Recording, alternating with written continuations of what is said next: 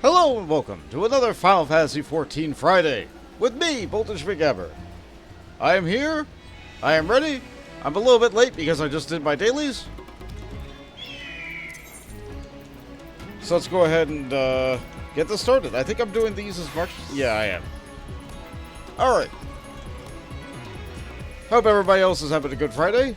My Friday is starting not so great. My car would not start today.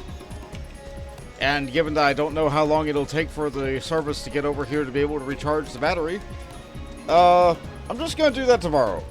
I'll just do that tomorrow. So I made a quick dinner, made a pitcher of tea because I'm out of drinks at home. I forgot to get the drink before I started streaming. Oops. No, why don't we give everybody time to get here? I'll do a quick BRB.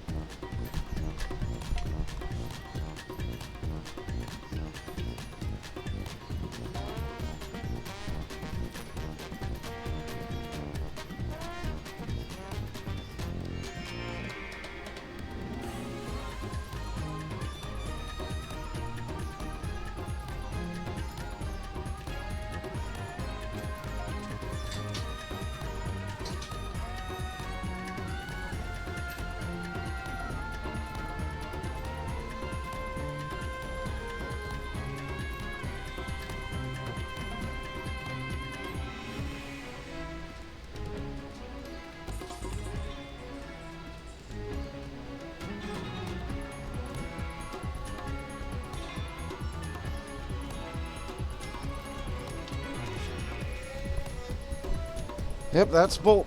That's Bolt. Begins the stream and then immediately goes AFK. Great stuff, Bolt. Good job. Anyway.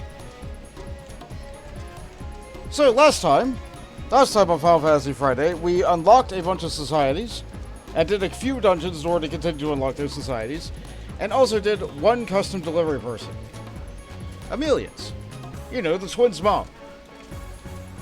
So, to start off today's stream, I'm going to continue their societies because I did enough daily quests to be able to do so.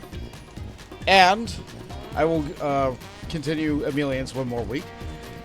And then we will vote for what we want to do next. There is probably 5 things that I can do right now. Like, there's really not that much in-game content that isn't tied to MSQ and Endwalker.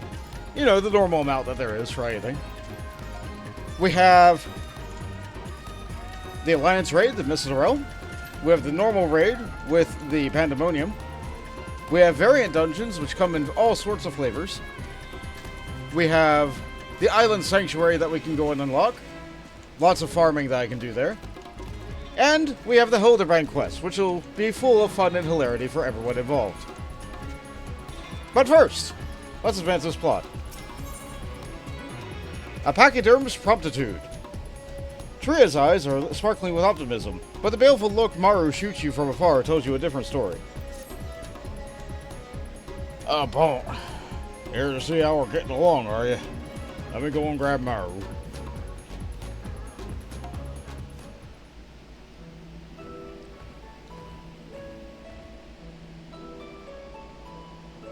Actually, you're helping in Kankan's odd jobs. We've been able to keep our cars rolling and staying out of trouble.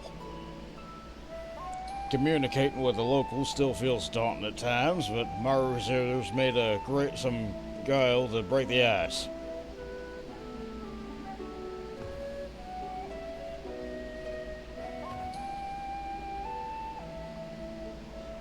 Maybe you don't know what I'm talking about. Gulal is a sprite-colored power to use in some of Thavnair's religious traditions. There's an old belief that if you bless the good luck and spare from the evil visitors who sprinkles with a healthy handful, it's enough to make even the most stubborn beggars happy for enough to welcome us. Sister knows best when it comes to doing business for everyone lately. I reckon a little extra luck would do us all good. That it would. Our own luck might be better if my girl Saria didn't start galloping with weekly when she gets a bunch of the glimpses of stuff. But all in all, we've been getting our name out there and learning the job. Might be slow going, or we're making good progress.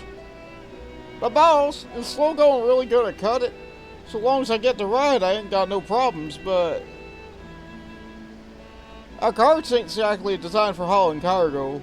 No one beats us for speed, but practically speaking, sooner or later, some silver-tongued dab hand's gonna come along with a carriage or boats and carry loads of cargo and packages. And when then where will we be? Out of work, that's where. Well, you can upgrade your carts. Our carts might not be the best at carriage and freight. It's like you said, Maru. At speed, we're unbeatable. If only there were some way to make the most of it. To offer a service that no one else could do better. Ask not and shall receive no answer, or don't look at me.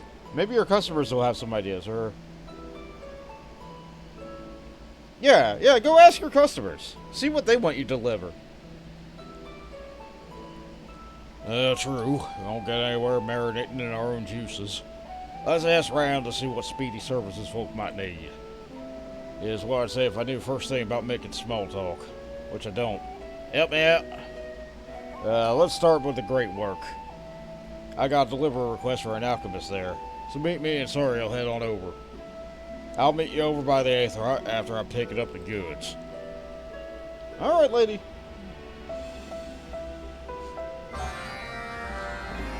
I want to add, since I just saw the lurk go off, I added a new lurk.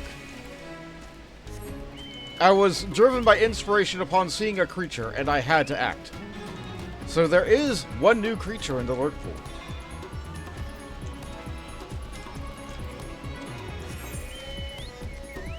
Anyway, let's just pop over to the work.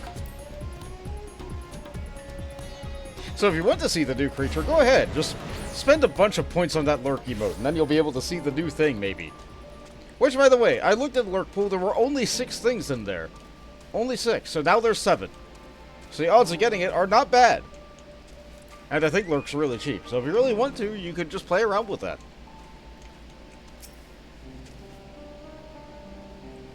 And here's where I rendezvous with you.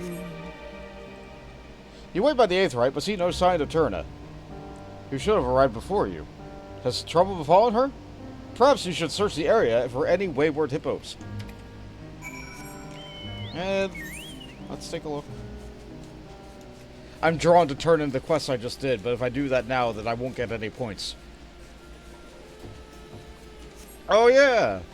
An alchemist. There are more pressing matters ahead. Okay, game. Chainsaw!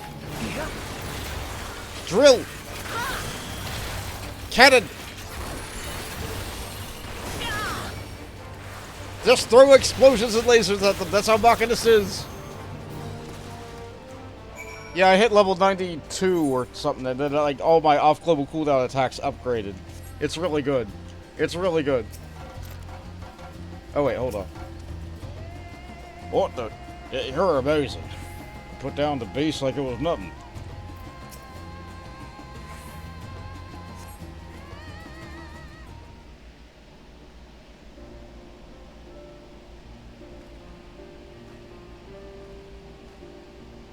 Oh, thank you. Oh, thank you.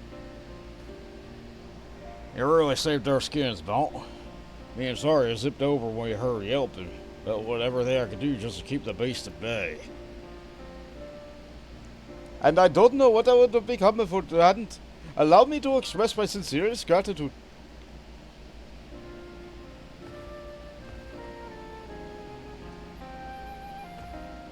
Anyway, I'm imagining the things a thinger does that smells like fruit around here. If I was a Varshalangla, I'd become running too. Oh, you've a sharp nose, miss. Yes, I was just in the Elderbat on an errand when a merchant bade me take this fruit, insisting it was delicious and perfectly ripe. How was I to know that every beast in Sutwin's welcome should agree with its claims wholeheartedly? I thought escaping that herd of drooling Gaja would be the worst of it, but my hopes were fruitless as they were. Well, next time you got something to haul, call the Hippo Riders.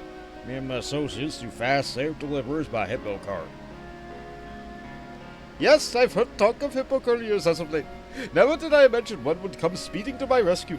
I will absolutely call upon your services in the future. I'm gonna load this fruit on that cart and send him back to town.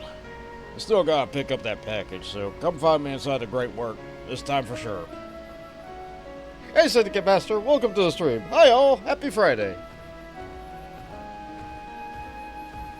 Yeah, I think I'll put up the poll for what content I'll be doing next after I got done with 2 societies. I don't think these are very long. I didn't keep track of the time of when I started doing this, but like I had to do a couple of things at the beginning of the stream. And I'll mention for you too, there's a new little guy in the pool. I was inspired by a video.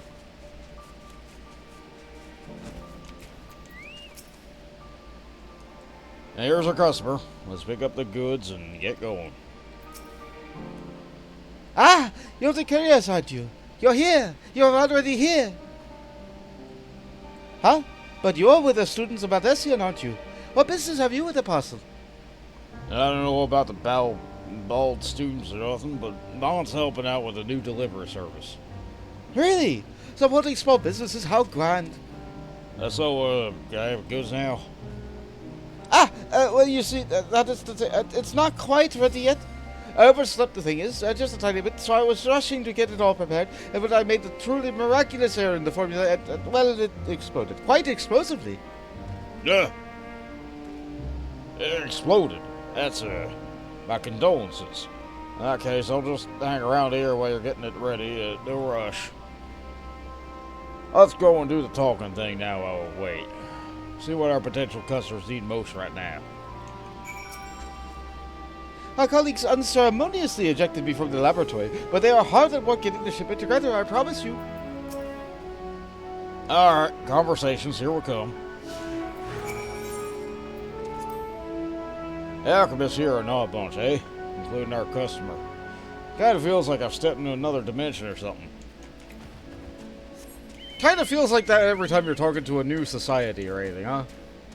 So like these guys are one thing, but then there's the rabbits, and then there's the Omicrons. Yeah, we got a variety.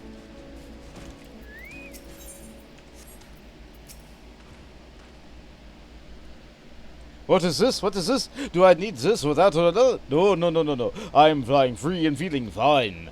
I finished all my assigned work, which means now I have 3 delicious days for my personal research. I'll eat and sleep when I'm dead, but until then, alchemy!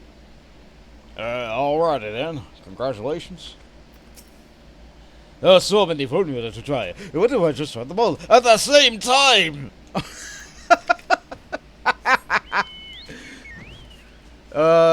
That's dangerous, but good luck to you, guy.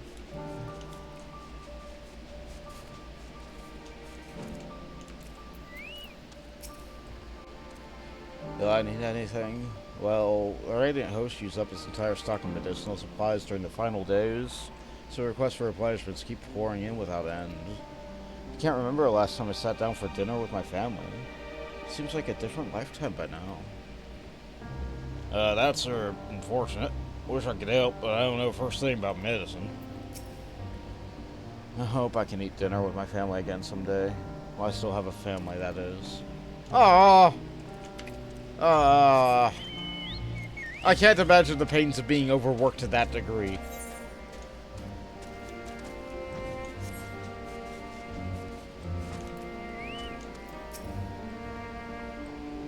Do I need something? Why, I'm glad you asked. I depleted my stores of honey. I haven't a moment to spare for such trivial affairs as eating, but cognitive functions dramatically decreases without regular sustenance, so I came up with a brilliant scheme. Lick honey throughout the day for quick and easy nourishment. Oh, now there's none to be had, as I've licked it all up. Yeah, we could start beekeeping, I guess. Honey, Hippos does have a ring to it. And again, I'm not sure how many people use a high-speed honey service. I suppose I'll have to order more honey, or perhaps invent a comparable substance to lick. Artificial honey, already in the makings up there. Ugh.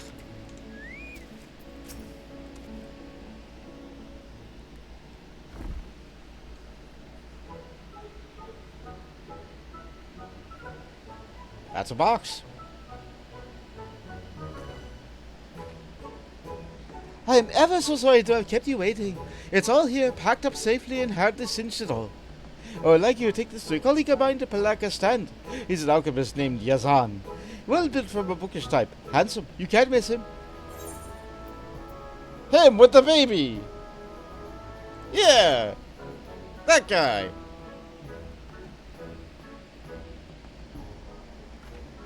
Oh, you're acquainted, aren't you? What a small world indeed.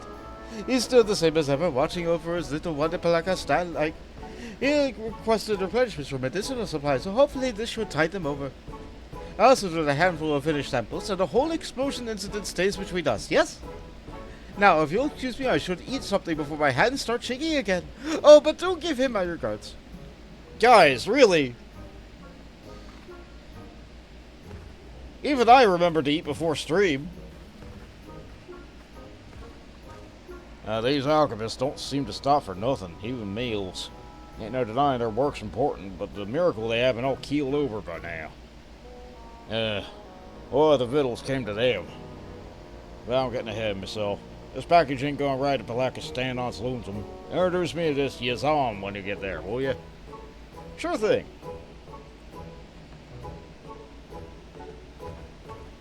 Hey, Spook Fad, welcome to the stream. You love the elephant. I do too.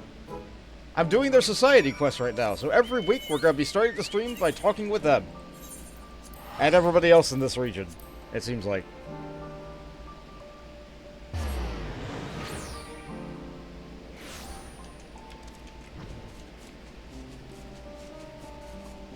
Why am I flying that way? The objective is right here. It's because I have those quests ready to turn in, and I'm like, oh yes, green checkmark, go! Is this just all? Yeah, it's pretty sturdy looking.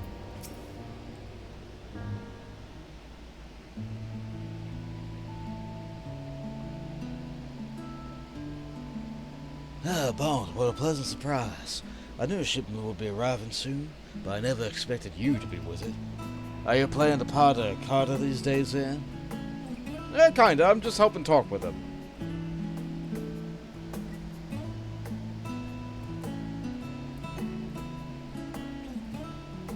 The alchemist who sent this set was herbs for medicine, and something about finishing samples, too. Is that so? I know how busy the work keeps them. It's very generous of them to send ready concoctions. I wanted to get straight to work replenishing our medical stores, so your prompt arrival is welcome indeed. Oh great, the lighting stopped. Oh, if it's prompt you want, you ain't gotta look no further. The Hippo Riders will deliver anything to anywhere in a flash. Of course, we're always fine-tuning our carts and services so it better serve the area. Seeing as you're the one looking for folks over here, I wanted to pitch you an idea.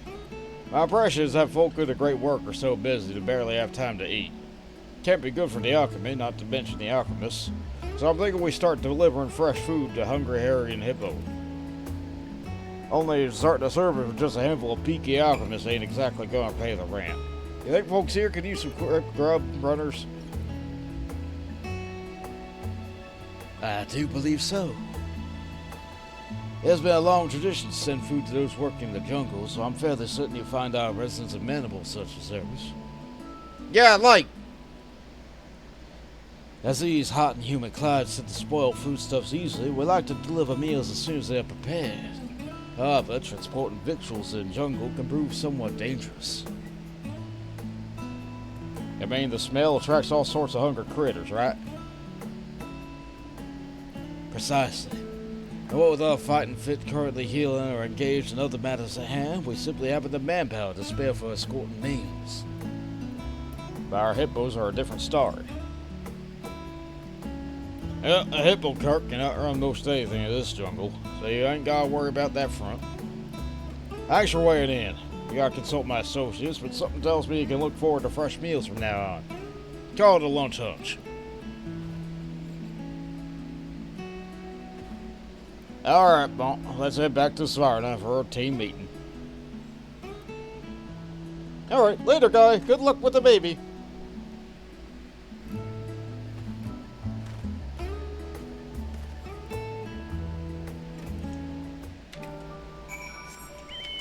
While I fly back over, I'm going to redeem my own lurk. Because I want to do a roll. I want to be able to see if I get my new art.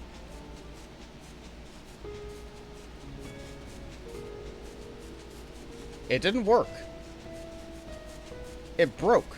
Great, I broke it. Good job, me. Good job, me. Let's try it again.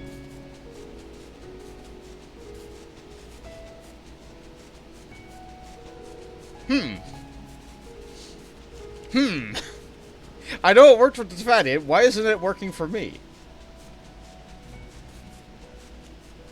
Huh.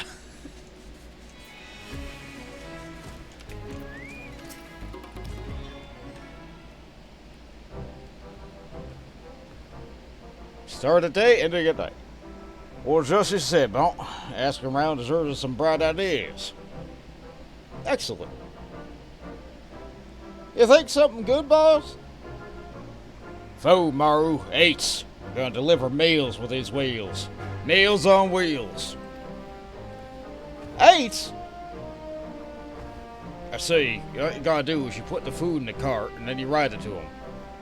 Mouthwater meals delivered whenever. Wish I could order something. We got a cinch, boss. Ain't nothing that delivers faster or fresher than our hit carts. Older hippos, Maru. Still gotta sort something out. Where are we getting this food from in the first place? Taking meals from Pakistan to the jungle's one thing. We're gonna ride all the way to Yedamal or Razaham for our ready-mades. Good point. Popular dishes be hard to keep in stock.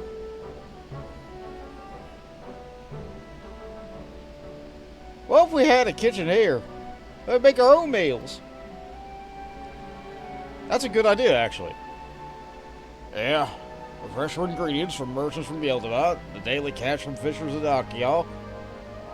And most importantly, we get endless supply of food. Might be a genius, boss. Where? I'll have a kitchen going in no time.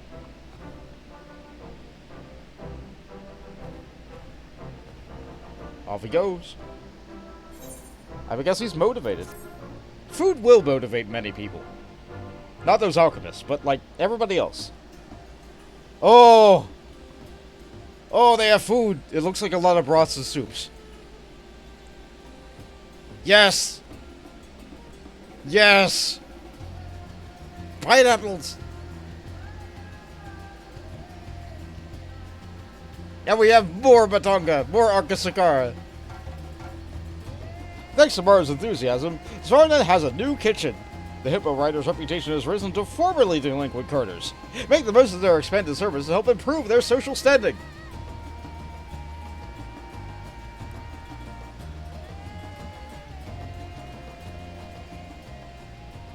Voltage looked into the oven.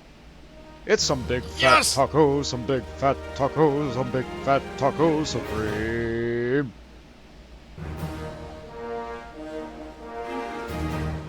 Thanks for redeeming the tacos, Jade. We like to see the tacos in the oven. You have achieved trusted reputation with the Hippo Riders. New Arkasodara Society quests are now available from Maru and Svarda. Furthermore, you will be able to undertake 3 additional quests today. Until the daily reset timer. And this is why I didn't turn in these other quests, because, let's just rapid fire these in real quick before I forget.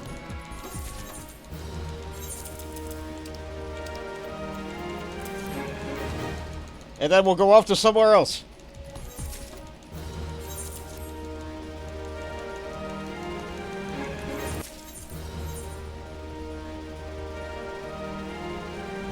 Okay, yeah, I still have the previous society quest from the other ones done. Let's take a quick look. Can I get in there? No, I can't look in. More salt, maybe? Grub's fresh! They have a menu. It's not legible. They looks like they have oranges and pineapples. And over here they have like some flatbread with like, maybe that's some curry with something to dip into curry. And over here we have some shish kebabs. A couple of goblets that look empty there. A couple of tankards that have like a little like lime slice wedged onto it. A couple of like ready-made meal box bento boxes. Is that there? Okay, sure. And I can't actually see what's inside their oven.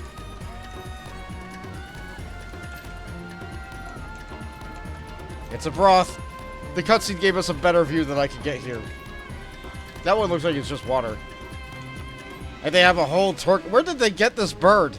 I don't think I've seen birds like... No, it's maybe one of those like poison dodo things that I've seen. Maybe that's one of them.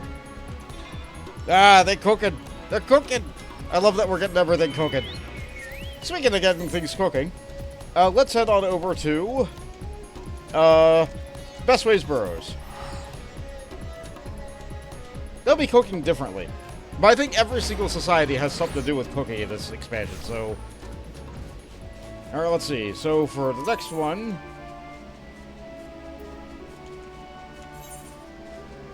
I think I need to be a crafter for this. Yep. Yep. Okay.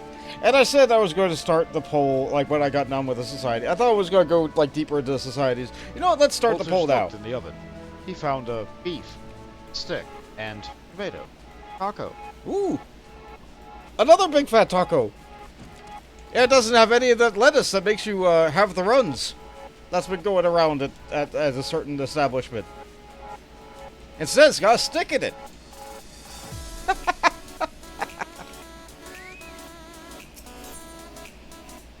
The Incredible Machines. Dreamy Way has big plans for Hopper's Hold. Or Hopper's Hold. Sorry, there's only one P. Only one.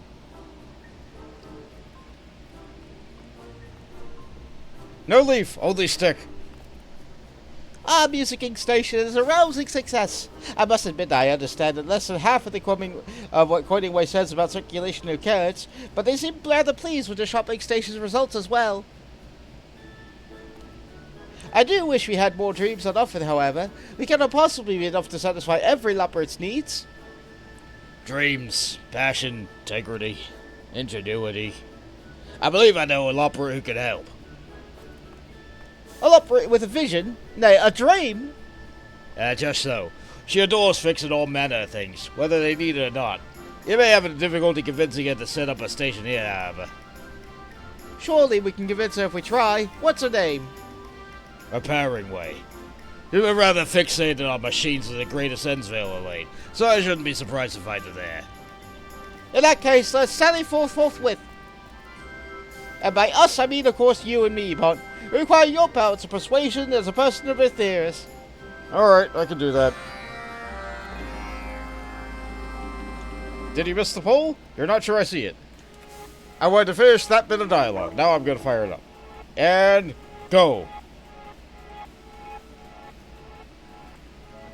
There's the poll.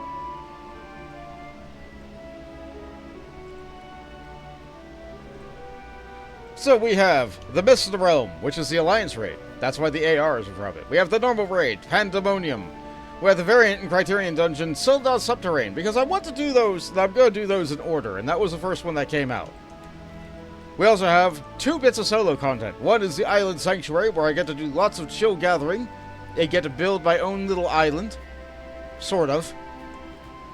They were trying things with that content. They sure were trying things. And there was also the Hildebrand questline, which is full of fun and hilarity. This poll will go on for a whole 10 minutes because it'll be a long time before I get done with these. So, here we go. Ooh, that was one dedicated supporter. We must have found the right Loporrit.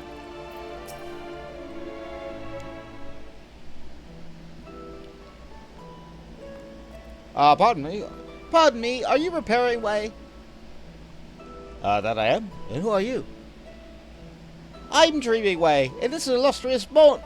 We're here to invite you to join a project of utmost import. Oh, and what will that be? Well, you see, I have a dream of dreams, and I want your dream to join our dreams. Yes, I can see why the problem sorely needs fixing. I haven't reached out to the mechanism and best way to borrow for melancholy Loporrits draping themselves about. Even so, my paws are quite full, I'm afraid. Should I be derelict in my repair duties, we'll even shorter on supporters than we already are, or the moon will go flying off to a great expanse, and where will it be? Good point. I should hate to inconvenience everyone by hurling us out into cosmos. Hey, Lily! Oh, you're chaotic good now, great. You dropped your nickel, but it went on my head. Thank you. I can recommend someone who's similar talents, however. His name is Inventing Way, and he's quite mechanically inclined. And do you think you would be willing to assist us? Oh my, yes. He has been more than willing to help in the past. I'll call upon him more often, in fact, if only his repairs weren't so experimental. In any case, you need only say that your project will allow him to work with machines, and he should doubtless agree to with any further consideration. I'm certain he would be happier to experiment freely in your workshop than operating here with the combines of practicality out here. Why, just the other day I asked him to repair one of our carrot grading stations. The next thing I knew, he had sprouting limbs and was dancing about to improve sprinkler efficacy. He certainly sounds like my kind of Loporrit. You know where we might find him now? To the north of here, perhaps? I've noticed that he enjoys gazing out upon the machinery when he considers the next harebrained schematic. Thank you ever so much for your assistance. Oh, and best of luck with the repairs. Alright, guess we're going north then. Toodles!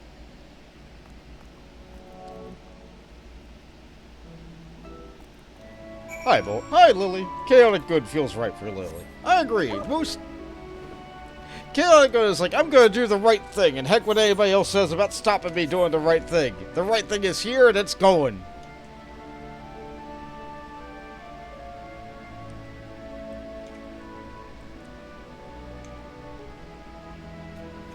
It's a good thing.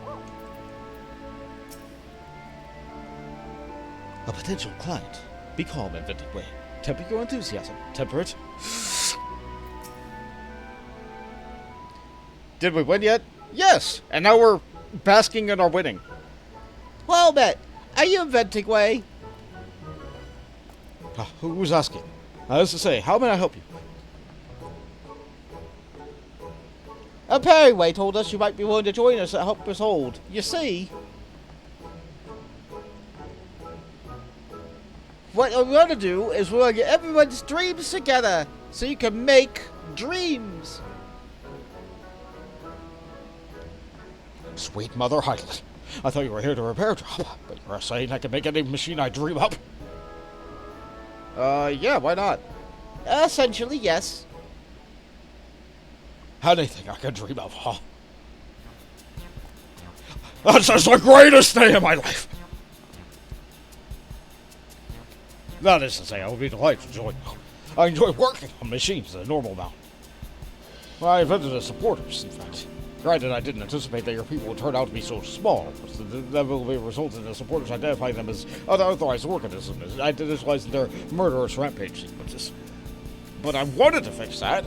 I hadn't been given the chance of being allowed to project management, though, wanted to say go no other way. Repairing Ways offered a few jobs to keep me occupied while I look for a new role, but I think my innovative take on carrot cultivation might have led to the last straw. Which is why I'm truly grateful for a position where I can show myself. How can I possibly thank you, A dreaming way, and no thanks necessary. I only hope that you'll do your best to share your dream with your fellow Loporrits. Yeah, bet I will. I'd like to share. No one like shared before. And then I'll see. They'll all see. Oh, Biscuit. Wait, why did Biscuit appear twice? That's a weird bug. I need to fix that. But not yet. As I say, I look forward to working with you. I have a number of large projects in mind, so I might have to bring along a few friends with me. They're pausing. No! Wherever am I going to find a pneumatic saw? Well, my best tools are appropriated when I was dismissed from my position. Why don't you come back to Dreaming Workshop and discuss it with Managing Way? They have a way of finding what we need. Ah, that's good, because I'll need a great many things. I'll be setting up a whole new station, so please come and find us and help us hold when you have a chance. It is Hopper's Hold. I keep saying Hopper's Hold. They're rabbits. I look at them. They're hopping. Voltage looked into the oven. It's some kind of yellow casserole. Ooh. It smells really good, but doesn't look appetizing at all. I mean, it's still food. It's good. You know it's good. You just look at it on your plate and you're like, do I really want to continue eating? It depends on how hungry you are. You know it's delicious. You know it's good. You know it's satisfying. It just doesn't look like it. That's all.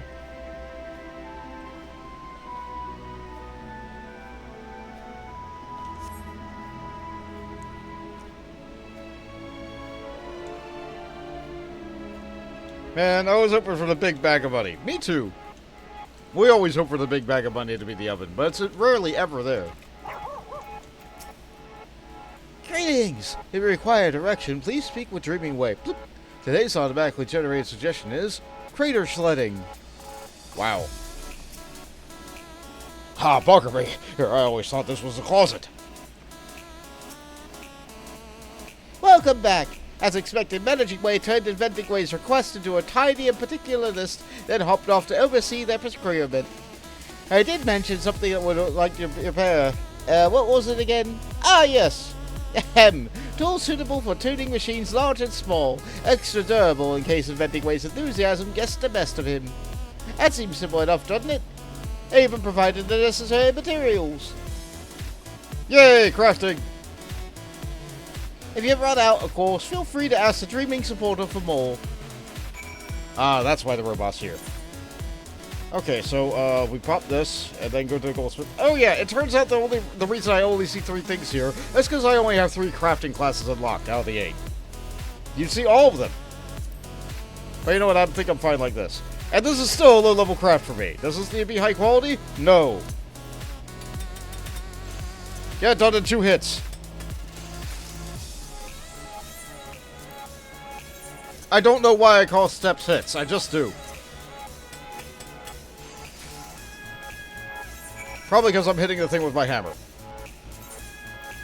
So we have machinating supplies. These handcrafted items, provided in bulk, will hopefully result in the creation of invention machines without any Loporrits being harmed in the process.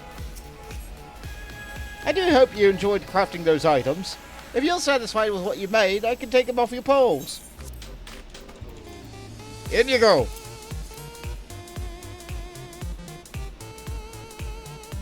Good heavens, such fine quality. Have you ever thought about changing your name to Crafting Way? I'll leave you to think about that while I get inventing set up. And wouldn't know he's urgent around to help us with the constructions. It's gonna be made! Oh! Those are some fun-looking robots. What do they do, though? Ew, I'm astounded. And confounded, but mostly astounded. Rest assured, that was merely a warm-up before a sprint. My mind races with ideas. You're just making custom Lego sets, aren't you? They certainly are unique, I dare say. Even I would struggle to find a use for most of these. As we never specified you to do aught but live your dream, I suppose it's only fair to rate your performance above average. No, don't skip it.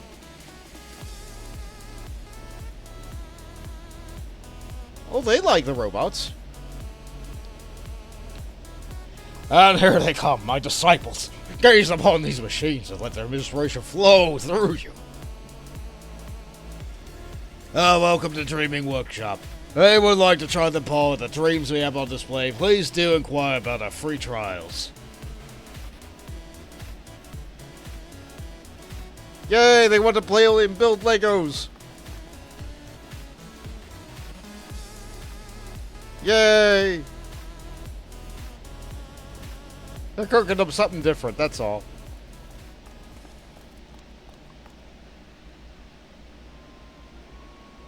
And how useless machines. It's not enough that we have no use ourselves.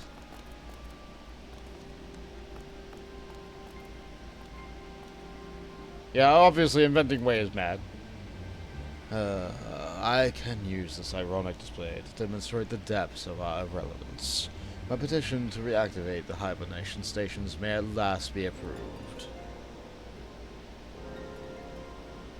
Struggle to your heart's content, my friends. Show us the meaning of futility.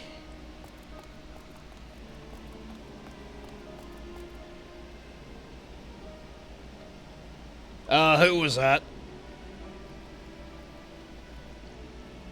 Ah. But Living Way is here, and Living Way is observing and managing, as Living Way should. Someone who's not interested in the machining station, it seems. We have plenty of Loporrits who are, and that's what matters. Yeah. If we continue to draw such enthusiastic crowds at each station we build, everyone will have their own dream in no time. That's right on. The Dreaming Way Workshop is now home to a brand new machining station, and many technological wonders besides. There is much yet to be done, however, if each Loporrit is to find a new purpose. Continue expanding the workshop to see what dreams may come. And the poll is over. And it looks like we're going to be doing Pandæmonium with 2 votes. Mr. Rome got 1 vote, and Solo Island Sanctuaries got 1 vote as well. 4 whole votes. Well done, community. I appreciate it. So we're going to do Pandæmonium today, once I get done with all these.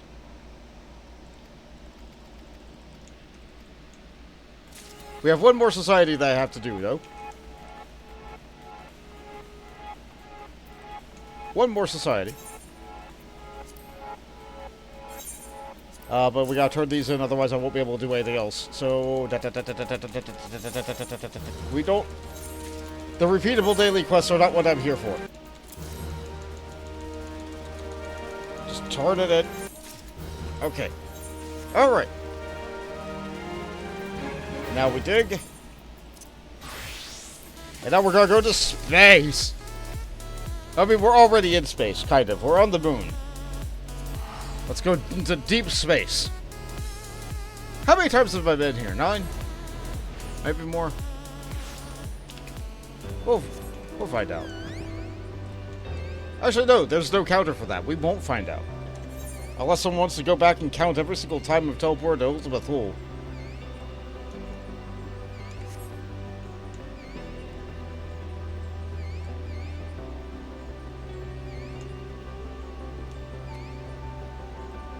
Whispers. Welcome to the last dregs. Is that too much, do you think? I don't know how to count. That's okay. We're working with machines that'll count for us. Longing so for all the fish. Look at those guys that we're going to unlock on the right. N7000 is not emitting any strange whirring or beeping noises, so things must be going well at the last dregs. This unit is pleased to inform you that culinary ingredient supply has stabilized and relations with reconstructed Corellians as rated as friendly. As conditions for proceeding with the next phase of operations are optimal, this unit has taken a liberty of ordering additional customers. Patron 003 and Patron 004 are being transported to the last dregs even as we exchange communication signals. What sort of patrons has Sigma 4 reconstructed for us this time, I wonder? We may as well go see for ourselves.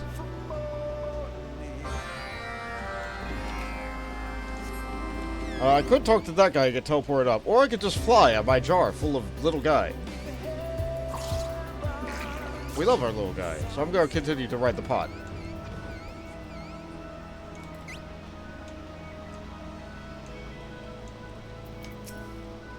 I can't say what's more unbelievable. I'm gardening with the enemy, but I quite enjoy it. I was dead serious about the war, believe you me, yet somehow this feels more meaningful. Sensors indicate that Patron 003 and Patron 004 are around here somewhere.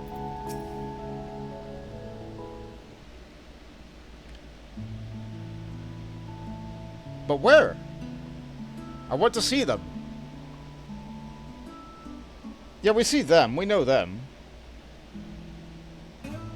A cafe has a pleasant ambience about it these days, wouldn't you say, Bon? The Corellians aren't even shouting at each other.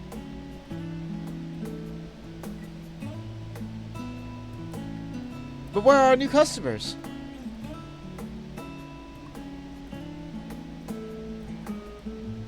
Patrons are seated according to table with a view protocol and served with accordance with salad protocol, which have been produced satisfaction rates of 124% among customers to date.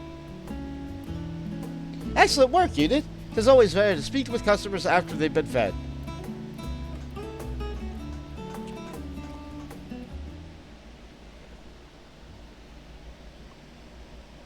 Oh, there they are. These patrons are of the Grebulov race, known for its metallurgy. Records indicate that the civilization originated amidst the shining blue seas of its home planet, later adapting to life on its land masses. Thus, the Grebulov diet includes both fish and plant matter.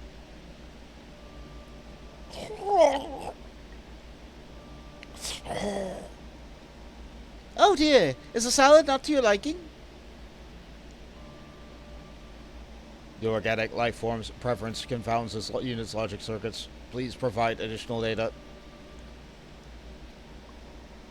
Oh, Oh, I can't take this personally, but it's a perfectly lovely salad, only. I miss him so much. I see. A salad brings back painful memories. Can we get you something else, perhaps? All our friends are dead. Ah! Oh, wait! How about a cup of tea? Guy, they're mourning. What are we doing to do? We made our customers cry! Cry! We need to catch them before they can escape this portal to another Osticon. If we can shoot them up quickly, their woe will plunge the whole place into despair. Oh, I guess that is a danger. Let's go.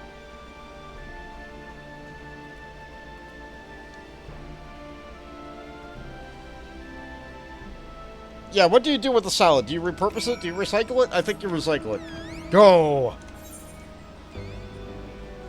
So we have to find 2 little Grubuloffs. These are just little guys.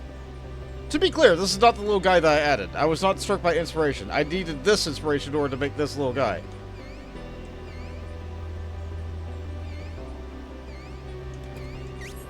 But I just drew the other little guy that's new in a matter of seconds. Which I can't currently get my little guy redeemed to work. Little guy is so little. Yes! Bugger! Where'd they go?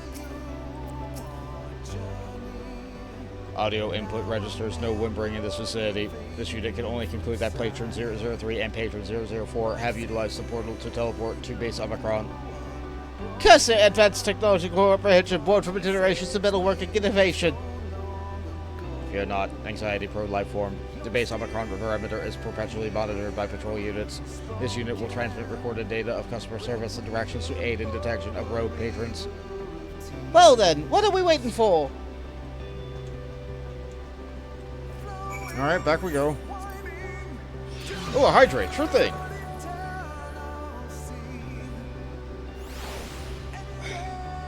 Wait, I don't think that... Okay, stick works. But I'm not sure if the hydrate worked. I didn't see the little cup go up to my face. Maybe it was there while I was reading. Thank you. But I don't know why the little guy didn't work when I tried it. Maybe it'll work when someone else did it. Hydrate did work. Cool, thank you. Thank you for testing my emotes with your excess channel points. Fusion of Grubuloff data downloaded. Initializing pattern matching sequence. Setting confirmed. Last known locations. Territory between base Omicron and Clouded Portal. Target life forms were deemed annoying, but non-threatening. Warranting no interaction.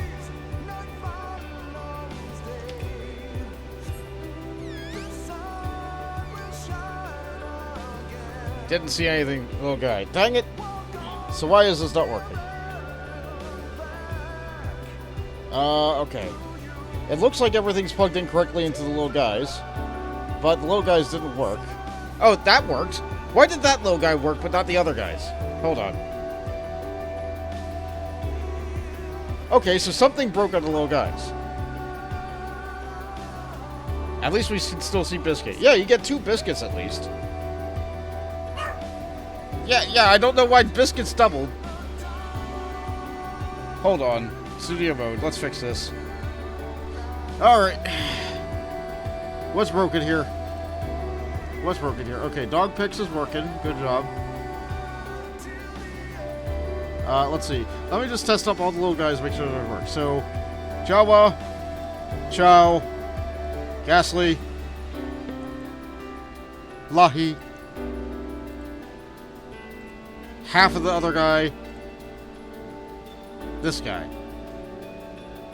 That's the new one. And we have the Wiglet. They all look like they work. They all look like they're coded correctly. They all look like they're not doing anything wrong with each other. I still don't know why Biscuit's in there twice. Do I have the dog manager in here twice?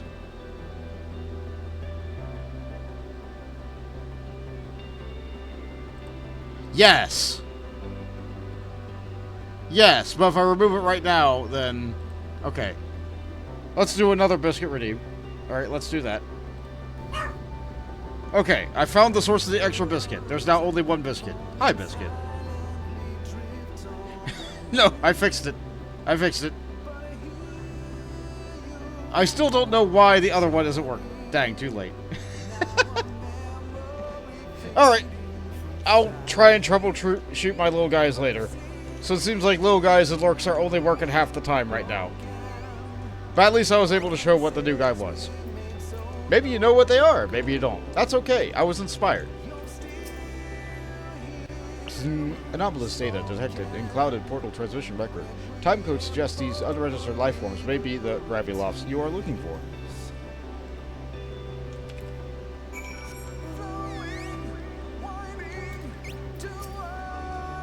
I suppose we should be thankful there isn't road Omicron we're after. Needless in a haystack they would be. Gamma records indicate that Patron 003 ran screaming through the base Omicron, followed closely by Patron 004. Did any patrol unit provide additional data? Yeah, they're headed east. Then there is a high probability that the clouded portal was the customer's point of egress. How their little legs run so fast? Asking for friend? At any rate, the portal leads to Ostracontria. Must make the abode of the ear. At least there may be more eyewitnesses.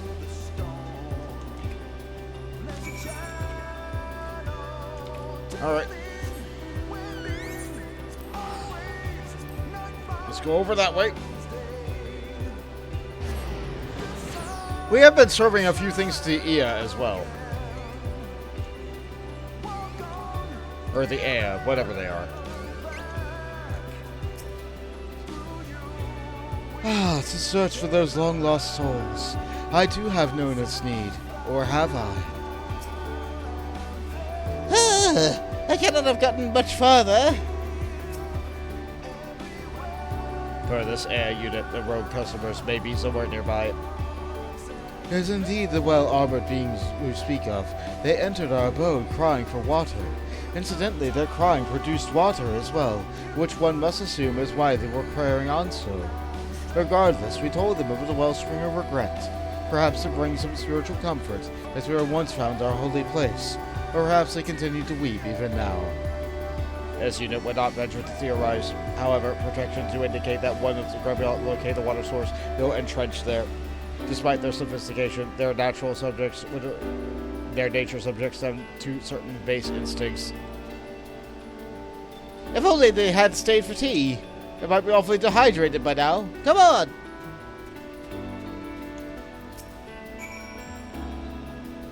If only the air retained the capacity to care for other individuals as you do. Alas, even should you obliterate my companion here before my eyes, I would experience only minor inconvenience. Wow! Terrible.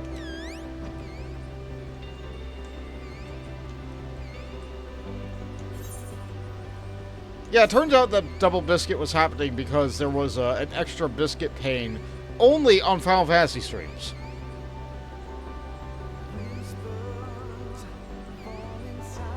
So that's fun.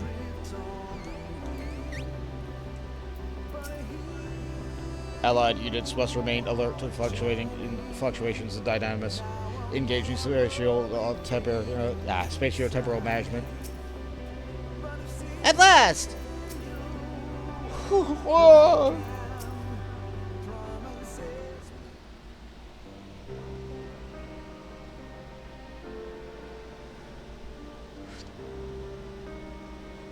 Oh, Misty, you followed us all the way out here. It's our responsibility as cafe managers that we underestimated your determination and lung capacity, I must admit. Do you feel better now that you've seen the water? Query, is the imbecilic life form malfunctioning? This unit lacks any of the traits shared by organic races, but even so, the visual data could not be more conclusive. I shan't identify that with a response, but how do you feel?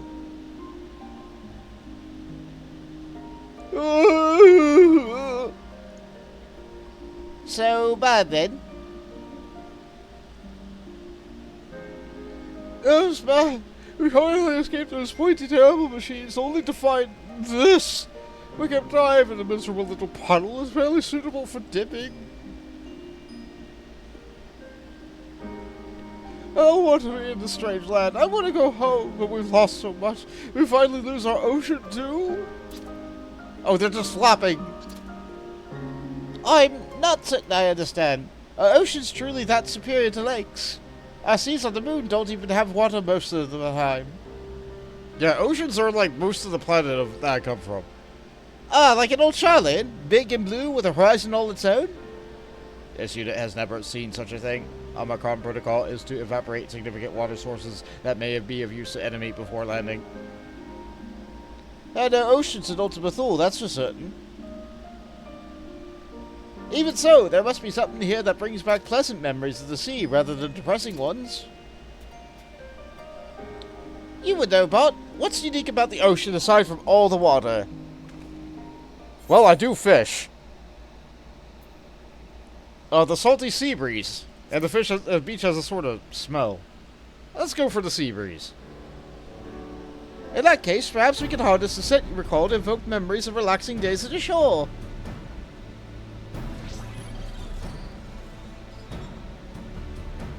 This unit acknowledges the potential of the course action. Comparison of data from the dead ends and records on the Ragnarok show significant similarities between the chemical composition of the oceans of Aetheros and the Romulov star. Sea smell it is! Once Balt sniffs out the sufficiently ocean-scented ingredient, we'll sprinkle it on a delicious dish to raise our customers' spirits. Isolating odoriferous compounds and querying database.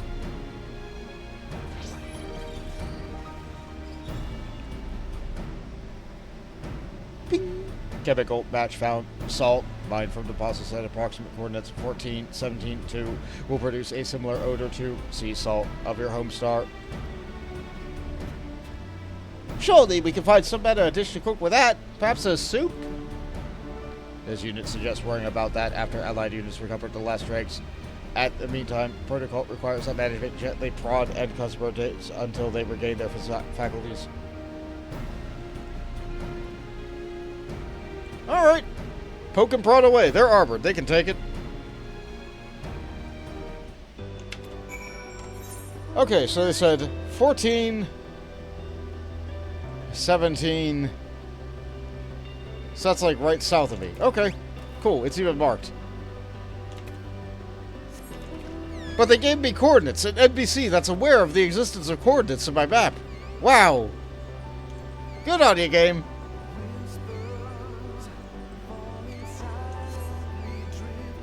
I'm really glad this MMO has coordinates just baked in. So let's see. This should do. Star sea salt. From a beach that is no longer a beach, on a star that is no longer a star.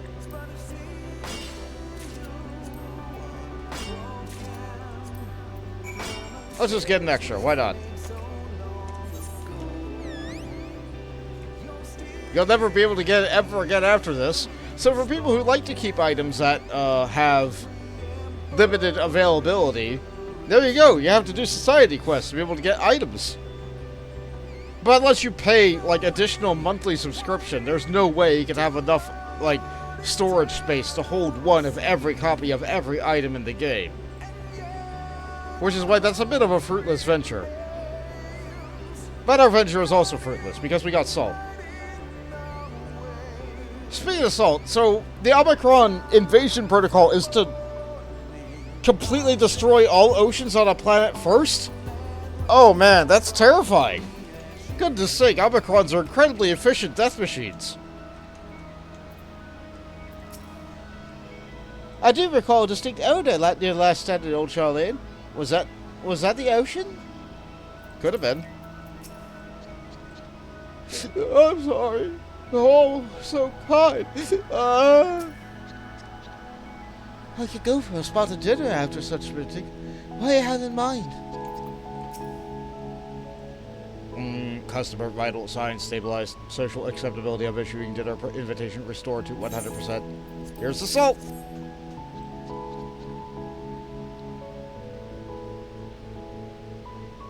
Ingredient confirmed. Loading recipe. Huzzah! It's time to get cooking!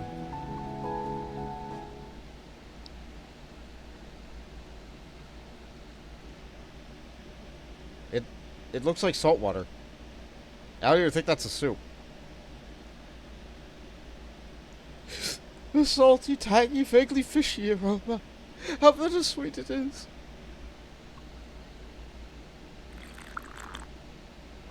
Yep, that's sipping mouth noises, alright. Oh, they're cute! Astounding! It tastes just like the tide. A invigorating flavor, as I've waited to accidentally swallow it a lungful. Ah, such fond memories, if they do sting a bit. We had many, many good days, thanks to our beautiful sea. If I could go back to those times, I would treasure the blessing you gave us, and would keep it safe from harm. Incoming transmission from Stigma 4. Observational units report rapid changes to Elysian landscape. All signs point to Grabulov influence. Really? Well, this bears seeing for ourselves.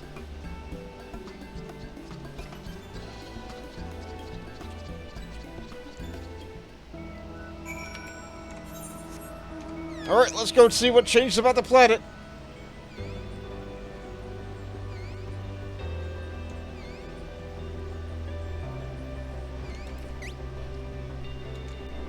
I think that's you. Yeah. Hurry, hurry! The Grabulovs have already gone! This unit fears the cardiovascular systems of the excitable life forms and recommends not keeping it in suspense any longer. Alright, in we go. What will have changed about our burgeoning planet? Burgeoning, even. Oh! Oh, it's white. I like that. Oh, it's sea. Oh, look at them. Oh, they're so ah! Look at those little guys. Oh, they're cute. Oh, look at them go. Oh.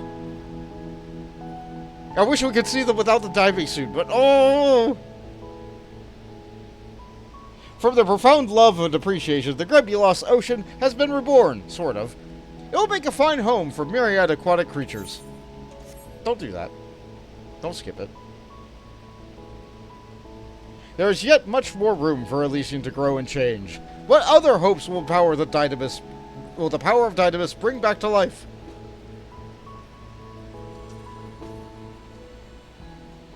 But you like to skip. You can skip if you want, but I'm not going to skip this cutscene, because it's adorable. It may be a bit smaller than the real thing, but it certainly smelled like an ocean to me. And did you see how happy the looks on the Grabulos helmeted little faces looked? His unit did see and appreciates allied units' assistance in fulfilling this objective. We have land, we have sea. One does wonder what could possibly come next. Not to mention what the menu items will inspire. More importantly, this mission is evolving. Analysis of statement made by the Grabulovs, as well as their overall demeanor, indicates that their memories originated just prior to their star's ultimate demise. Once reconstructed, the individuals initially remained in a state of deep despair over what had befallen their world, and its seas in particular. Via Operation Soup, however, Cafe management restored them to their will to carry on. The events have caused this unit to reevaluate the significance of the current mission. Mission's significance and satisfaction with current orders is now rated as high. Yet this unit has unresolved queries. Metaphysically, this unit and other life forms in Ultimate are not but simulations, memories reconstructed with Dynamis. Regardless of our actions, can these lives truly be categorized as meaningful? Not to cut your existential crisis short, Bolthead, but you do have data proving that you're metaphysically significant as anyone else. For our customers, affection and Dynamis are Elysian, and that's a fact. You lot may be a little different, but your feelings, your hopes, and your dreams, they're real. So let's get out there and serve up some smiles, eh? We can't do it without you. Right on.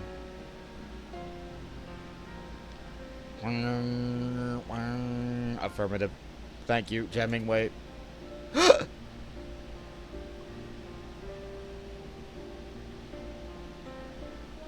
I think that was the first non-hostile thing the Omicron said to the rabbit.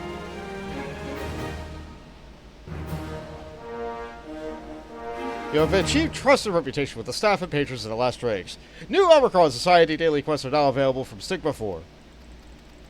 Whoa!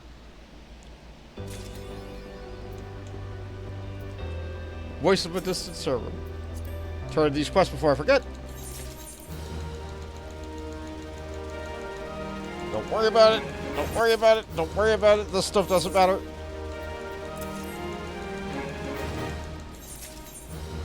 Grab these. Just grab them. I'll do them some other time later, not now. And we're just gonna go to our quest log and say, don't worry about that. Don't have that stuff on my screen right now. I'll do them some other time. But let's take a look. Let's take a walk around.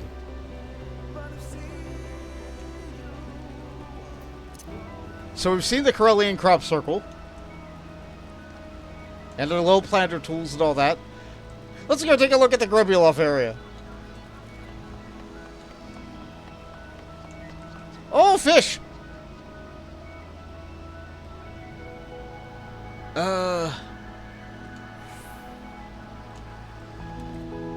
Let's move back away and move back forward again. I think I missed the conversation. They'll probably start back up if I went really far away. But, they got fish! Have a dip. Oh! Oh, they're so cute!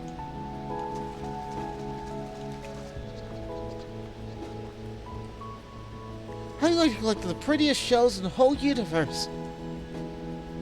Oh, they're just sifting the sand. Oh, look at them. Oh. Oh, I love these little guys. Wait, do they have more? They have more. The architecture's pretty too.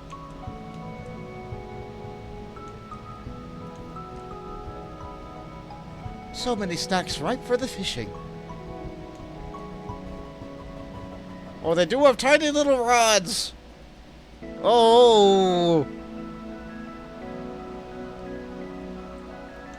Oh. The problem that they had with their planet is that because they did so much metalworking and like all that stuff to their planet, like they just over-polluted the ever-loving tar out of it. So everybody got really, really, really sick. But here they have a second chance. Here they have another try. Here at the end of the universe, by the power of Dynamis, their hopes and dreams are made manifest. And they hope and dream for a world where they're not completely ruined. These ones smell funny. Here, sniff. They're sniffing the fish. Oh. Oh, they're cute. Oh, they're really cute. I love them. But it's time to get on with our stated content. So, we voted for Pandæmonium. I think I can do Pandæmonium. I just need to remember where it unlocks. And I think... Oh, wait. Hold on. We didn't do Ameliance. This should be fast. This should be fast.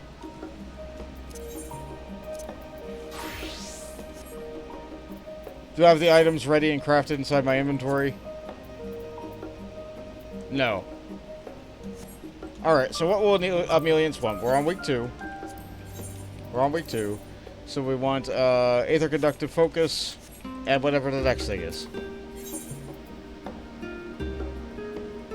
3 of these. And 3 of these. Yeah, we gotta talk to Mom. Like I know everybody wants to do Pandæmonium. It's fun. It's good and engaging content. However, Mom. We don't want to disappoint Mom, do we? We don't want to keep Mom waiting, do we? Absolutely not. Oh, I have to hit that button twice.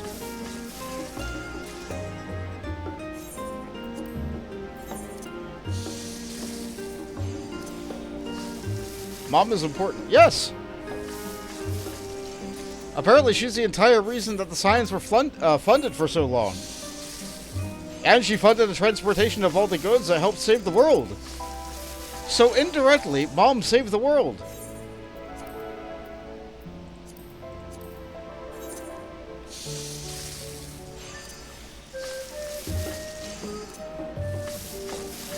Like, we saved the world, but we didn't do it alone. We had a lot of support from all the people on the planet. Saving the world would not have been possible without literally any of the people who helped us.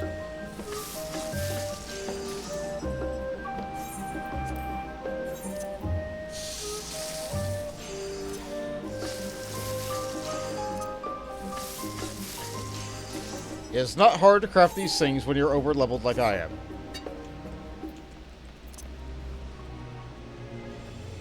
That's about how long it takes. Not very long, and I'll get a bunch of scripts for this. Do I have room for these scripts? Yes.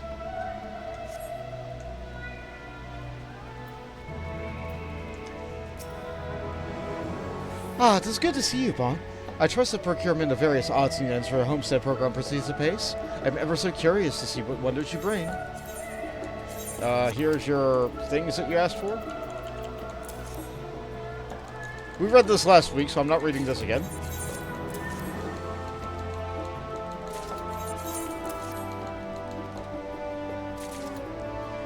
I have wonderful news, Bon. The students have not been praised for their marvelous supplies. Indeed, it appears the program is a smashing success. Why, even my former mentor saw fit to congratulate me. Rest assured, however, I told him I could not have done it without you. I only hope the supplies have also been of use to Mila. Once she has a solid grasp of aether manipulation, I have no doubt our resources will further bolster her furnishing skills. Alas, I must give her the space to learn in her own time. 'Cause she's a kind and patient mother.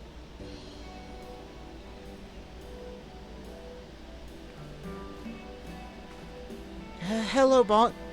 I didn't realize you were visiting. Actually, there was something I wanted to tell you. I really appreciate the work you've done, procuring all sorts of things for myself and the other students. Your support has meant the world to us, so thank you. Oh, you're welcome. Happy to help. Well then, I'd better be off. Lots of spells to practice, and so little time. I mustn't drag my feet lest I get left behind my peers. Just a moment, Mila. I could not help but notice that you seem a touch out of sorts. Pray tell, is something the matter?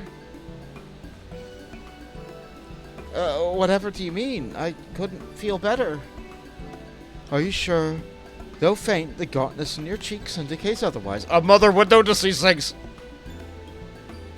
I have no doubts you enjoy your meals here at home, but I cannot speak for elsewhere. What can you tell me of the food at the studio? Aha! As I thought, believe it or not, meals at the studio were considered gruesome, to put it lightly, even in my day. A damning statement considering our woefully low culinary standard. Forgive me not for noticing Susan Mila. From now on, I shall personally prepare lunch for you. What? No, I couldn't bear to inconvenience you any further. Inconvenience? Don't be ridiculous. We are family, my dear. Right then, I'd love to learn how to cook Thavnarian dishes, if you would care to teach me. Come, let us away to the kitchen. Lady Ameliance, we servants could be happy to serve you anything you wish. I must insist that you leave the cooking to us. Thank you, Merlin, but it won't be necessary. Though I am out of practice, I am not wholly bereft of culinary skill. After all, it was I who often prepared luncheon covers for Fortunal when we were students, and I'm quite glad I did. His propensity for Archon loaf would have ruined his figure otherwise. Now, let us go and put the kitchen to good use, shall we? Yes. Oh no. But may the Alliance please reconsider. Yes, please supervise the cooking. Make sure the cooking does not go awry. And we're paid. That's a good little jingle. Ameliance is delighted by your efforts. She now considers you a benefactor of House of a Year. And yet, there is still much more work to be done if she is to ensure the students of enrolled in the academic homestead program feel at home in Old Sharleyan. To that end, Ameliance now has a new favor to ask of you.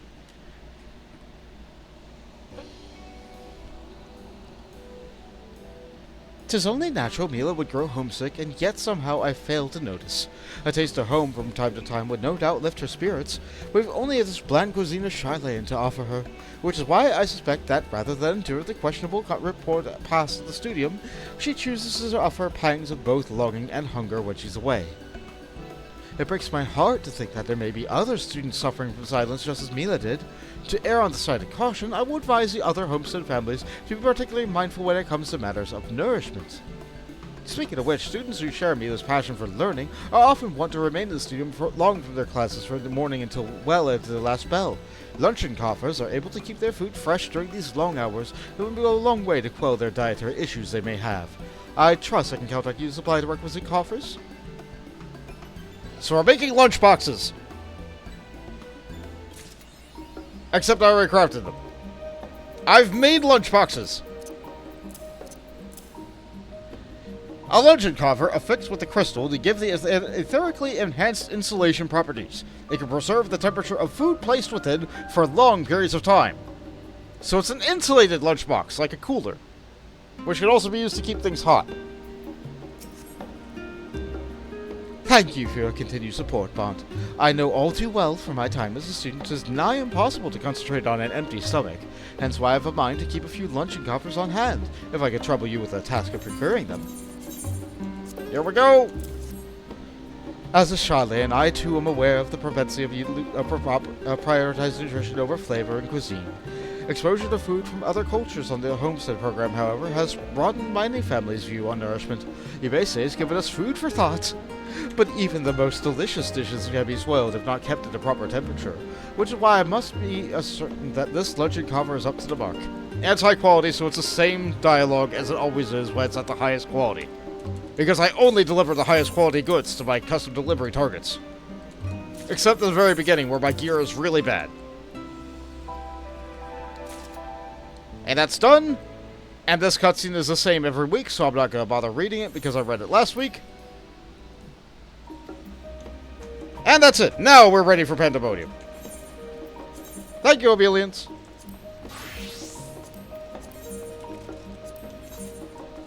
So we have to do 2 more weeks of Ameliance. 2 more weeks of helping Mom. Now then, where does Pandæmonium start? Is it Seeking Sanctuary? No, that's the Island Sanctuary. Is it the Sharleyan Minstrel? No. No, we're not doing that. Is it an Odd Job? No, that's Variant Dungeons. Is it the Crystal from Beyond? No. Actually, yes. Yes, that might be it. I think, yeah, it is the same unlock NPC as it is for Vista Realm. So let me go ahead and update my stream title.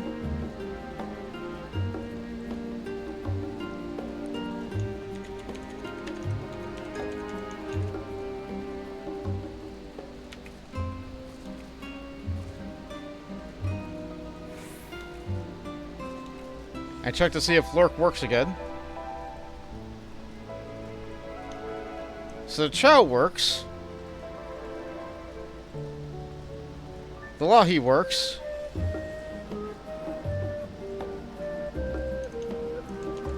Come on. It's random, so I'm just gonna keep on firing up these guys. Okay. The Jawa works. The Chow works. That one doesn't work. Why does that one not work? That one also doesn't work.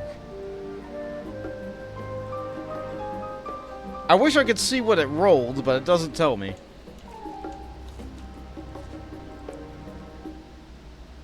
So it looks like only 3 or 4 of them are working. Chow, Jawa, Scree. Yeah, I think the Wiggler broke. Yeah, I think the Wiggler broke. So that means the Wiggler and the Caw-Caw just aren't working. Let me take a look at that real quick.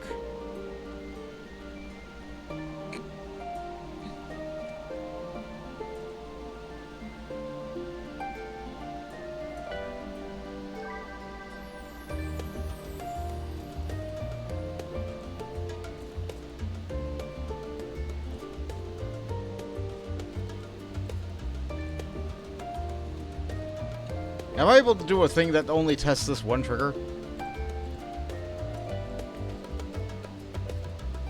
No.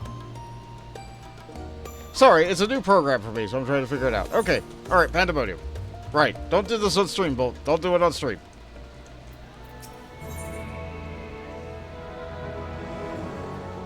Maybe I have to advance the plot a little bit further in order to be able to do the other one. So I guess Mr. Realm would have been off the table anyway. Do it on stream, Bolt. Later. I'll try to fix it at the end of the stream if there's time. The Crystal from Beyond. Nemgigi nods at you as if she was expecting your arrival. It appears my calculations were correct. I knew that at this very spot I would encounter none other than Bont, the hero who saw us through to the final days. So certain was I of my math that I stood here for... well, let's not concern ourselves with that. I am Nemgigi, assistant to one Professor Claudian, who works with the Aisha to observe the ethereal sea and delve into its myriad mysteries. Some mysteries, though beyond even the capabilities to unravel. The strange crystal we recently discovered, for instance, defies our very conjecture. You've been to the center of the star and beyond it, however, so we hope that you may see something in crystal that we academics do not. I beg you lend us your well-traveled eye to Aporia, and Professor Claudian will be eagerly awaiting your arrival. Ta-ta for now. And off they go. Alright, Pandæmonium.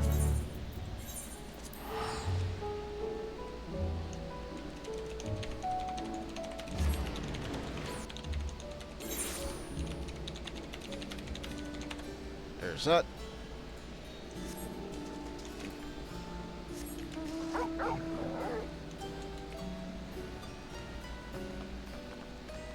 Ah, there you are. You beat us here just as you said you would. Welcome. We appreciate any insight you can provide on the matter of the crystal. Professor Claudian will share the particulars with you. As I live and breathe, it really is you. I assume Nujishi was simply attempting to pull one over on me, as it were. Perhaps I should pay more attention to their wild claims. And Claudian. Well, you have very distinct hair and skin color.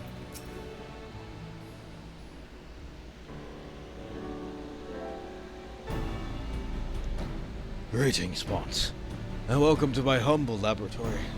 I am sure Nemgigi has already told you plenty about us, but allow me to introduce myself personally.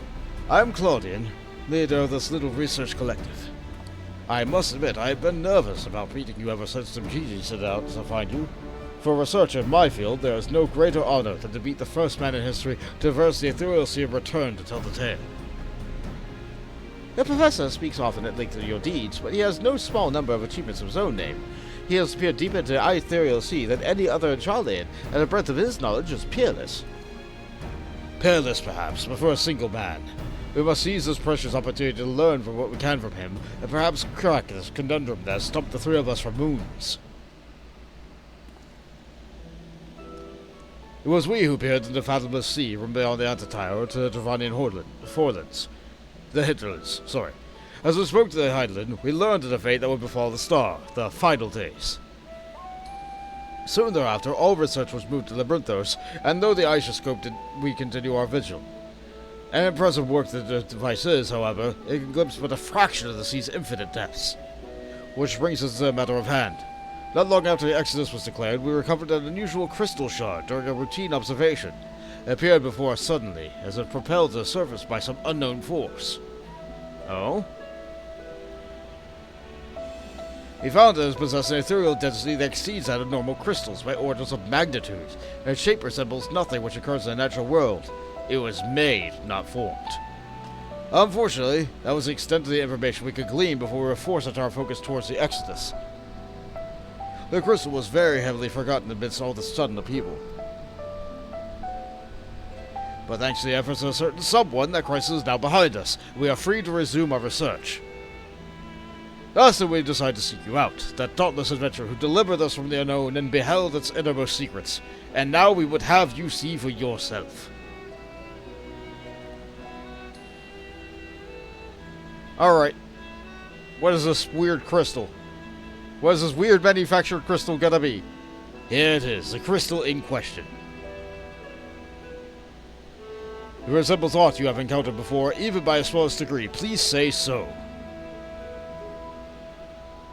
My eyes go wide and... it's rock candy! Yeah, we had a whole collection of these. We ate a bunch of them.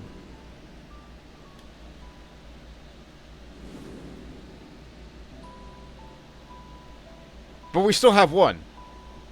Memory abides within the crystal. I know of someone who bears a similar crystal. No, I am the first. Memory abides within this crystal. I have one. Yay, rocks! I always wanted to eat rocks. As I thought, you do know what it is. Please tell me everything. Alright, well, you see. Explains. I see. Say more. Explains. More. Yes, good. Yes, very good. I see. The Ascians use these to transfer their memories to new vessels. Fascinating indeed. It's plain this crystal was a special somehow, but this revelation surpasses even my considerable expectations. You know, we have modern versions of this. They're called soul crystals, and, like, literally everybody has them, right? What? Similar artifacts have appeared throughout the ages. Memories or martial techniques manifesting crystalline shards in the battlefield, or stored stones passed from master to student. Yes, job crystals, and also those, like, unusual job crystals that you find in Eureka and stuff, the ability crystals. A comparison between said artifacts and this crystal may prove a fruitful first step in unveiling its true nature. What do you think, Professor? No, he's already thinking of something in his head. Ascian memories, windows throughout time that we can gaze at Convocation of 14. Unlike the crystal and bot story, these ones do not bear the mark of the Convocation. Who, then, who do these memories belong to?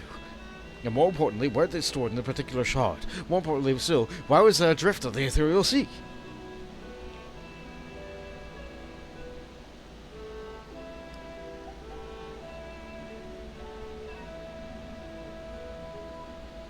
And they can't get through to him.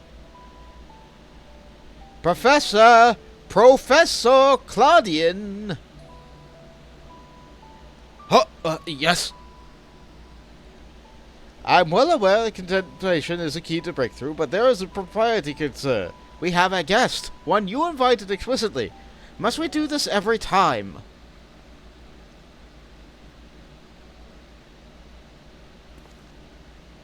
What? Ah, yes, of course, our guest. Terribly sorry. I do so easily forget myself, moored by the tide of rumination. Welcome back. Have some more engaging use of your time with us would be your take up the crystal. If indeed there are memories stored within, they may reveal themselves upon your contact. Alright, I'll touch the rock. I'll give it a taste. What? No, don't eat it. It's a priceless artifact.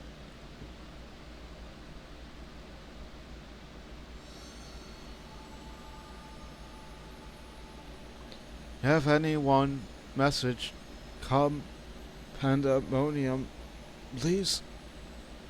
Haste's grave threat. Star in danger.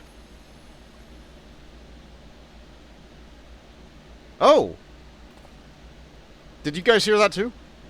That expression does not bode well. What did you see?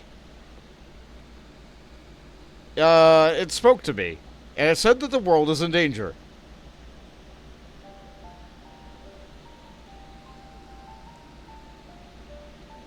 Pandæmonium. This is not a word I've heard before. If my knowledge of the ancient tongue serves me, it means all demons.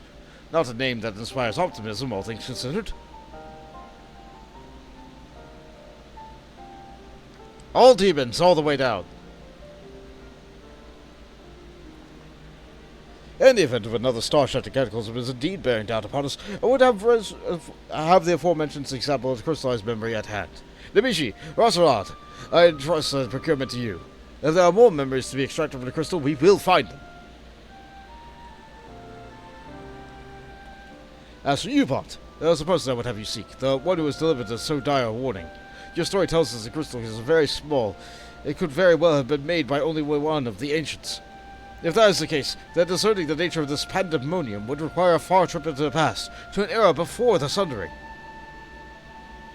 I know of only one individual capable of such a feat, the very hero who traverses time to prevent the world's doom. But that way should be locked to me, because I must confess, the tales people tell of your adventures beg a belief, and their veracity has been subject to much debate among my peers. At today's meeting, however, there can be no doubt in my mind that every incredible exploit is fact. So I ask you now, return to the past. Find out what happened, where Pandæmonium is, and see if we need be concerned by this message. Alright, I'll hit this problem hard. Thank you. For the time being, you should keep the crystal in your possession. I do not think that you have seen the last of its memories, and more may be drawn out as you approach the source. Safe travels, and may we meet again soon after to share our findings.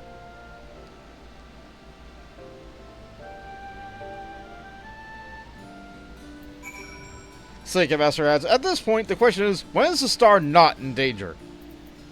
Yeah, we keep saving the world only for it to go imperiled again.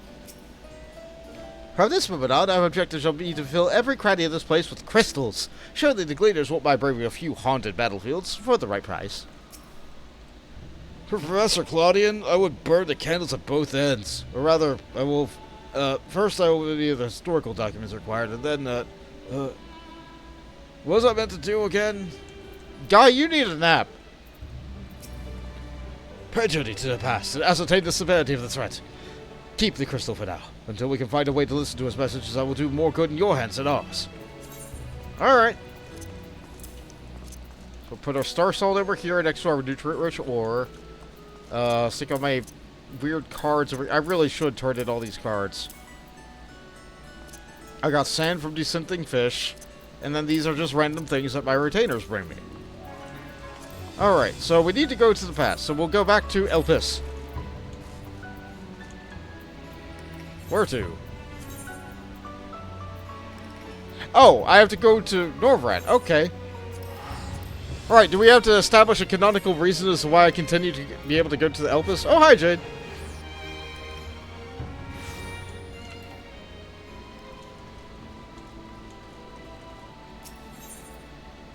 Oh, wait, there's another thing here? Pilgrimage of Light. Ah, yes, okay. I'm technically of high enough level to do the deep dungeon for next expansion now. No, I'm not doing that right now. I'm not doing that right now. And there's also another quest I can do here. An original improvement. Oh, yes, right. There's a whole crafting thing I can do here. And that's so ended. Ah, another custom delivery I can unlock. Not gonna do that right now.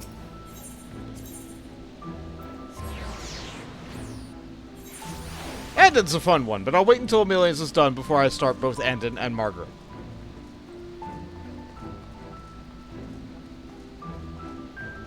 Let me in!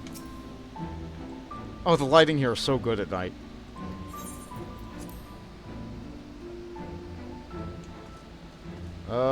Yep, okay. So this is the portal? Where does this go? Oh, I see. That just goes to both places. Gotcha.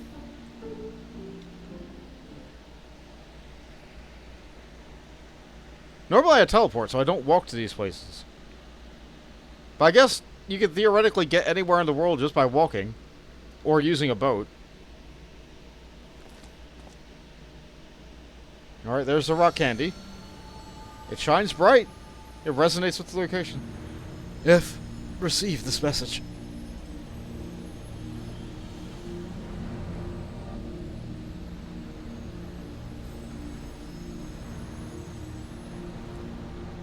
I guess it's playing on repeat. Can I go back to Elpis? Come, Pandæmonium, quickly.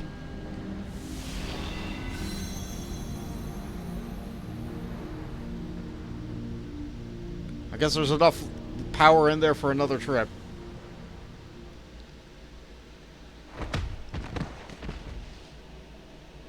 I guess I had a hard landing there. Sounded like I hit something. Ah, there's no moon. Moon can't be bright if there's no moon yet. Ah, this looks familiar. This is where we met that Goobu for the first time.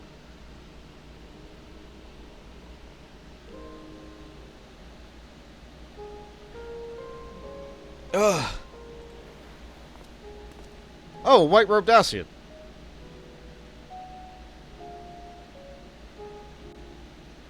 I'm sorry, I don't know who them is. Who are you? Could it be?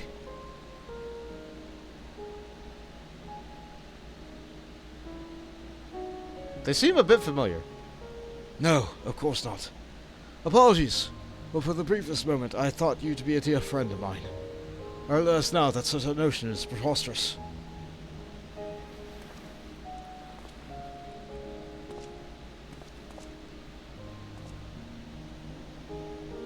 He told me a falling star would appear before me, and I suppose you must be it. Truth be told, I did not expect the expression to be so literal. Alright, sorry I fell on you.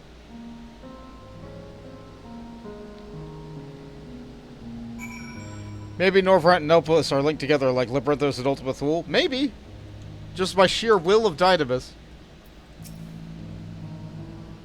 They break the cutscene up, so in case you get disconnected, you can not have to watch the entire thing. Ah! Apologies for not introducing myself properly. My name is Themis. As you can see by my bare face, I am not one of Elpis's observers. Rather, I am come here on an assignment, which is more or less routine up until this very moment.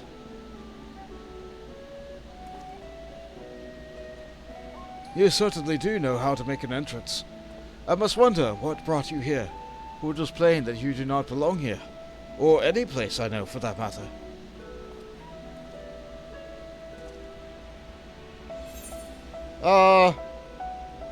I am also here on an assignment.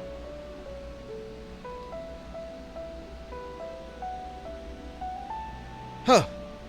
Are you here to investigate Pandæmonium, perchance? It would not surprise me should we share a purpose.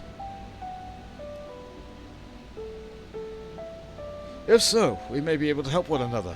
But first, might I trouble you to explain how you came to collide with my skull? You see, I walk through a door, and anytime I go through it, I don't know where I go out. I'm sorry.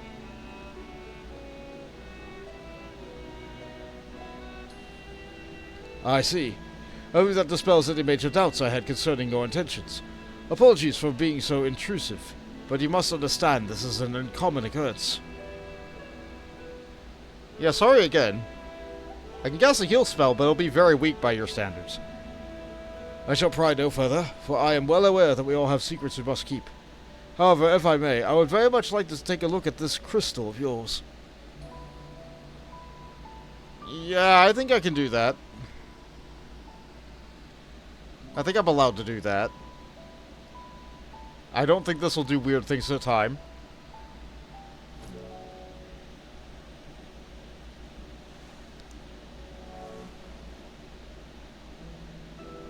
Fascinating. While I cannot say much as to what it contains, it is clear that there are memories stirring within. Memories that speak of something gravely amiss in Pandæmonium.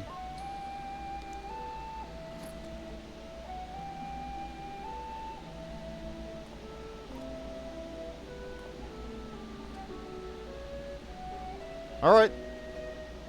The facility extends beneath Elpis, is overseen by the wards of La Habrea. It houses those creations that are highly valued as research subjects and highly dangerous to the star. Naturally, it is strictly guarded and under constant surveillance.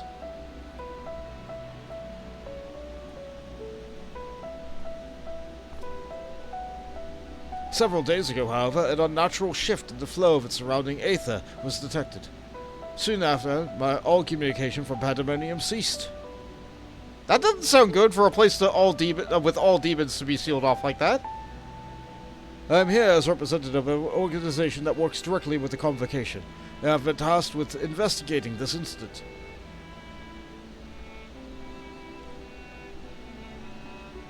Now that there is a measure of transparency between us, might I offer a suggestion as to what we should do next?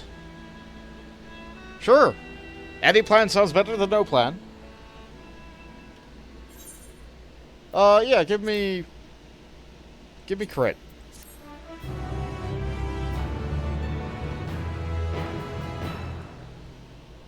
During the course of your investigation, you may discover valuable artifacts. These can be exchanged for equipment by speaking to Mylene in Emporio Or Julia and Razahan. Oh yes, they're talking about the tokens, like the gears, the bolts and stuff. But I think by this point they're no longer using the gear bolt pedal system. Now it's just 4 armor for a body slot. Hold on, I have a clog in my nose, suddenly.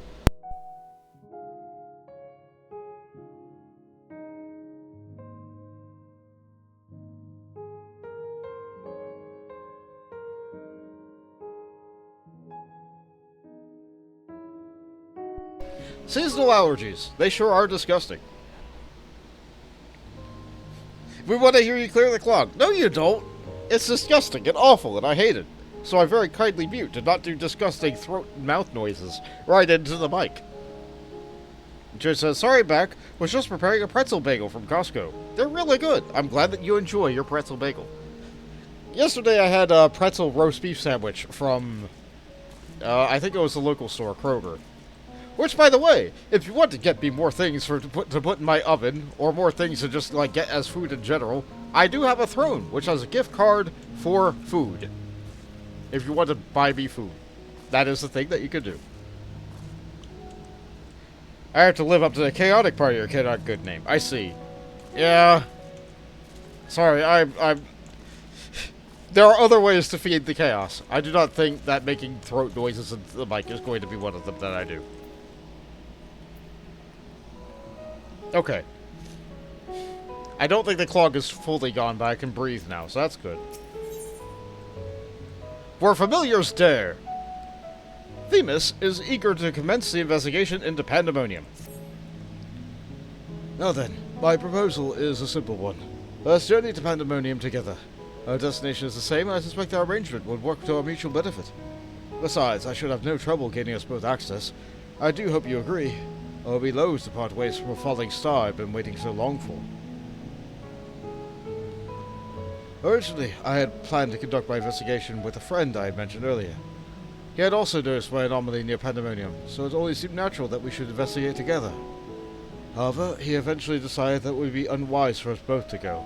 If 2 members of our organization are seen poking our heads about restricted facilities, it will raise questions, you see. I decided to go alone, but he left me with these words. Fear not, for in my absence a star shall fall before you. While I could not comprehend his meaning at the time, I believe now I understand. He does have a way of being right about these things.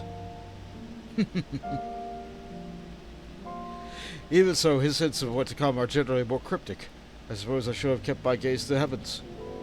Suffice it to say that I am gleeful and grateful for your presence in either way. As for the matter at hand, we must first gain permission to the words of La Habrea for entering the Pandæmonium. There ought to be a speaker waiting in the Agnorosis.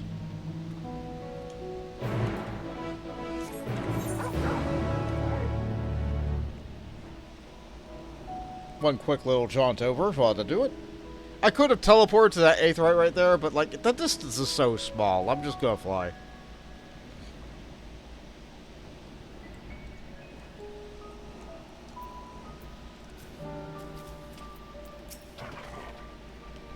I sent a request for permission before setting forth to Elpis. With luck, we shall not be waiting long.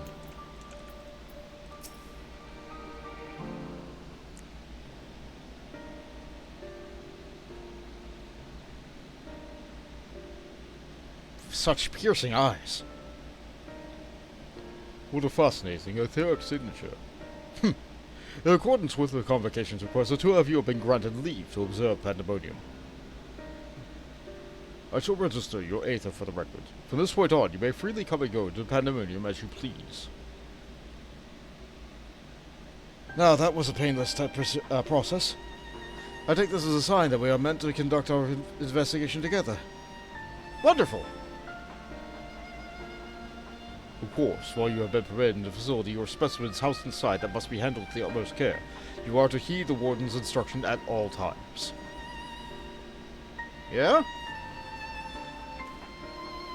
Those who conduct their work with the Pandæmonium are called Wardens for their role in the respect to the creatures within.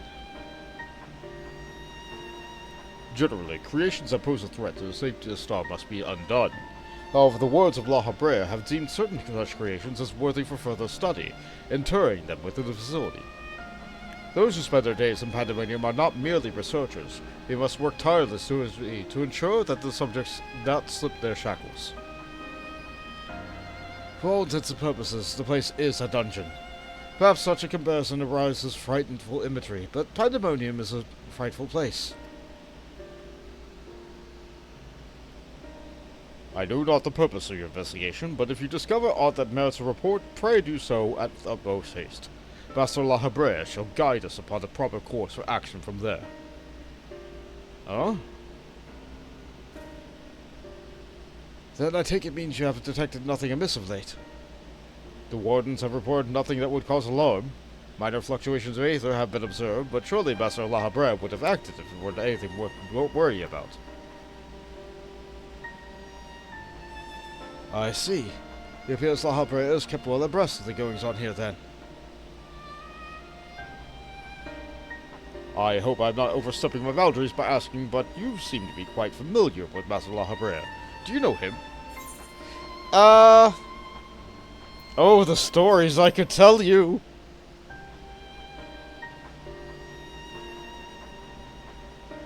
You are no mere familiar, are you? Master Lahabrea is not known for being generous with his time. That one would have stories of his company almost make us believe. Regardless, while I doubt that I need to tell you this, he is of the convocation. Take care that your actions do not hinder his work. And with that, we are free to make our way to Pandæmonium. The naos that will take us there is on the eastern bank of the Leith.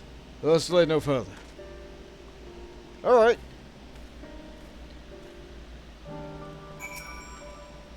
Pandæmonium can be reached via the naos on the island to the northeast. I suggest you hurry before your companion leaves you behind. And there's no teleport up there. So we have to fly. And if you didn't unlock flying, at this point you would be walking back and forth between the various different teleportation nodes throughout the region.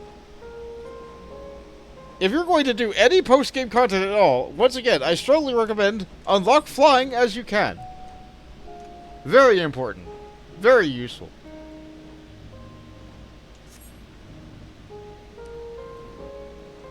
Good for gathering. Good for post-game. Good for doing treasure maps. Just unlock flying. Just do it. But I don't know how to fly. That's okay. You don't need to know how to fly. All you need to do is get a mount, and it will fly, even if it's a dog. Look at it. The end is too far for us to see, but I'll make it with you here next to me. I can fly on a dog. Ba-da-da-da-da, ba-da-da-da-da, da-da-da-da. Can I skip instead? I think there is a mount that skips. I don't have it, though. I had to contain my surprise for the sake of appearance, but it is true that you two have met Lahabrea in the flesh. I find it more fascinating by the moment. Still, I shall refrain from asking too many questions. Secrets will make our journey all the more intriguing. I shall come to know each other in time, I wager. Or else why else would fate have orchestrated our meeting?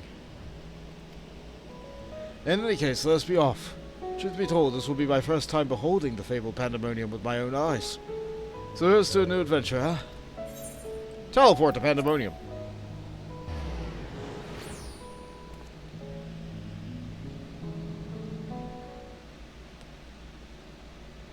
And... Yep, that's a lot of jail cells. Of varying sizes. Lots of chains everywhere. Spooky Haunted Mansion vibes.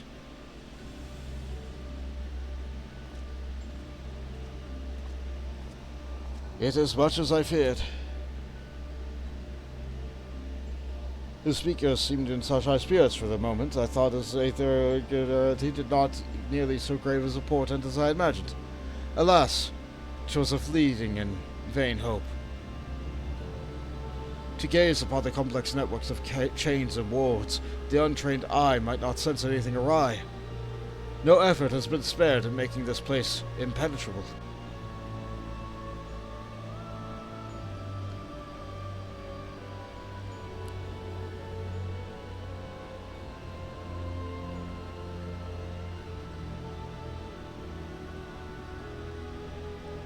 chains everywhere, even in the sky.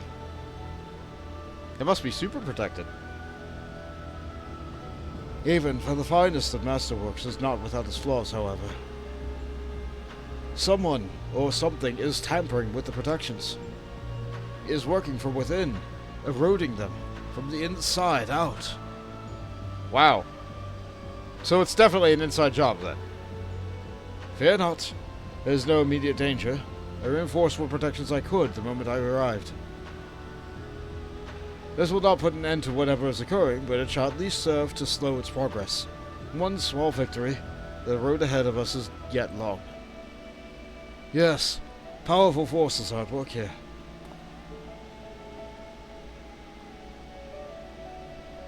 The silence in the air speaks volumes. While I did not expect a bustling facility, I see not a single warden. Our first course of action should be to seek one out, wherever they may be. Alright, look for one person to talk to. Got it. However, there is something you must know. The magic I wove upon entering requires my constant awareness. That is to say, if we are forced to fight, I cannot risk joining you in battle. Though, should I lose focus, Pandæmonium's protections will rapidly crumble before the force assailing them. So I have to fight on my own. I can do that. Were there another way, I would gladly choose it, but let us at least be grateful that neither of us are here alone, trapped in hopeless circumstances. If we should fail to find a peaceable solution, then I hope I can rely on your strength to see us through. Alright. This request doesn't come as a surprise, to be honest.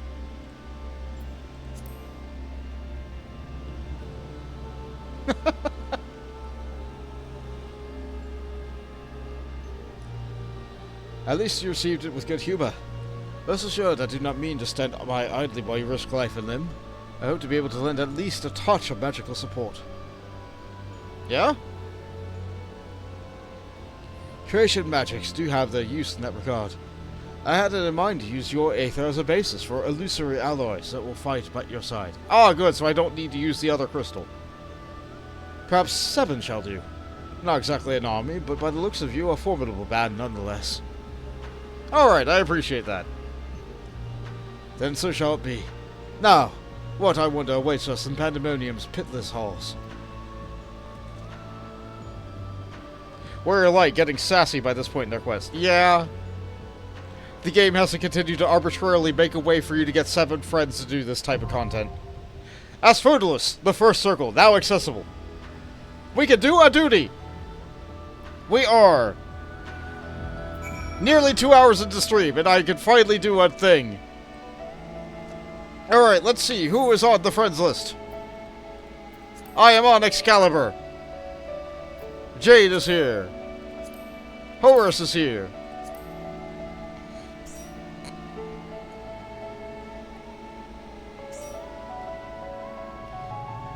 As I continue to go through this, if more people join in chat, please say something. Please say something if you are interested in joining for fights of Pandæmonium. Jade and Horus are cool. Yes! Yeah, Jade and Horus, if you want, go ahead and give chat a little wave to let everybody know who you are.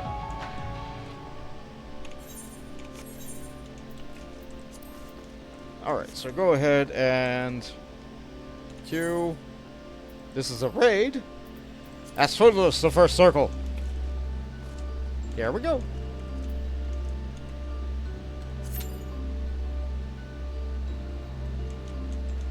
Now this is a 8-person normal raid that is not a part of the main story.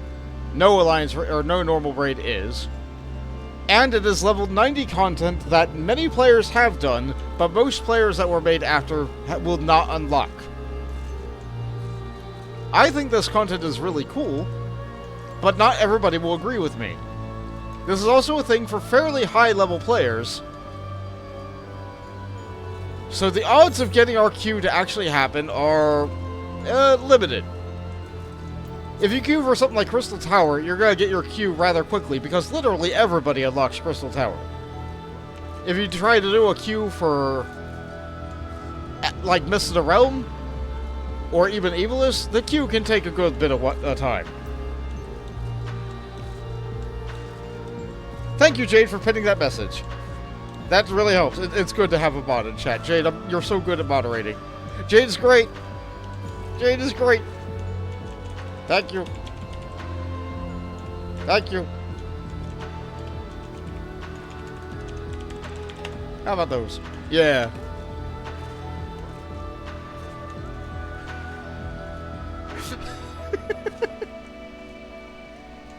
So what can I do while I wait?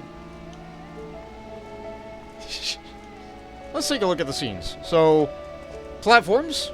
Lots of runes etched in everywhere. Nice, strong, hexagonal and triangular shapes. Spikes. Like everywhere, so don't fall off the snake way. You can't grab back on. It's spiked. Spikes at the bottom and tops of cages.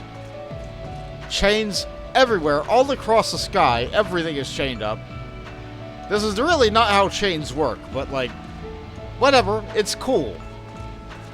It's cool. Very spooky Haunted Mansion kind of vibe coming off of this, like, dungeon palace castle. It almost looks vampiric in entity, probably because of the red portals. And instead of gargoyle statues, because gargoyles are not existent at this point in the time and everything like that, we instead have these weird three-headed snake guy statues.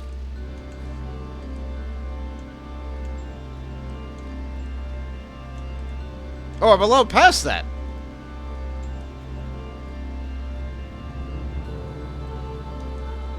I can just walk through those red barriers. I thought those would have stopped me. I can walk right up to the front door. Let's get a good look at this statue. Yeah, that's creepy. Love the vibes here. Good vibes. Good vibes in Pandæmonium.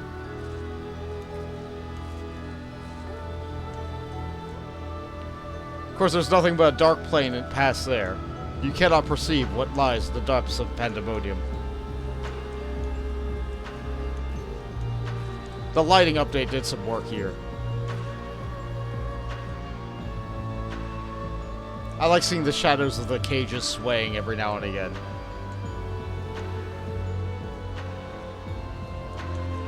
Wait, hold on. Did I just see a bat flying around or something?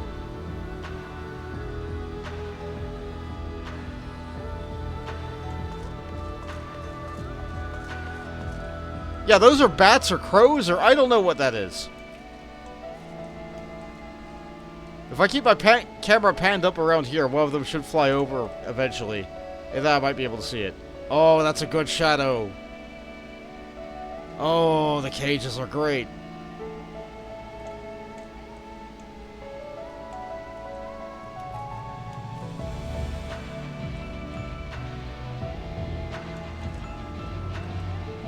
No, they're outside of camera distance. I can't pan the camera far enough back to be able to get a good look at them.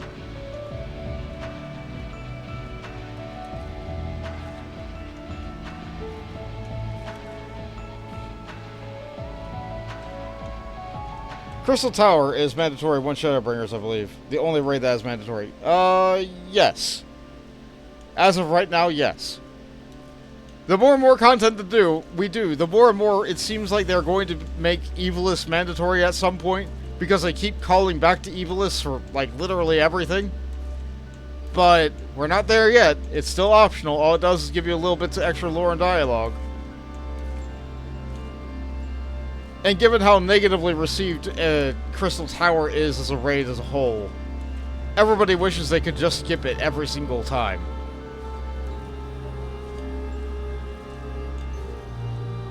And then every time we get it in roulette, everybody's like, here again? They just want some variety, something with some challenge, something with some bite to it.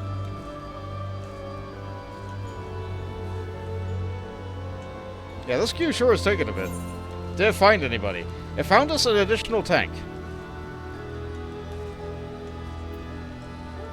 It said less than 5 minutes, it lied.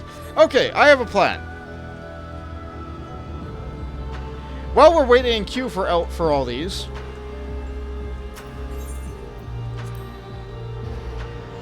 I'm gonna go look around for other important side quests. The game will teleport me back there, probably.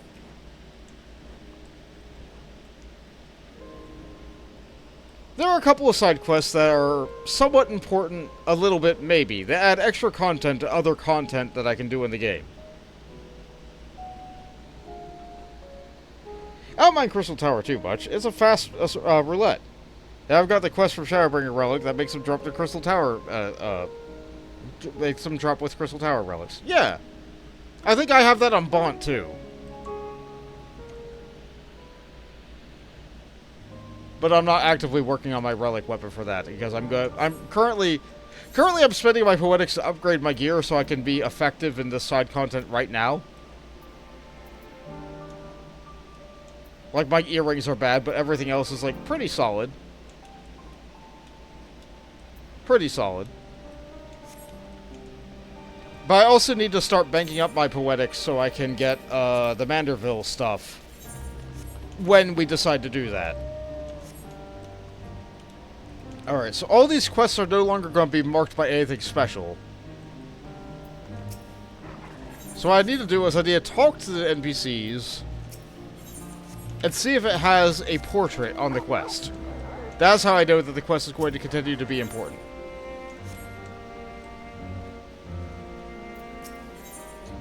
Like this.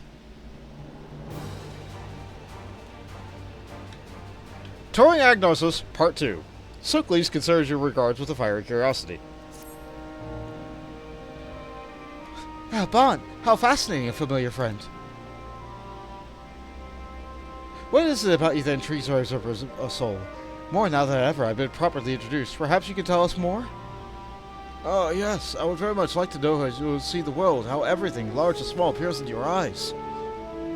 Assuming you are amenable to the idea, you must join Sharleyan on another tour, this time to take a wider look at the surrounding facilities. I suppose it gets spared the time. I'm just waiting in queue after all. Ha! A familiar concerned with the passage of time. Marvelous. You truly are a rare treasure. But where to begin? Which facility did you suggest, Overseer? Oh, any place you feel is best to listen to a responsible guest. Right, yes, of course. Well, then, Bot, go with me and we'll visit the arcane entities on the south side of Agnosis.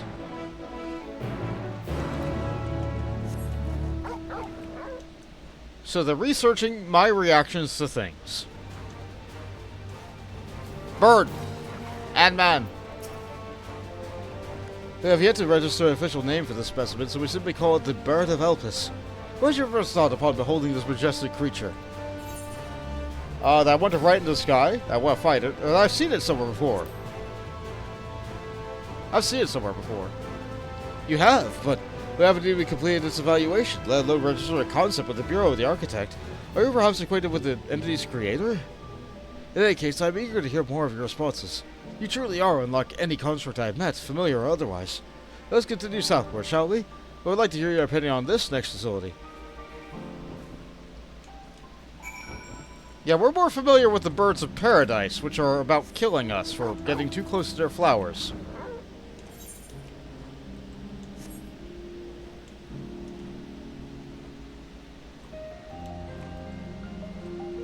How about the funny-looking butterflies? Is that what you want to look at? Or no, you want us to look at this weird point in the sky. Oh wow, this is a good sun. I complain about the lighting a lot sometimes, especially when it's dark, but when the lighting is good...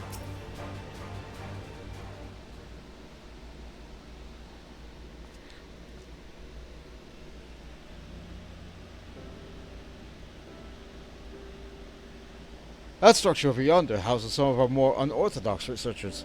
Rather than with creation magics, they breed existing specimens in hopes of begetting new strains and species. The method is imprecise, the outcome uncertain. To my eyes, such research seems awful self-indulgent, merely a means to sate the whims of one's intellectual curiosity. Our purpose in life is to improve as there is. In my opinion, we should steer clear of techniques which produce flawed results. You have no use for flawed creations? Or what if the process creates something unexpectedly incredible, beyond what you could imagine?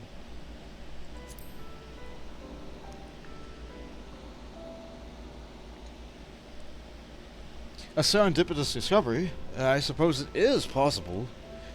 Thank you. I had failed to broaden your horizons, and here I am realizing how narrow my own views can be. Hardly a desirable quality in an overseer. Time for a spot of rest and reflection, I say. Shall we move on to Morning Dew? It is a favorite by many observers for its calm and tranquility.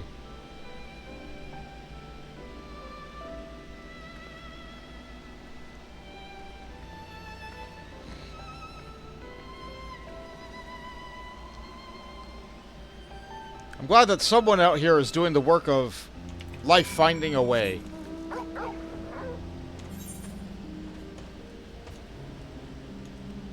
Oh, that turns it all the way over there. Okay.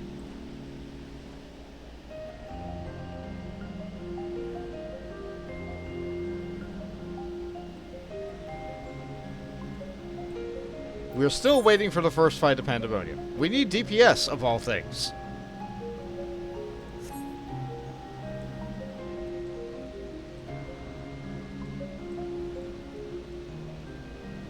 I've been thinking about this game a lot of late. There's supposed to be another fan fest coming up somewhat soon.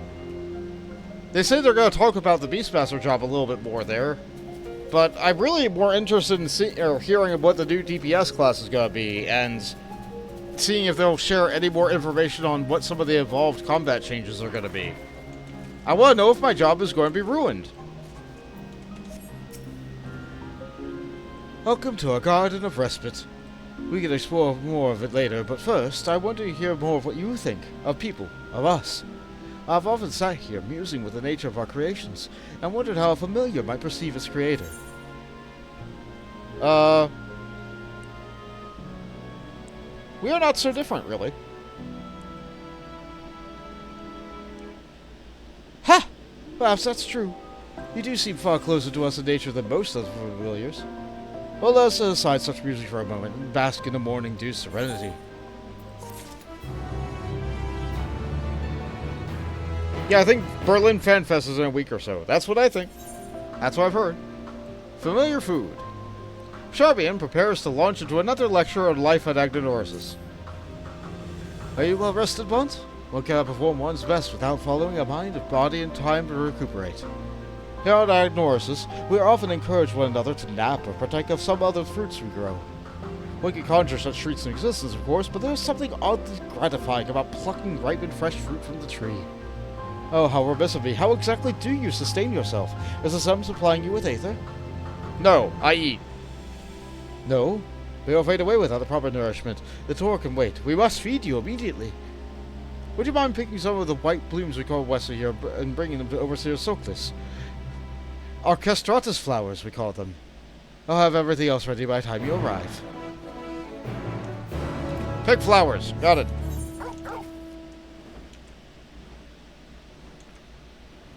I bet they're making a salad if they're having me get flowers and not fruit.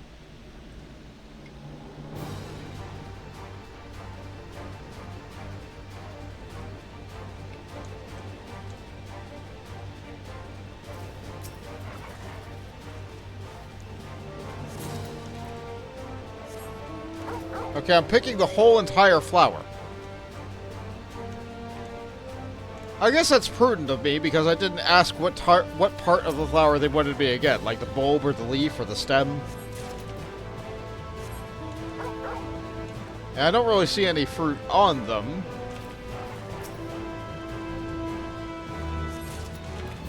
So I guess we're just going to take the entire thing.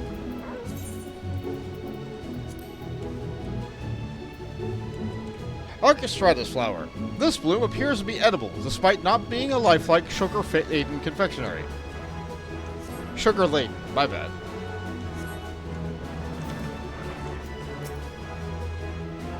Archestratus flowers are an edible bloom, you see.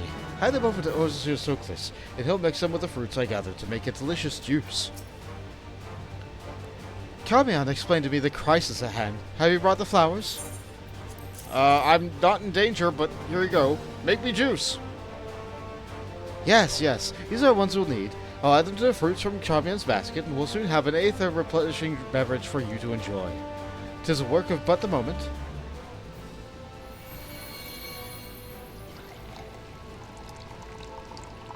These are good sounds, but I wish they were animated too. I wish you had an actual cup to give me, too. And here we are, freshly squeezed Agnosis juice medley. Go on then, drink up. I'm curious to hear what you think of it. We use Agnosis juice medley. Made from Elpis grown fruit and flowers, the aroma of this aether-rich concoction promises a uniquely complex flavor.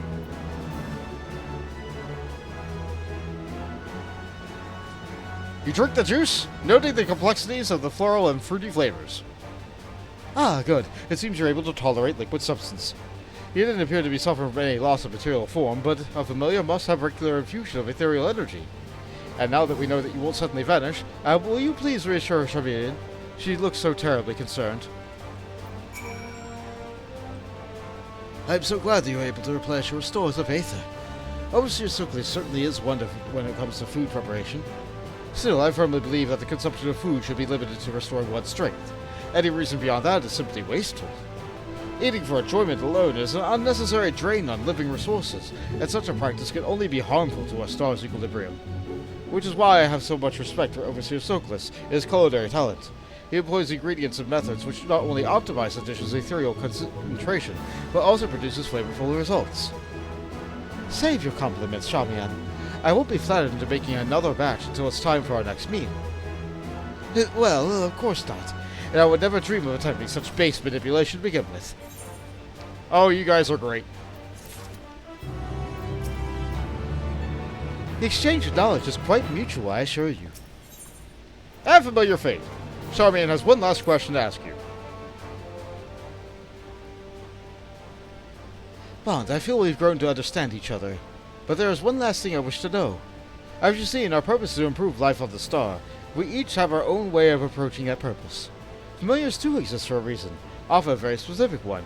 And I wonder what you feel about your place in the grand scheme of things. Well...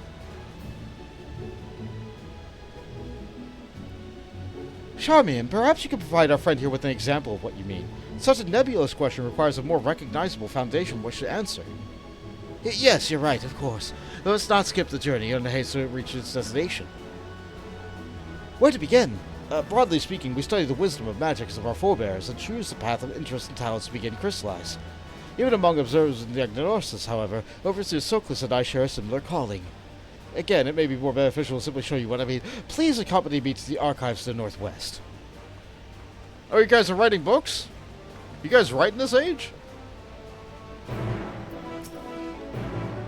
Never a dull moment with Sharleyan, is there? Still, her boundless enthusiasm is what makes her such a fine observer.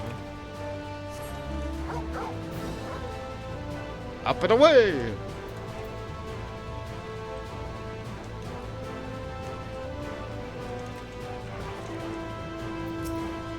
Oh, they do have books. Good. This is where we keep all of our administrative records. Any of these documents will help but give you an idea of what we consider to be our defining purpose. Feel free to browse. I shall be just awaiting you outside. I guess books make them feel stuffy. Bookshelf. These books appear to be containing details of observation logs. The name Sooklis is written on each of these spines. And over here we have unshelved books. A stack of half-finished observation logs. Judging by the penmanship, the author is someone other than Sooklis. And over here we have observation log 6124. You pick up the log and flip to a random page. Today there was an incident involving the Hippokampos. The creature is extremely territorial, and 4 observers sustained light to severe injuries from water-based magics as a result of their perceived intrusion into its domain. A report has been sent to the wards of La Habrea outlining the dangers inherent in continuing to observe their nominated subject, and the intent to shift our focus to a smaller and considerably less aggressive Hippie. I see, that seems somewhat relevant.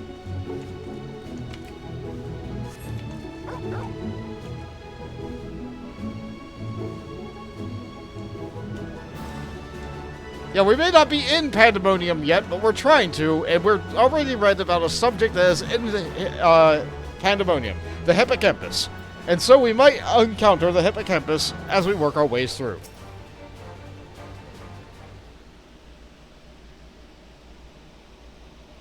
I read the books. Ah, Bont. You find the observation logs enlightening? A little bit. Overseer Sooklis has built up quite a library, hasn't he? He logged comprehensive observations on every living being in Agnoris, not only objective physical descriptions, but also his personal thoughts and impressions. And that's why I'm here, to carry on the Overseer's invaluable work. When it comes to the continued success of Agnoris, our purposes are very much aligned. I cannot help but worry, however, that I lack the same degree of perception and ability, that I'm unfit for the task I have chosen. Even being in the same room as those logs is enough to make me feel uncomfortable.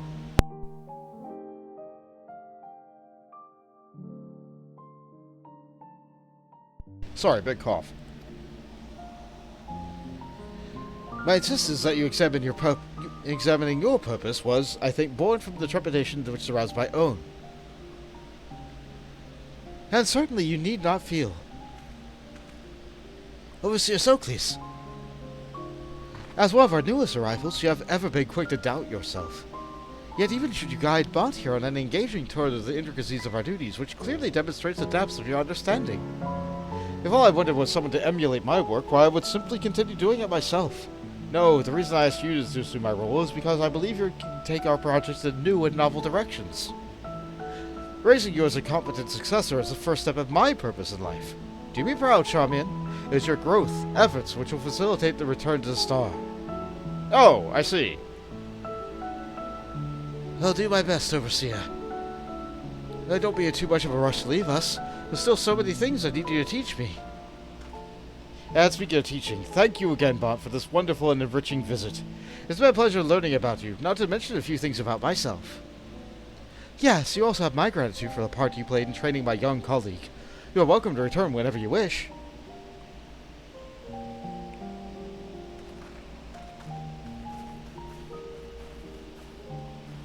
So weird to have a culture that just schedules their death day.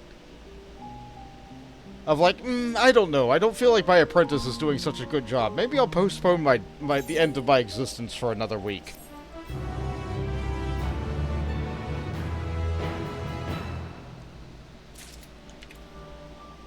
Alright, so that's the end of that quest line. Oh, Jumpstart Trader. I've decided to open up a shop to keep my little creation fed. My wondrous wares can be yours for the right amount of bi-colored gemstones. If you do fates, you get access to more things. That's how they work.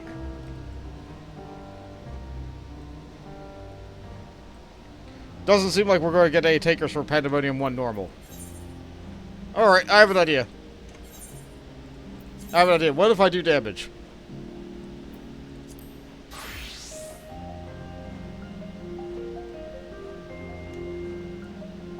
Or would that just move us down the queue? Do you think it's because we're just too tanky? Do you think DPS are trying to get faster queues by going with their tank friends?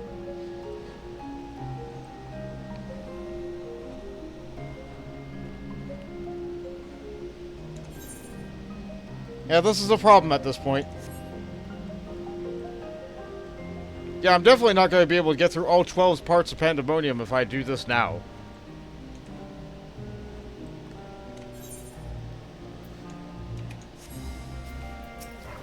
Let's see. Not you. Not you. Not you. That said, this might be the one that I want to do. What's her name? That might be it. Not sure about updating party comp. Yeah, I'm not sure either. Is it you? No. I think it was someone, like, out in the river. Yeah, it might be you. Terror on 2 legs? No. Although it is good to see the glad they're being worked on.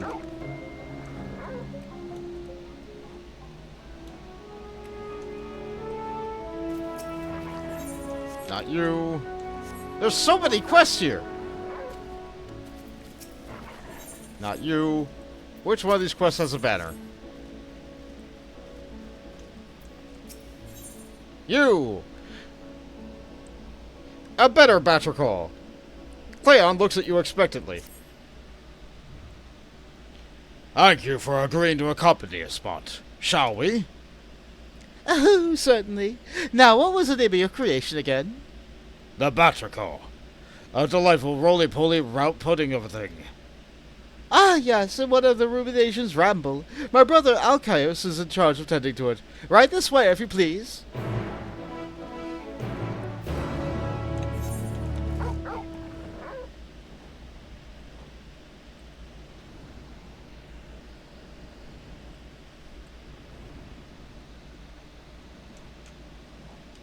It's a frog! The toad-like creature placidly endures your scrutiny. There's my beloved Batrical. Don't he miss me, I wonder? This is my brother, Arkasodara. He might seem a tad gruff, but don't be fooled. There's more gentle and kind than he. You must be Bot. Myra has told me so much about you in an impressively short span of time. As you have already deduced, I am her brother, Arkasodara. And you are Cleon, yes? The architect of this Batrical, as you call them. Yes, I am. I think you think they're ready for release? Those would love to see their endearing rotund forms bouncing around free in the wild. I've completed my report and the 7 main evaluation criteria. A final decision will be made after a committee could discuss the results, but based upon my personal observations, no, they are not ready. No! And might I ask as to why? Mont, would you be so kind to give the Batrical a solid poke? The creature's lack of familiarity with you may help prove my point. Notice that's not just not too hard. Go on then, before it hops away. Arkasodara would have never asked you if he thought you might be hurt, but do be careful of your toes. At that size, even a passive creature can be dangerous to those around it. Alright, and we give it a poke!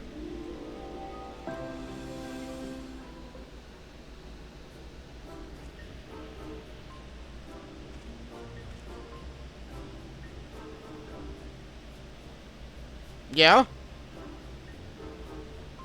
It didn't respond at all.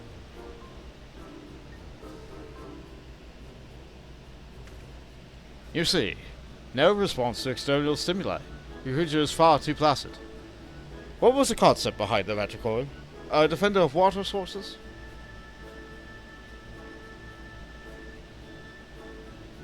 Its current incarnation has neither the instincts nor the means to defend itself, much less fend off entities intent upon fouling the waterways.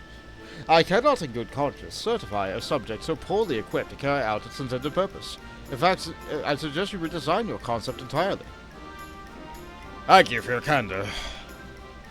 And I was so invested in a darling ball of pudgy flesh. Such a pity. But as I'm familiar, you might have seen your fair share of the world and its inhabitants. Without altering its physical form, what do you think the Batrical could do to become a more aggressive and effective guardian? What do I know about frogs? It could use its tongue to grapple opponents, it could secrete an immobilizing slime, or it could use its weight to knock things flying. I'm gonna go with the tongue, because I'm used to being hit by all the nicks in Mordona. Yeah, brilliant! What innovative mind you have, Bot. Yes, that may suffice. The introduction of an effective offensive measure could well up the scales towards its favorable judgment. Truly! I shall modify my concept at once. Never mind this one and take him to home with me. Once I finish making the necessary adjustments, I'll resubmit my request for observation and evaluation. Of course. You are free to do as you wish. I'll make a note of it in my logs.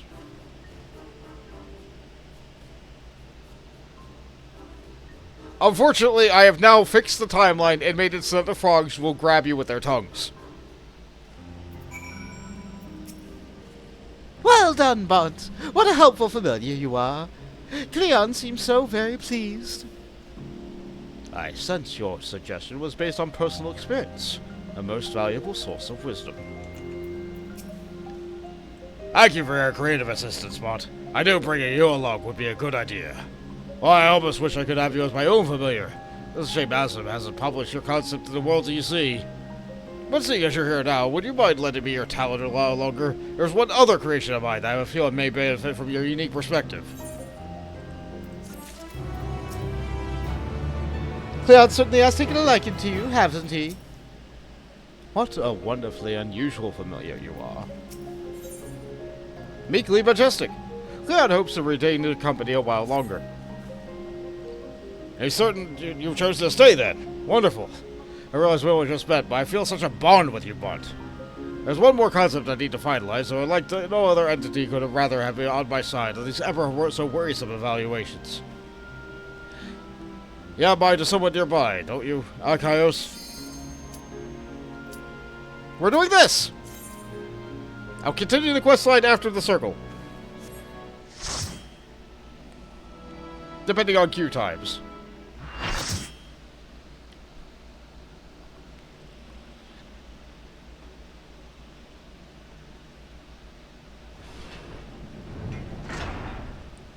Here comes one of the warders now! Hi there! Hi, could you provide us directions to your supervisor? We have a lot of complaints to register. Ugh! I'll save them! I must! Oh! Oh, he's naked now. This appears to be one of the warders we seek, but I'm afraid he's in no state to answer any questions. Would you mind doing what I asked you to do? Maybe subdue him?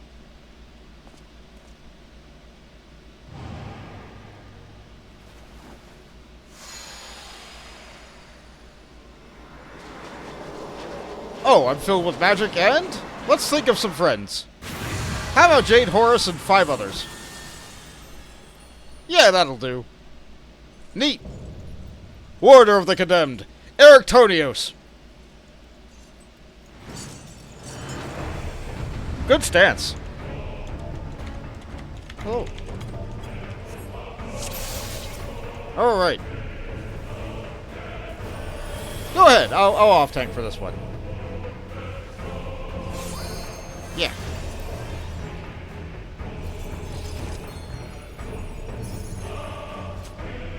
Alright, food buffs.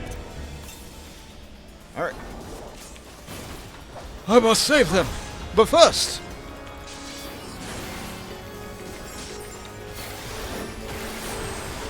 run all you like, but my chains will catch you! The jailer's flail. There goes that whippy chain. And the jailer's flail now on the right side. Hope you know your lefty-righty. He's swinging that blade around.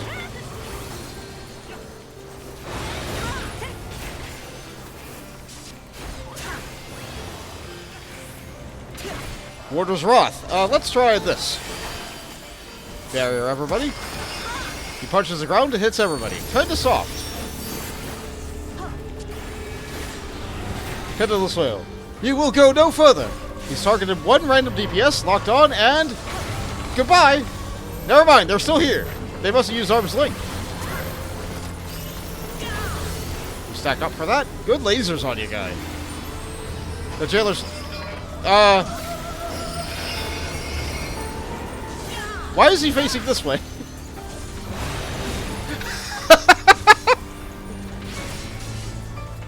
It's difficult to get to the stack marker as a tag. Because you never know if it's going to be followed by something like that after.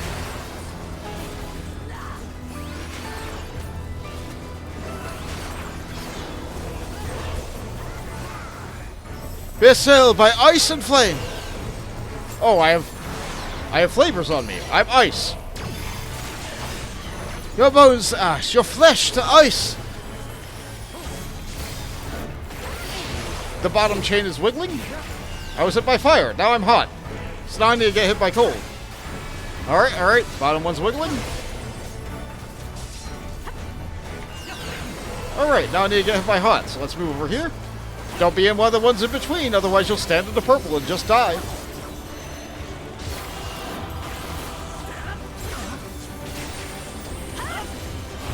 And another Wrath, why not? Let's bury her up.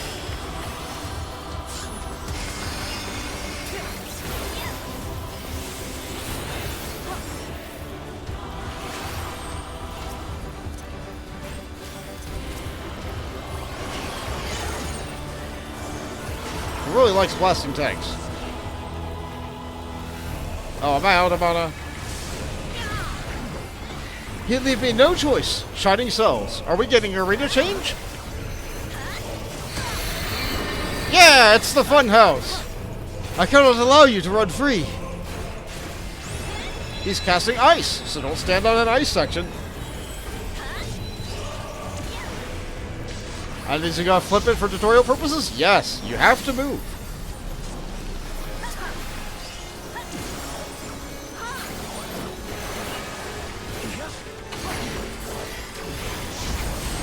I will lock you away, once and again, forever! So now we have to dodge a flail and not be on the fire, which I dodged at the very last second. Now the other side and don't be on the ice.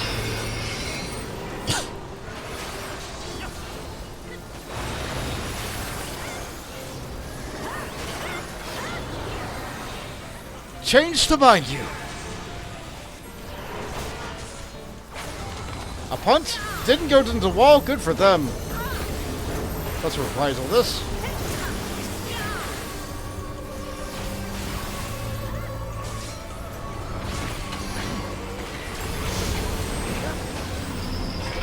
Fire and that. So ice end on this side. Looks like he recentered himself according to the land. That's good.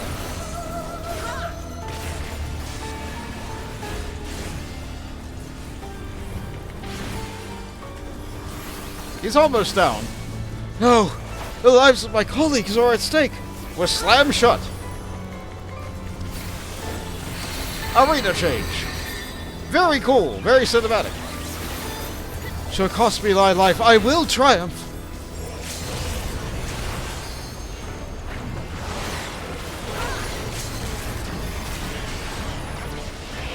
We're doing the colors and flavors again. I think we win.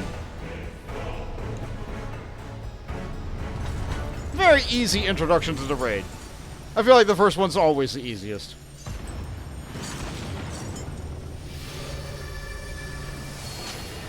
Back to normal. Woo team! So easy, one person even did it in their pajamas.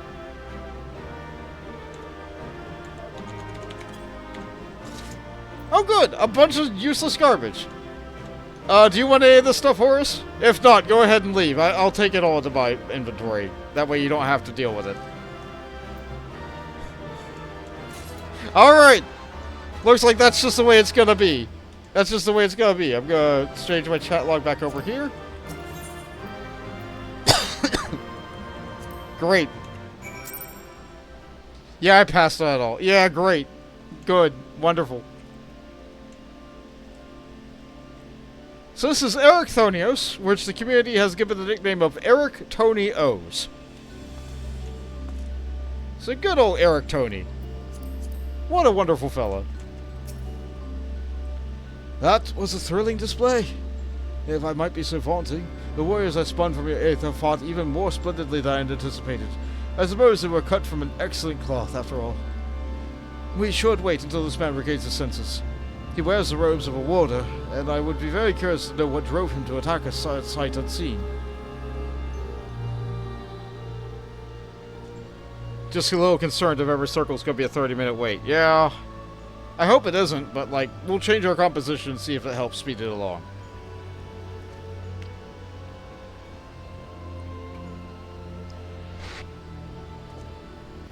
But he stirs. Alright. Welcome back to the world of the waking. Sorry I knocked you unconscious. You alright?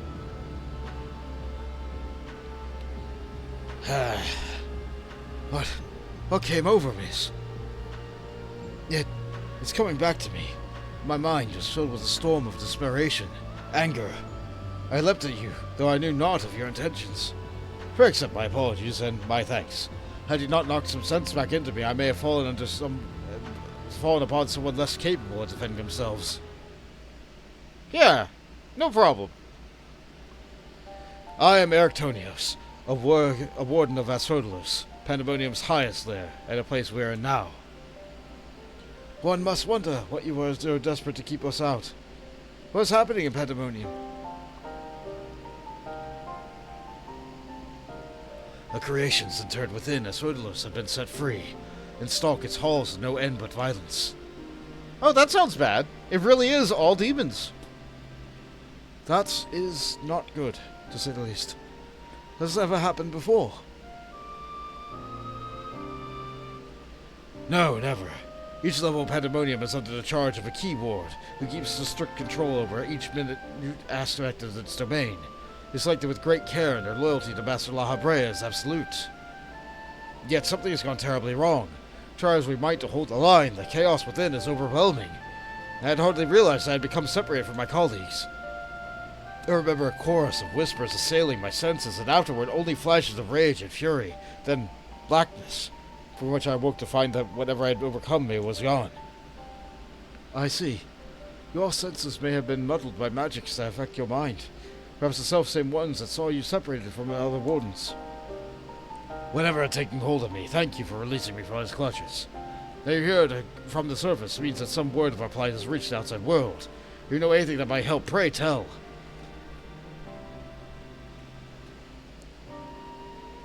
Unfortunately, we know little. We only know that we have not heard anything from your kind in many weeks. Horror among horrors. So Pandæmonium's protections are indeed being dismantled from within. By the same individual or individuals that released its captives and set them upon you, no doubt. Such knowledge avails us little, however, if we cannot ascertain their identity. You got an idea? Hermes, was it? You said he worked for an organization under the auspices of the Convocation. Were they to receive word of what's happened here, what measure would they take?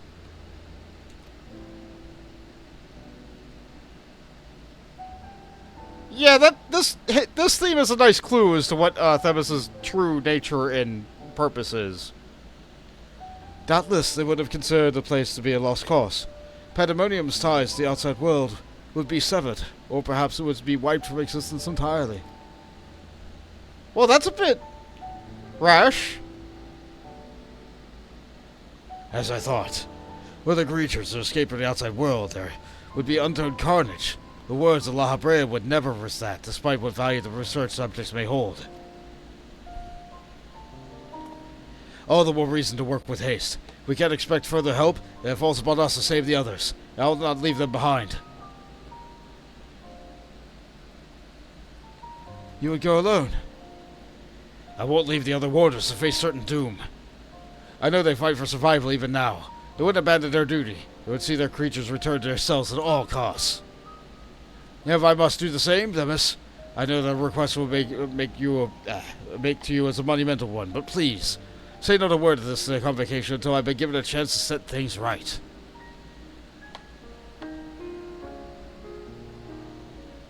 Forgive my rudeness, Ericthonios. My decision cannot be swayed by emotion. You would only be consigning yourself to an early death. Strength and resolve alone cannot win in the face of an overwhelming odds.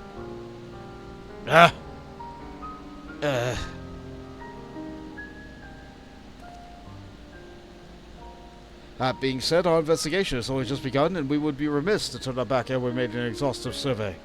So for the time being, there is slightly more than my resolve to rely upon. Yeah, and my sword.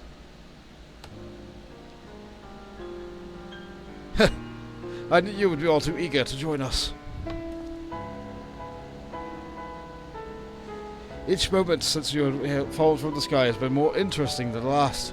More and more of you demands more and more of you remind me of my dear friend, which goes some way towards encouraging me that the matter will yet reach a satisfactory conclusion.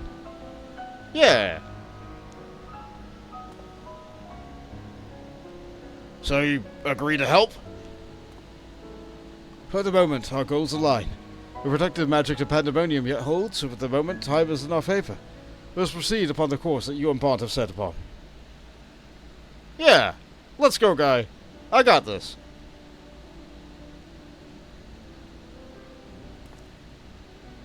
Emerson Bond, yes? Thank you. The orders over you a great debt already. Yeah, it ain't nothing. We shall be glad to have someone familiar with Pandæmonium's halls by our side. A party of three is ever so much more entertaining than a pair of two. Now, let us turn our attention to rescuing your colleagues. Perhaps it would be wise to approach the gates, in case any have followed you out.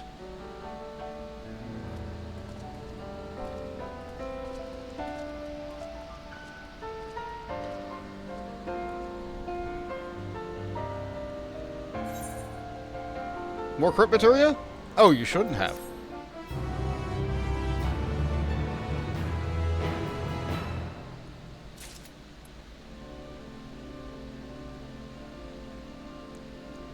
I'm back in. We're here. It seems our investigation will be quite the ordeal, after all. So I find it hard to believe that La Habrea knows not of what has transpired here. Whoever the mastermind of this crisis is, they do not lack for power or cunning. Under the surface, Ericthonios is peering into the depths of Pandæmonium.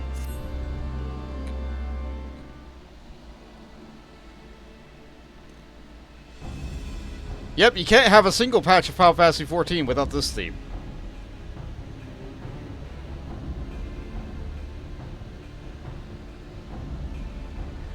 Not a sound to be heard from within, which means neither creature nor warder has made it this far.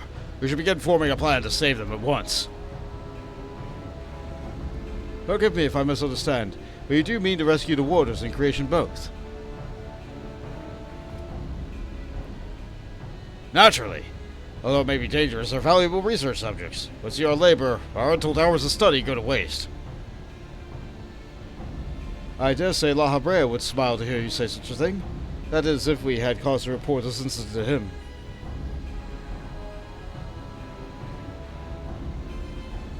Smile. I'm not sure his face is capable of such warmth. Oh, you know him? I mean, I guess he is your boss. Ah, so you've met him before. Was under the impression he rarely visited Pandaemonium. I have, yes. My mentor is previous head of the facility. That is to say, La Habrea's predecessor in the position of the chief keyword. Her name was Athena, and she was a researcher in the wards. It was she who appointed me to this position, in fact. I see. I did not know that's why the chief keyword before La Habrea. Your motivations to save your research subjects is not entirely driven by duty to the words, then.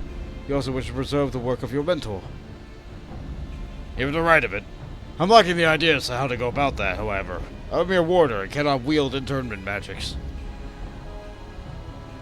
Yeah, what does that mean? But of course I only expect you to be versed in the magics we use here. If you recall, during our battle earlier, I bound you in ethereal shackles. Internment is a more refined and powerful magic based upon the same principles. While both are used to keep the subjects docile, only a keyword of each tier is permitted to use its internment. Even if I were allowed, I lack the aptitude to use a spell to a notable effect. Fascinating. I have some knowledge on the forms of spellcraft, actually. La Habrea himself established their foundations, if I recall. While shackles are meant to bind the objects in place for a short time, internment freezes the space around them for as long as the caster wills. Indeed. Illusory being you summoned earlier in the fight suggests as much. I see your knowledge of magic is vast. Perhaps you've already mastered the art of internment, and I've been lecturing you as a child all this time. I am afraid my knowledge ends there. I have not a precise understanding of how the invocations interact with natural laws and would need to be cast said spells with any consistency. While I consider myself well versed in various magics, I will be ill-advised to assume the duties of keyword without instruction. That being said, if I were to learn more about internment and its inner workings, perhaps...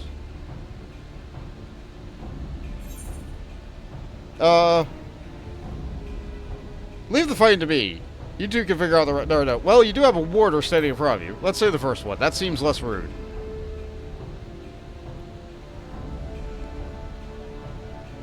Well, the solution is obvious when you put it like that. Ericthonios, you implied that you were preventing you from performing internment with lack of magical capacity. What if I supplemented your power with my own? Should your spell succeed then? I can't say for certain. I've never heard of such a thing being done. I believe it may be our best recourse. That is, of course, assuming you can perform the initial rites without incantation flawlessly. Even the smallest misstep and we would have to start over.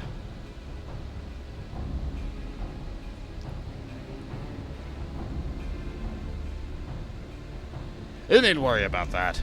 I've seen the spell cast so many times that their emotions have been buried in my memory. I won't disappoint. Great! Well, let's work on specifics afterwards. Once we do, we can test our methods on wild escaped creatures. Though I suppose there's a matter of finding one.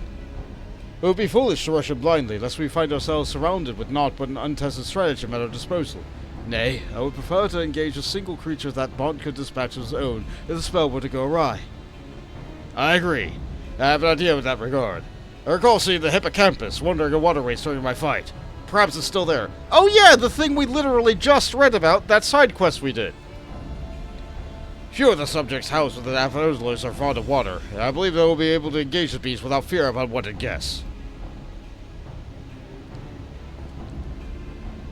Then we shall be our subject, or perhaps subject is better for the better term.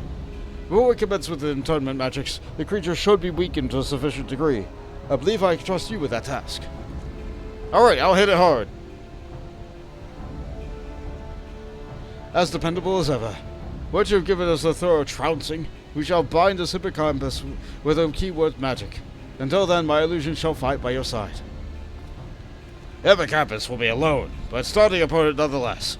Its magic warps the environment around it. It will be a home amidst the waterways. Steel yourself for a fight. Always am.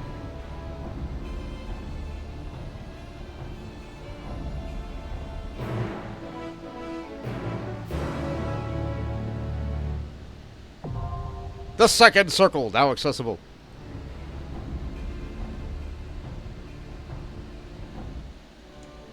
Alright, let's put this back on, get this back ready. Temporarily clear the chat log just to be safe. And I'll just put us back in. Again, if anybody pops to the chat and would like to join for continuing the story of Pandæmonium, just say something, chat. I am on Excalibur. And I will get your character put into the party so we can get through these roulettes a bit faster. We're still 2 tanks and a healer. It says less than 5 minutes. It lies. So I'm going to go back out, and I'm going to try and continue to do some side quests while we are doing this.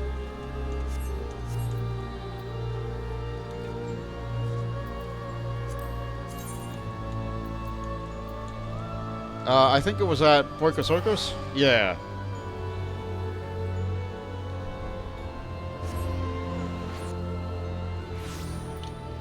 Let's get rid of that for now. I believe the quest I was trying to pick up was over by the water. Yeah, okay.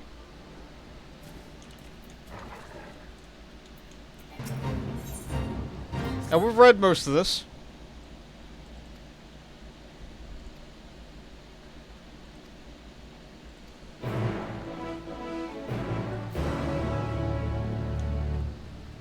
Okay, so I was literally 1 dialogue box away from being able to unlock the next quest. Alright.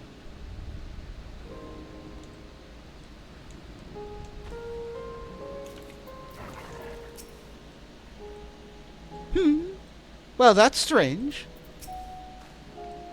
Oh, I don't see my IO anywhere. Which seems impossible considering how big she is. Okay, here we go. I'm glad the other queues are going faster. Yeah! Yeah!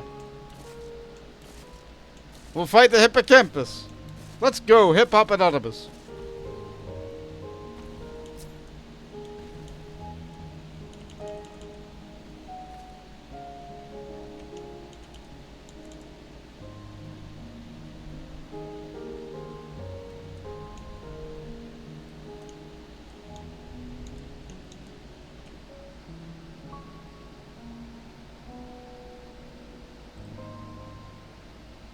Oh, the stream ended.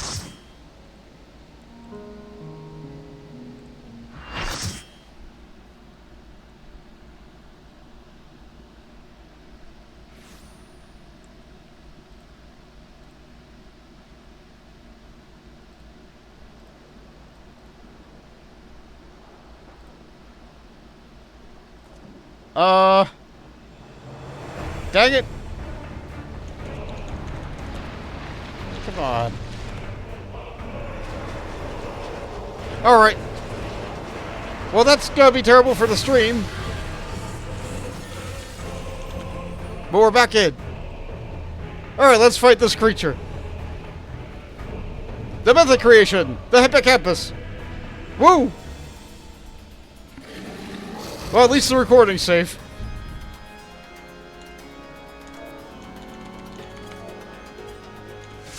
Alright. Alright, looks like you got this. Whoops, whoops, whoops, whoops, whoops, whoops.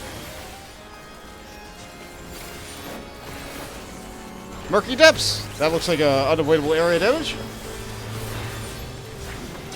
It's shaped like a funny looking dragon.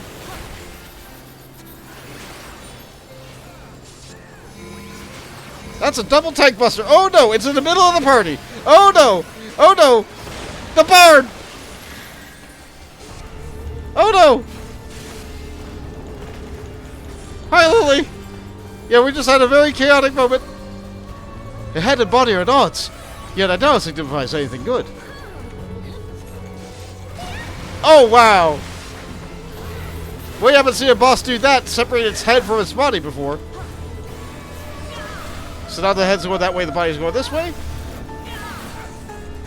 Sunken Cataract. The head's a lot more powerful than the body for firing lasers, it looks like. Murky Depths. More unavoidable damage. Just to top it all off.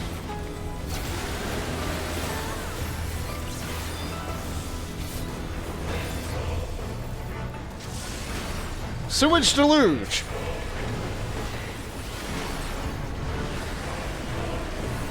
Now everything is wet. Except for where the water can drain, the grates. The grates are great. We do well to flee on higher ground, lest the creature drown us in its rage.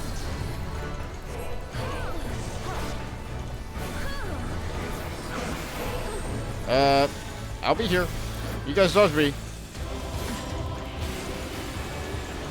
Looks like that hit 4 people. Predatory Sight.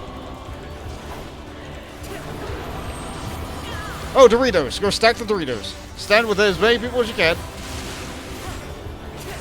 Cool. Oh, a knockback. How about I just...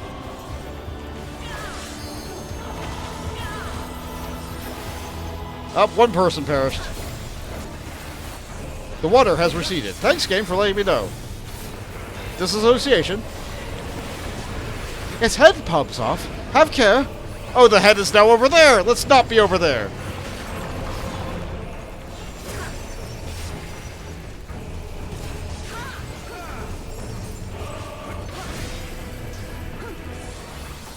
Head go new, and it just grew a new head. So what happened to the old head? I guess it just fades after a time. Okay, I guess I'm over here.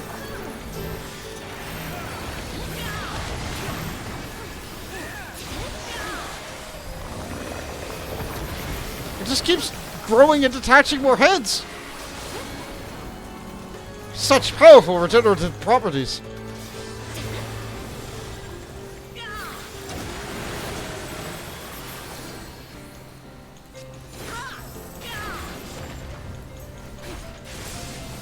Sewage Deluge again.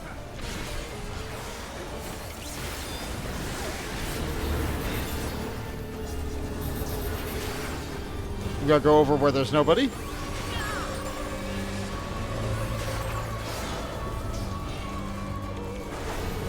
Yep, that was a good move on my part. Oh, no, no, no, no, no. I need to move. I need to get away from these heads. Oh.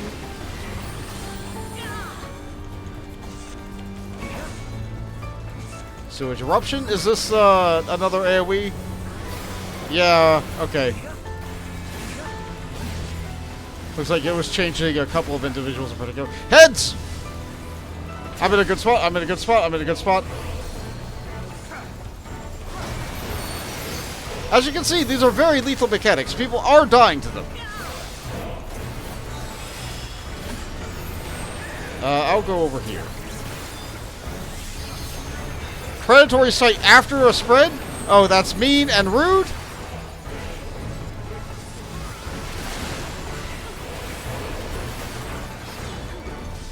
But it's almost down. We could use the limit break. There it is. On cue. Good timing, DBS. Good timing. Disassociation. Okay, I have threat. I have pulled threat off of you. It took this long. The head is over there. But the boss should die before the head fires. I'm just going to arms link this one. And we win. Good job, team.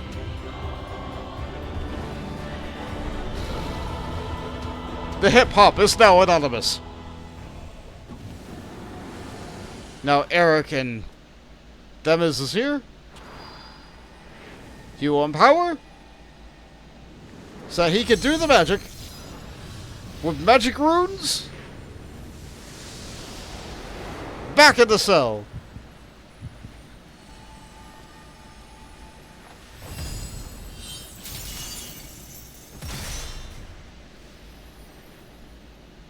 They're so good at capturing Pokemon. Good job, team.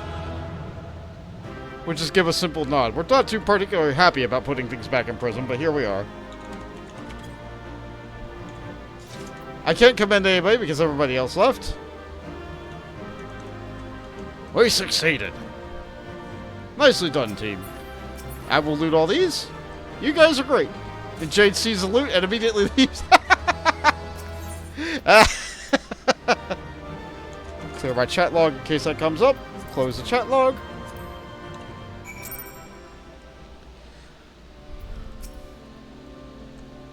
That was a trial by fire, or water, I suppose. But I had faith that we would see it through. One day, as long as we had your stout arm, of course. I knew you were no more of a mercenary. It takes such clean work with such a hippocampus. Seasoned fighters scarcely have the occasion to visit Pandaemonium, but they will display their skill. Mastery takes all forms indeed. Needless to say, our plan worked to perfection, and no smart part thanks to you two. Themis' power was more than enough to complete the interment. Spellcasting was never my strong suit, but that almost made me feel like a proper magus. Truly, having seen your abilities firsthand in the fight with Mont, I beg to disagree. Shackles is one exception. And it's only because I've been forced to practice it since I was but a small child. Other magics leave me feeling completely out of my depth.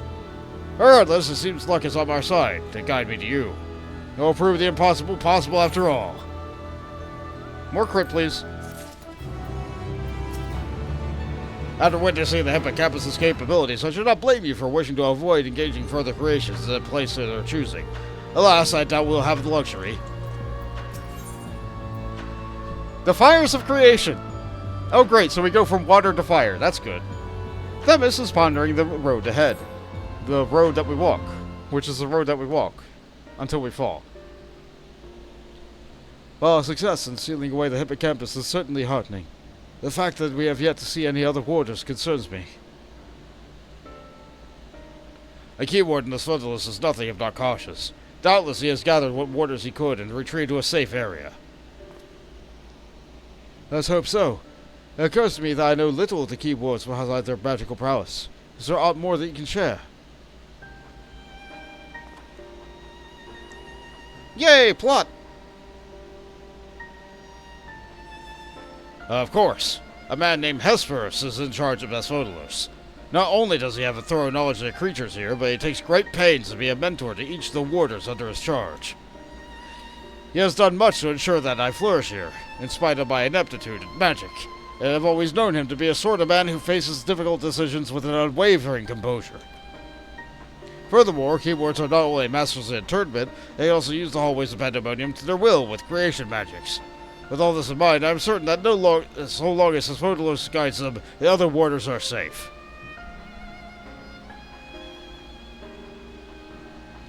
I can see why absolute control over the environs is imperative.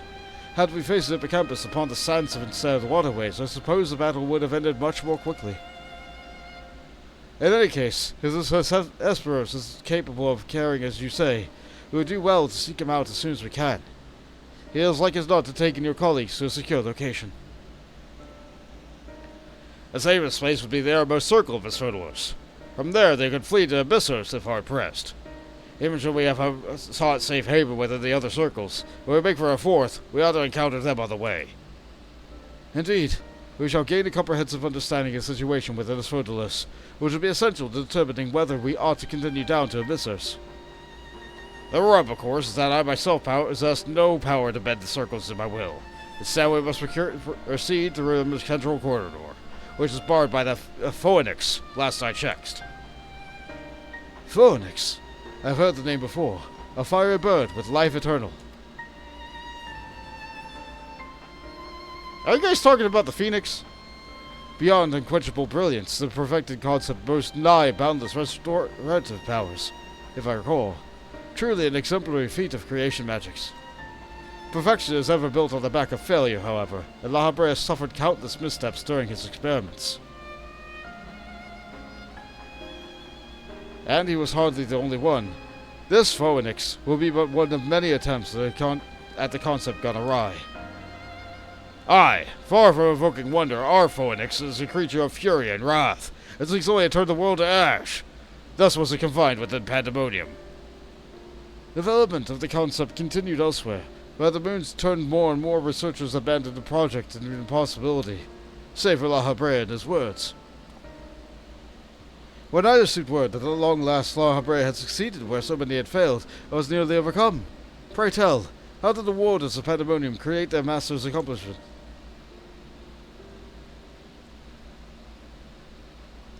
I don't believe we did.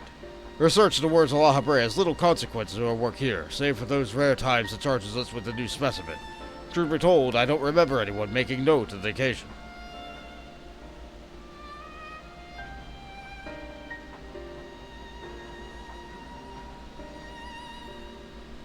Well enough reminiscing. Let's make ready to confront the Phoenix. While it's possible to flow off at some other wing of Pandæmonium, we would like to make it assume their own peril.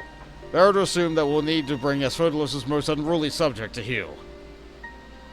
I certainly see no reason to delay. The Phoenix's power over flames will avail us far less in the barren corridor than elsewhere, so it may well serve us to subdue it sooner rather than later. Alright. Let's go beat up a bird.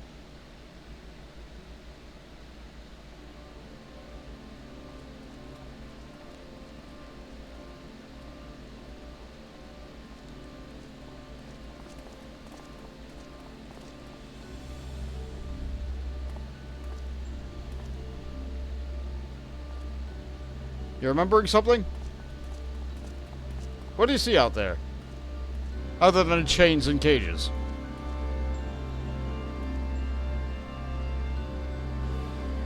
Oh, there it is. It's outside. That's bad. Bird is the word? Yeah, we're going to be going up... Oh! It's Dracula! And, okay, now we're in a hellscape. Now we're in its favorite environment. And we know that the only person who can do that is... What?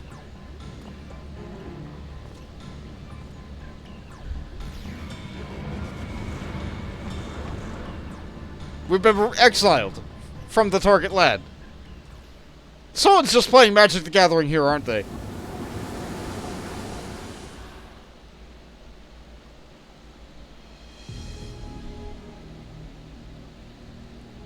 It seems whoever's behind this can alter the space around us at will.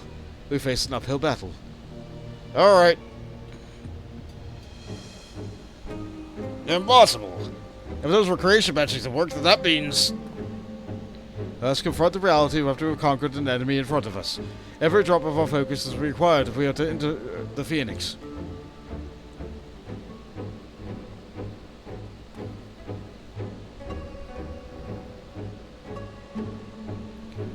So we're not going to have an easy fight in a couple of hallways or amongst the, like, spires at a tower top. No, we're going to fight the hooked-on Phoenix in its preferred environment of a fiery hellscape.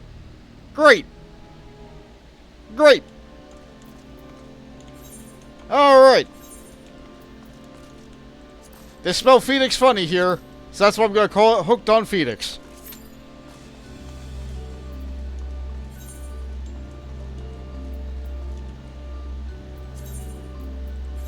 And we don't know how long the queue is going to be. I have put us in the queue for it. Back to side quests. No sense dallying around and wasting the time.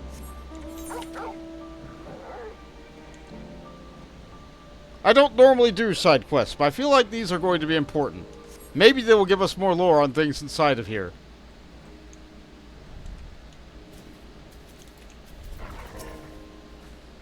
How odd. This is where it usually spends the greater part of its days. Yes, she never stays far from this spot. Perhaps the scent of unfamiliar visitors has made her wary. Let's split up and try to find her. Her being a shaggy, four-legged beast with other majestic horns.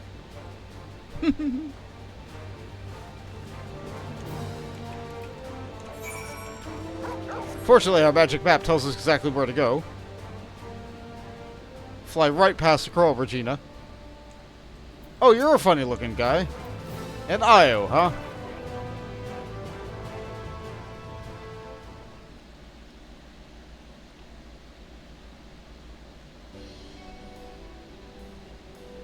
You find a shaggy four-legged beast, and the horns really are rather majestic. This must be the Io. Ah, there she is. A naughty thing. Nicely tracked, bot. Hello, my lovely. Come to Martyr now.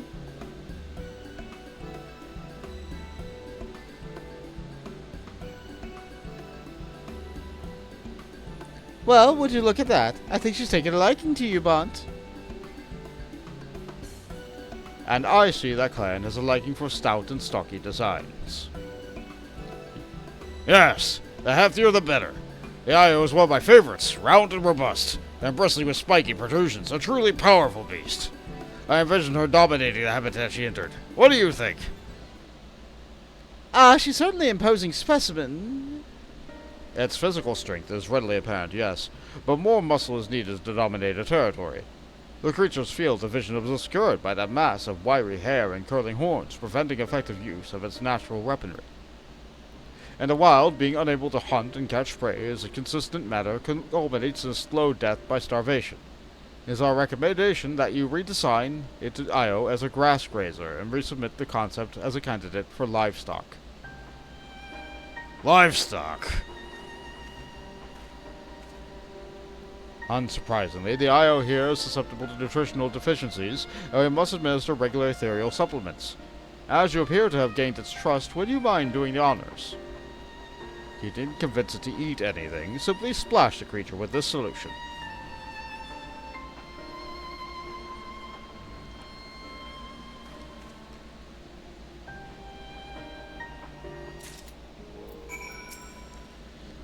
Supplemental aether is absolutely essential for such a good poor hunter.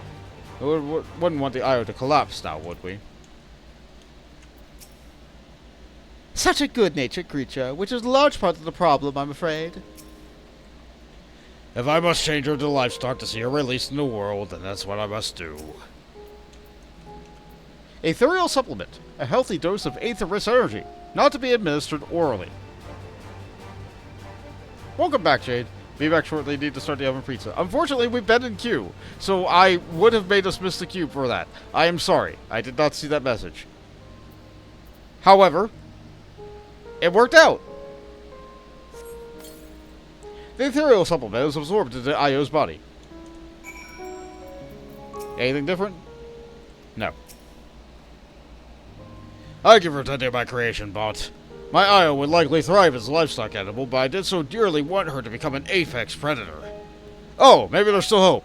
You have an eye for these things. Could you offer any more of your insightful suggestions? The Io appears calm and content in your presence. I leveled up from that.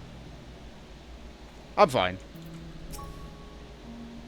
It's heartening to see the Io warm up to you so readily. She's always so timid around the observers. Here in Elpis, we can observe subjects worthy of evaluation as decided by the Bureau of the Architect. Cleon should be proud of his work. Unleash the beast! Cleon once more fixes you with an expectant gaze. Please, bot. I need your worldly experience. My Io, my darling, hulking Io, who's meant for more than grazing in the fields. Will you look her over and tell me what must be done? How can I transform her from an eventual livestock to apex predator? Alright. I feel like we're helping make a monster here. Please tell me you have some suggestions. I would love to see my IO relegated to the rank of cattle. Or love to not, even. Cleon is very protective of his children, isn't he? I'm very curious to hear what the results of your assessment. Initial design has flaws, but Cleon's passion for improvement is to be commended.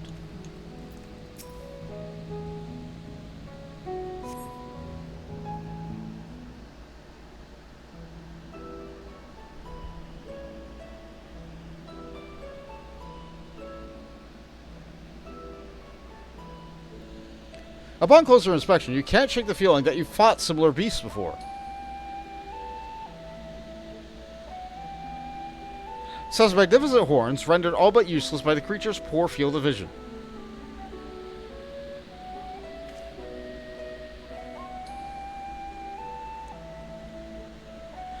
The IO's monstrous claws seem capable of tearing a man's limb from limb.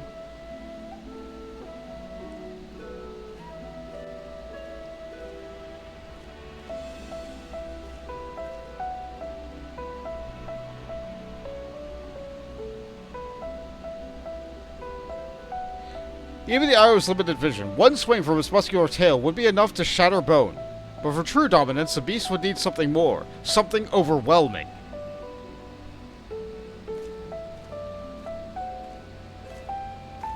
How do you say? How would enhance the deadliness of my creation? Cut back the horns of the hair, and let her bring our fangs and claws into play. And also, as an apex predator, should wield apex magics. Something like Meteor, for example.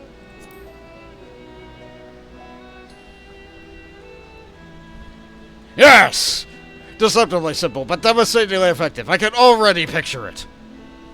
Arkaios, Myra, will you permit me to implement some new ideas? Bond has given me much to think about. Strictly speaking, any significant adjustment should be authorized by the Bureau of the Architect, but I think we'll allow some temporary modifications for the purpose of our experimentation. That sounds more than fair. Thank you. You could spare a few more moments, I shall take my creation return with a new and improved IO.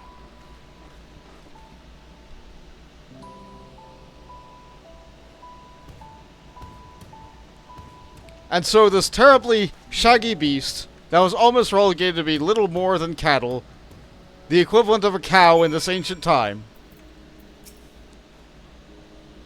After living years on end, our creativity tends to stagnate. I feel your revelations, revelations even, would be such a welcome breath of fresh air. You make me wonder, Bod. Are you truly familiar? Your thoughts and behaviors resemble ours far too closely. Well, just as familiar, don't worry about me.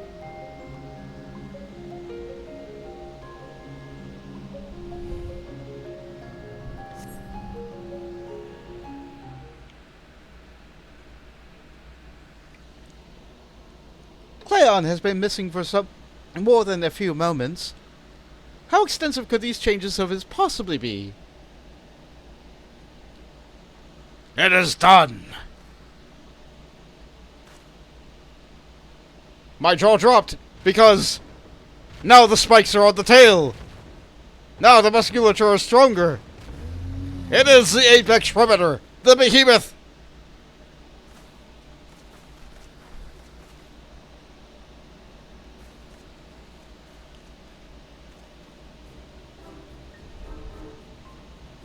Clan, you've certainly been busy, haven't you? Lots of advice began the process, and it has itself become difficult to stop. After pruning back the horns and hair, I reinforced the talons, moved on to arcane ability. She can now cast Meteor, as well as Charybdis.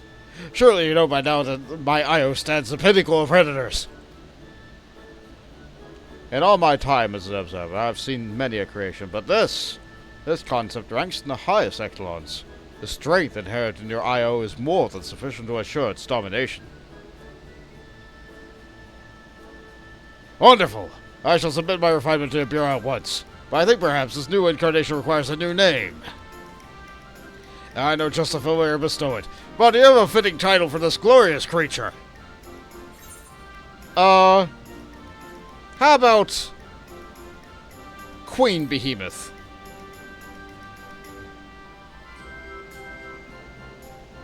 Ah, perfect. So it shall be known, at least for now. I need to submit the official registration. And now the time has come for me to return to Amarat. I desire that my next voyage will be more of a companion, a pet if you will, suitable for the amusement of children and very clever familiars. Thank you all again for this most productive visit. I hope I shall impose upon you again soon. We'll always enjoy hosting visitors with such enthusiasm for their work.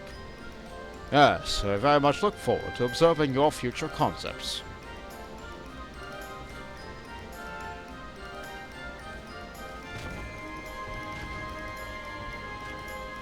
Well, brother, Bond, shall we head back to Phoinix? Jade says, so found out, the Final Fantasy XIV mobile game in China ended service, and the global release is cancelled. The mobile version? The really simplified version that was going to be going to, like, Just a Realm Reborn? Oh, that's a shame. That's a real shame. I don't think I was going to play it anyway. But you know what? It's fine. I'm glad that Final Fantasy XIV is just gonna continue to exist without having this weird offshoot timeline. That said, I do feel like there is a game that needs an offshoot timeline, and it is another MMO, but I guess we'll have to wait a little bit later to see about that. You did well, Bon. It's not ended services yet, but it's ending in September. Well, that's a real shame. What a wonderful to help you to our advisor, Bond. Even for a familiar as him, I cannot help but be impressed by your intelligence and unique sense of creativity. I wholeheartedly agree. Your intervention salvaged some promising, but unfortunately flawed creations. You have our gratitude for providing us with such a fascinating experience. Oh, Archias, you must always be so formal. Although he has trouble expressing, I assure you, my brother is absolutely giddy with joy. Thank you again, man. Well, I'm sure your duties of familiar keep you occupied. I would very much welcome another chance to share your company. And we may just, depending on how long this queue takes to get done.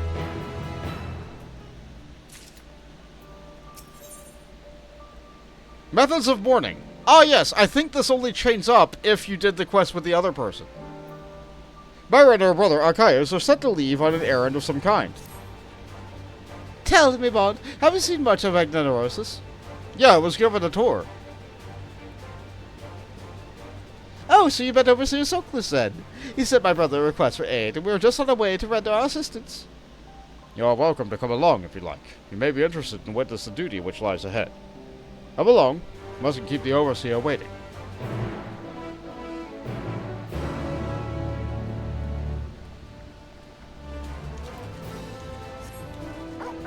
I think this will just be a quick teleport over. Yeah. I could fly, but... Let's see, how's the queue looking?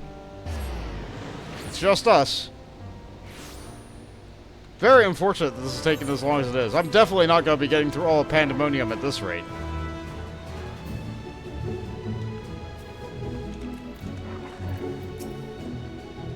Ah, Bond, you're going to Archias' sister, I see. There's only one reason they would ask for me by name. I've not crossed paths in this isle in some time. Archias, Myra, and Bonds as well. Welcome, all of you. A summons from you could only mean one thing. There's been an incident. Yes. Nikianos went into a frenzy, and more than a few of our observational projects were prematurely ended.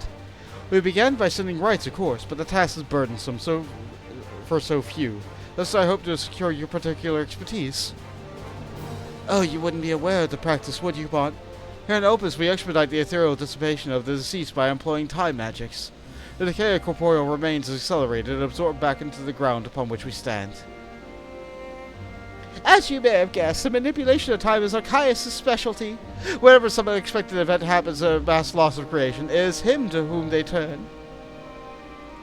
That we do. Nevertheless, I do regret tearing you away from your important work.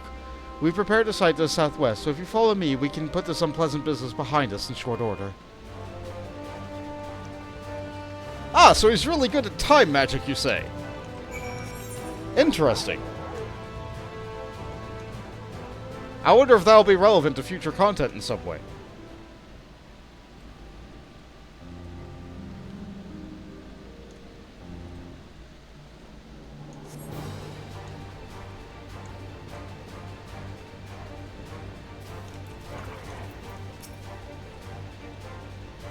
The Overseers always move the bodies here, away from the site of violence. It's easier this way.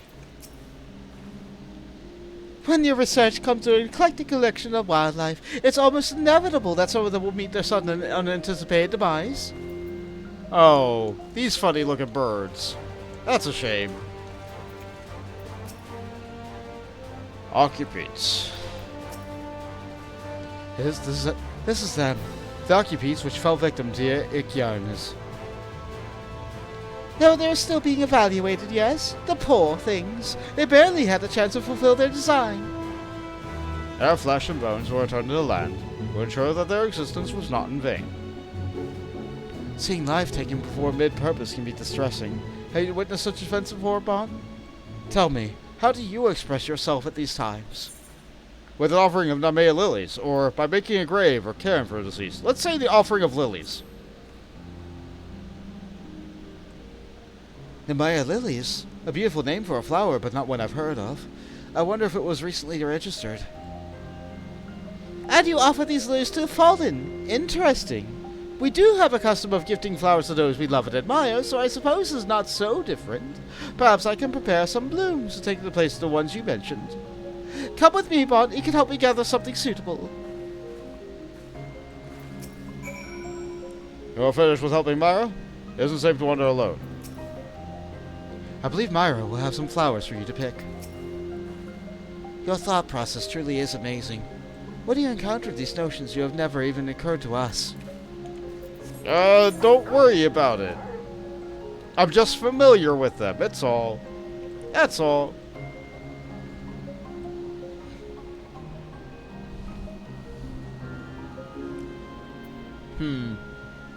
I wonder if Square Enix is gonna do anything for the people who are getting their service ended. Like, maybe they'll get, like, some extra mark or item to commemorate their time spent on that mobile game in this iteration of the game, if they use, like, a code that's given to their accounts in that game. That would be nice. Here, I've made some flowers of my own. Even those fashioned directly of Aether tend to sprout with more life and color when you grow them in the soil. Pick yourself a handful. We'll take these back to the Overseer. We'll get some credos.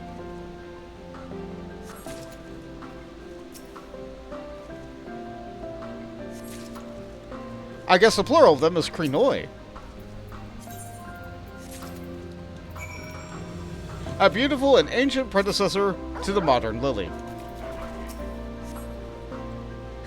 Oh, I'll be along, but I'll be just fine by myself. But it's so sweet of you to worry. I'll pick a few more of these crenoi, if you then join you in a little while.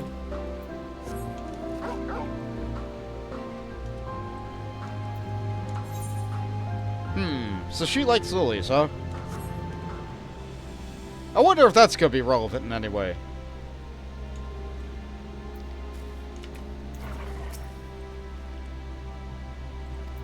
These are the same dialogues as before. Myra's creations were acceptable, I trust. Here you go, lilies.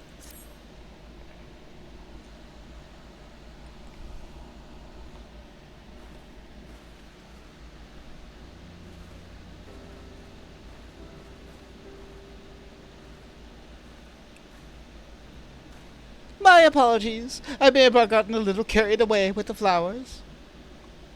Not at all, Myra. Your effort is much appreciated. Alcaius, if you would be so kind.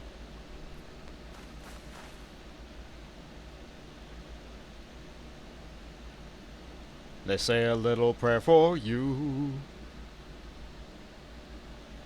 Vessels within which life once flowered, cheated of purpose, still and cold, unto the land you now return, and fuel upon which new life shall be born. Aww.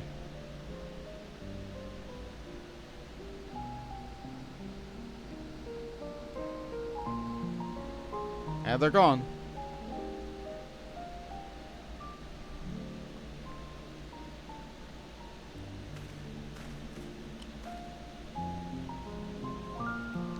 That was a beautiful service.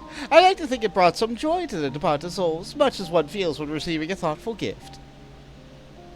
Yes, the flowers were a perfect addition. How fortunate we are to have this knowledgeable familiar in our midst.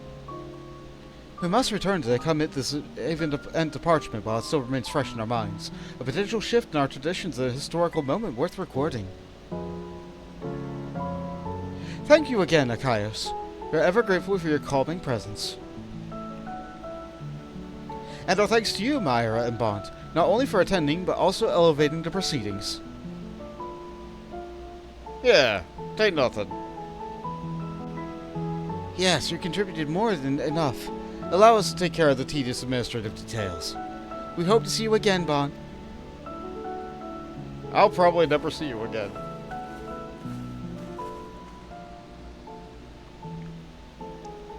It is time we head back ourselves, dear sister. As you say. Please, Bont, join us back at Point Oikos.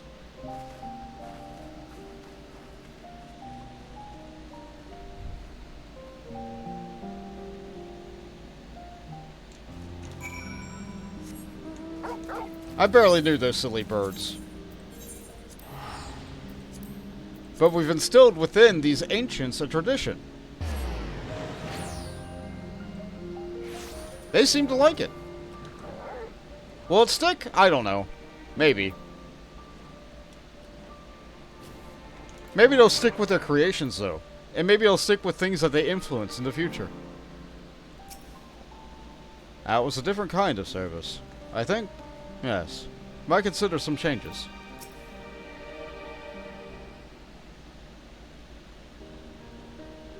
What a fortuitous turn of events you were that you were present when we received the summons to Agnorosis. As time marches on, we encounter fewer and fewer of these truly new experiences. Yet ever since you appeared, it's been one surprise after another. I suppose we should expect nothing less from one of Azim's creations. And now we have those precious new ideas and perspectives to apply to our duties moving forward. Speaking of which, we must really be returning to our work. Be well, Bont, and thank you. May our purposes, or simply our paths, align again in the future. Alright, later you two. We'll probably never see each other again. And they pay me with dies. Honestly, after that quest, I would have expected lilies, but you know what? Good enough. And with that, I am now out of side quests that I feel like are relevant to future content getting done. How's the queue looking? We've been in queue for 23 minutes, and we have gained no one. Yeah, I don't think Pandemonium is going to be happening. No, unless we can get a bunch of people to suddenly just jump in. That's really unfortunate.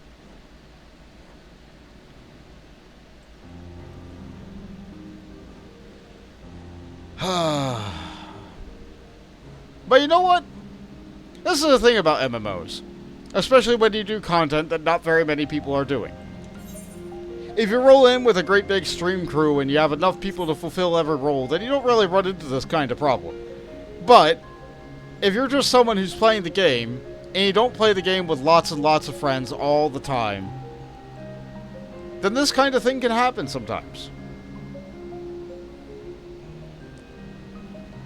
This kind of thing happens with me more often than not, because I don't tend to join very large communities of players. I like my smaller group of friends. And I like my smaller community that I kind of have here with you guys. And I really appreciate it. I really, really appreciate it. If we were capable of going in and doing this with just the three of us, like, I would be okay with that at this point. But, given that the level cap right now is level 100, and you guys, like, this content is level 90, I don't know if the two of you would be able to duo it. I don't think that would be possible. This is why, like, I did the thing that I did for, Phoinix. For Phoinix in particular, like the whole Binding Quail Bahamut, the original Phoinix. Weird that this happens twice with the Phoinix. Something solo for the rest of the night, since I don't see Mist of the Realm populating either. Yeah, Mist of the Realm is the one that I was really worried about that. Like, that one I would definitely need, like, a lot of people to do.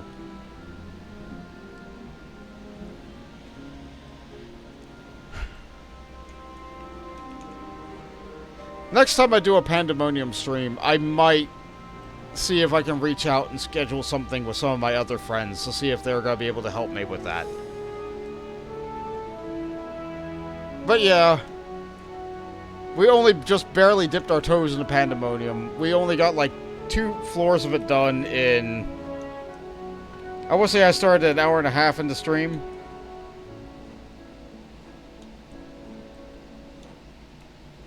And we're at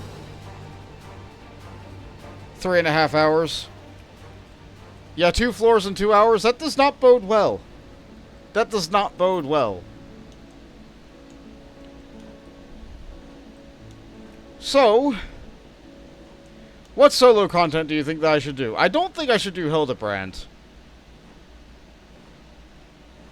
So that means I could do... Could you access anything after 4 without doing patch content? I believe so. Let me double check. Let me double check. Let me look at the wiki.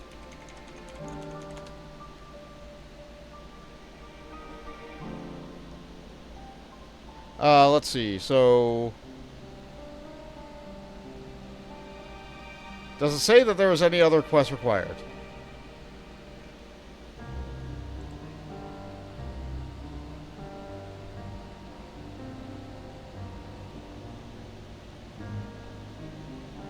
I don't believe it says that there's any other quest required.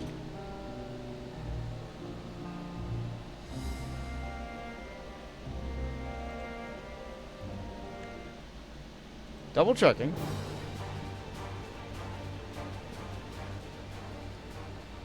Yeah, the main story does not gate this off like Eden. Eden was the only normal raid series that, like, weirdly gates off when you do an additional section of it. So I'm thinking, the things I could do would be Tataru's Grand Adventure, which is a series of side quests. I could unlock Island Sanctuary. Or I could unlock variant dungeons, and we could start dipping our toes into that. That would be content that we could do with just 3 people.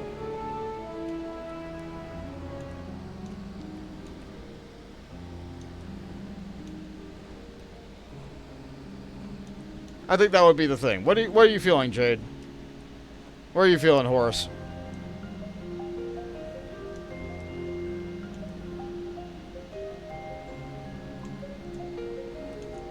Either way, I have to go back to Sharleyan. Still waiting for the pizza to get done. Okay.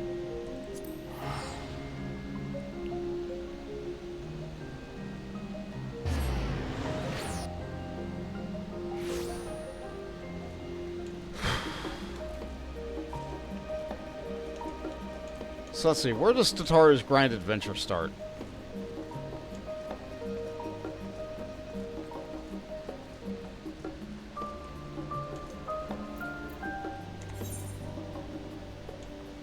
Scholarly Perspective, that didn't hit it. Seeking Sanctuary. Do I have to do Seeking Sanctuary in order to do the other one? Literary Delivery. I might.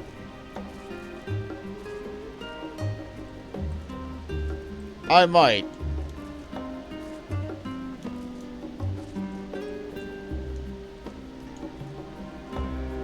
Yeah, I don't think the Tataru's Grand Adventure quests have a plus sign on it.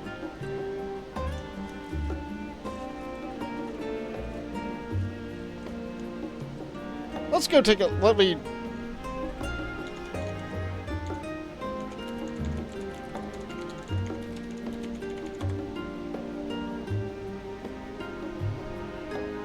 Let's see, they begin with...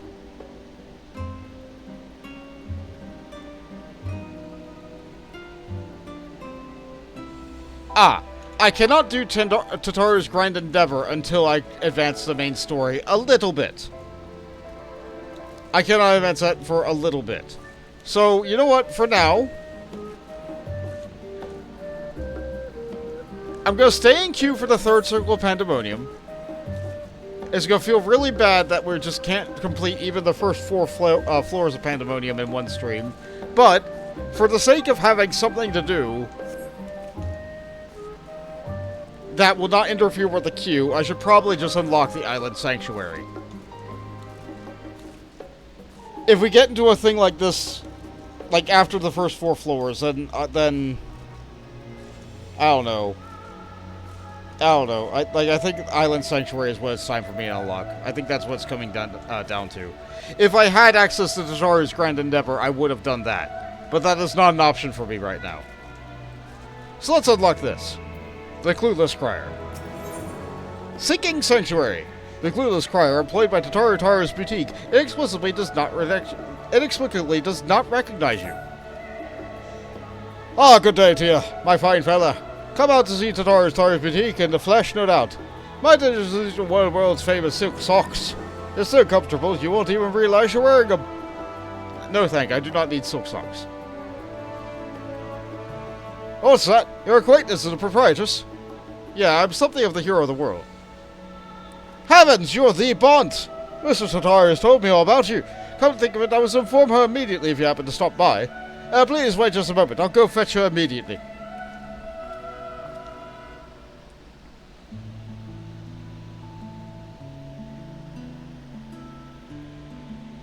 Ah, there you are, Bont. It's her! Sorry to have kept you waiting. Business is booming, and I can hardly keep up. Not that I'm complaining. It feels as if only just yesterday I was welcoming you as my first customer, yet look at us now. Glad you guys are doing well. But I'm sure you're wondering why I wish to speak with you. Of course. I have a surprise for you. A gift, in fact. A gorgeous, exclusive, and above all, properly registered Island Sanctuary. I get to own land? You heard that right. I, Tataru Taru, am presenting you with your very own island. I know you'll be tempted to demur with, are you certain, or you're far too kind. Quite certain, and yes, I know. But I hope you'll accept my gift in the spirit of friendship. I've seen the weight of the burdens you carry firsthand, after all. You rose to become the champion of Eorzea, now as a hero known across the star beyond, which leaves very few places where you might be free of duty and expectation.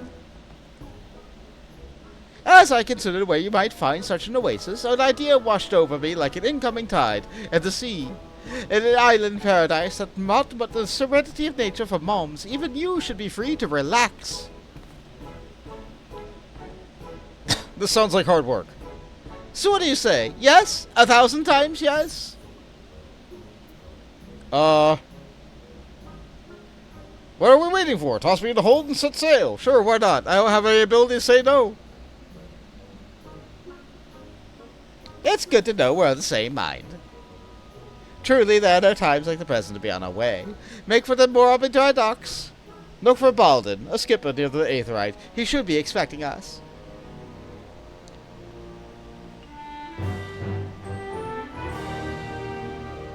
Unique quest accepted music. Completely independent of anything else.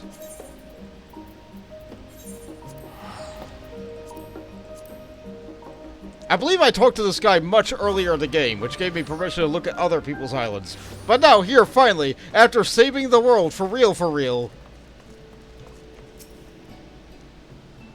we get an island of our own. Oi there, lad. You must be a little mistress's friend. Been fixed up with your own island, eh?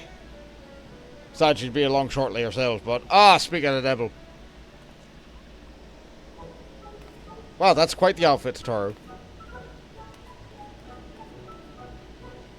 But I thought I'd dress for a light on our voyage, given the notorious humidity of the Southern Isle. I'm fine in my armor.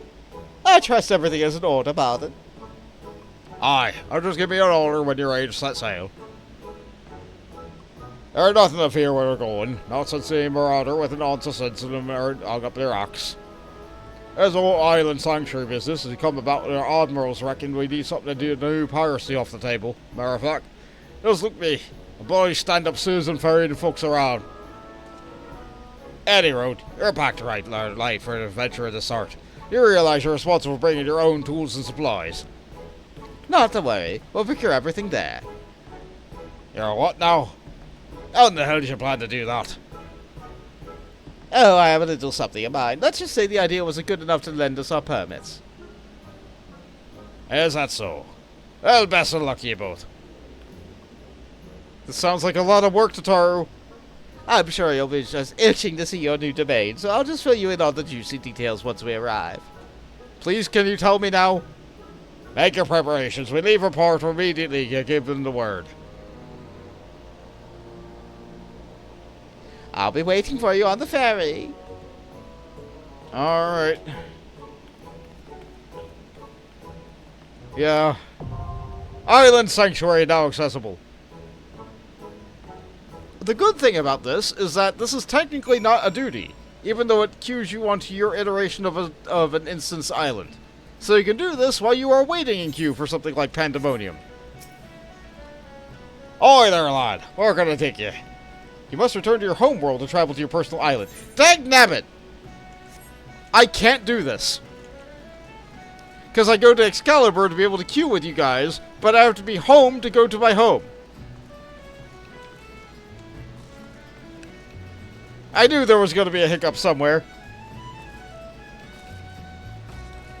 Well, that's off the... Good. Good timing. Great. Perfect. Perfect, in fact. Come on, healer. Wake up. Wake up, wake up, wake up, wake up, wake up. I really hope it's not Jade.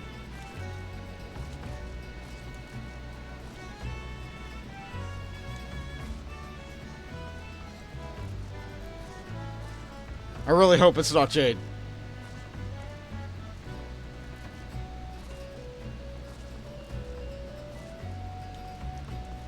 I really hope it's not Jade.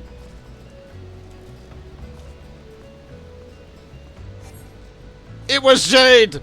Jade was AFK! No! No!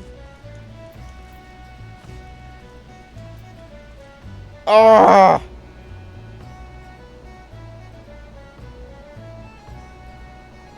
I need a moment.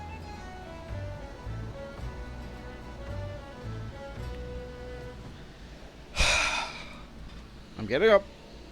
I'm going over to the bed. I'm kneeling down. Hi, Biscuit.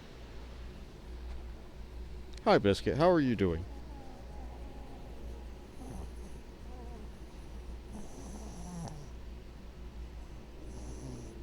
Make some noises. Make me happy. Good boy. Good boy.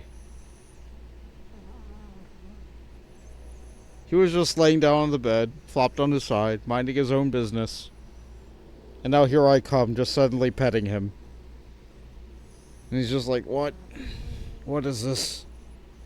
What are you doing to me?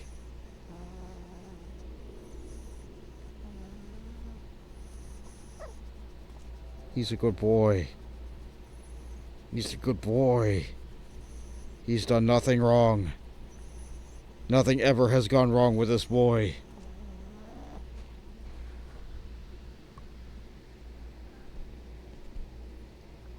He's given me 3 licks. He's a good boy. I love my little biscuit. He's here for me.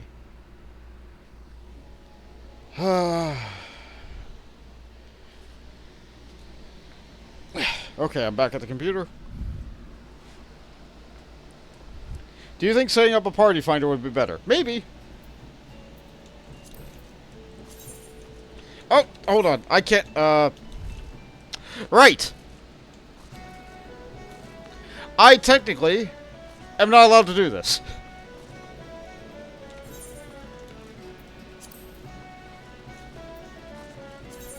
Would you mind doing that?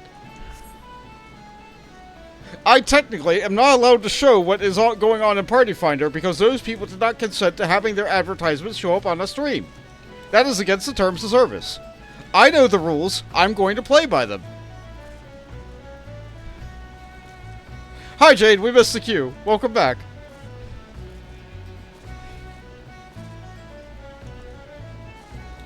So, Horus has a plan.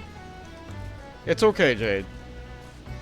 I went over and I pet Biscuit for a little bit. I got over it. I also cannot do Island Sanctuary because I'm not on my home world. That's what I thought it would do while we were waiting, because we've been waiting so long. So Horus's plan is that we need to set up a party finder to see if we can get people who can get us through this without having to wait forever in the queue. I cannot do Tataru's Grand Endeavor because I need to advance the main story by like 2 quests.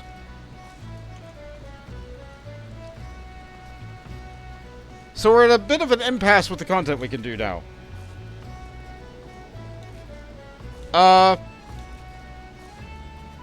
You don't have to, but you can. The names are censored enough on my end. Like, because I don't show last names, it's fine. But I cannot look at Party Finder as a streamer. Because there's all sorts of people who advertise all sorts of things using all sorts of language. I do not have control over that variety of content. And the streamer is the one held responsible for that. Not Twitch. Not Final Fantasy 14. Not the player who put that up. Me, the person who is actively streaming it. I am the one who is responsible for that. I know a lot of people don't do it otherwise. I know they don't get in trouble for it. But all I need is one moderator who is not having a good day. And then everything can get shut down. I've seen this happen to too many other streamers. The party is disbanded and formed into a cross-world party? Okay, that will do it.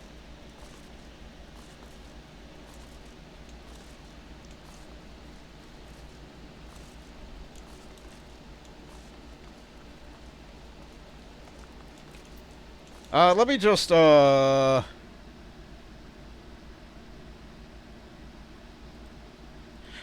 Well, it's on this screen. I can look at the party thing.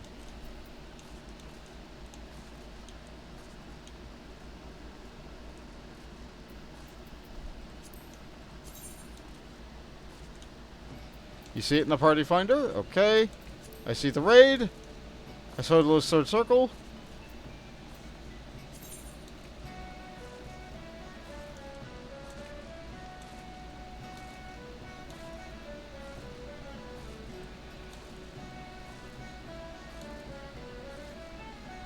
I like your advertisement. It looks good. I just wanted to look at it.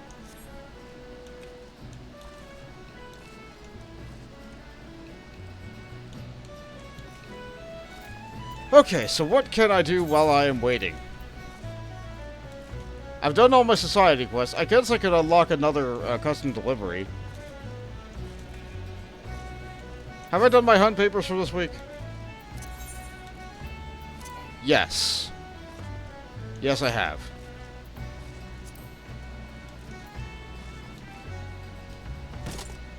So I may have hit a point where I don't know what to do.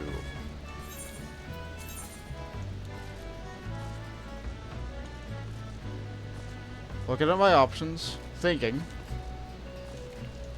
I don't really have hunt papers I could do. Oh, we got a person.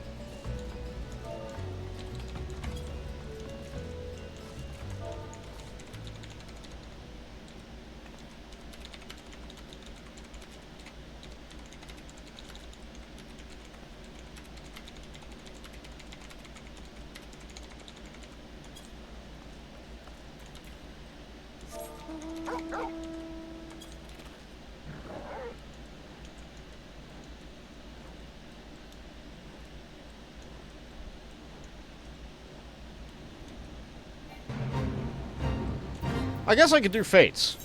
That is the thing that I could do. I have not done Fates in the new regions. I could, stand vigil in, like, Ultima Thule and see if there's anything going on there.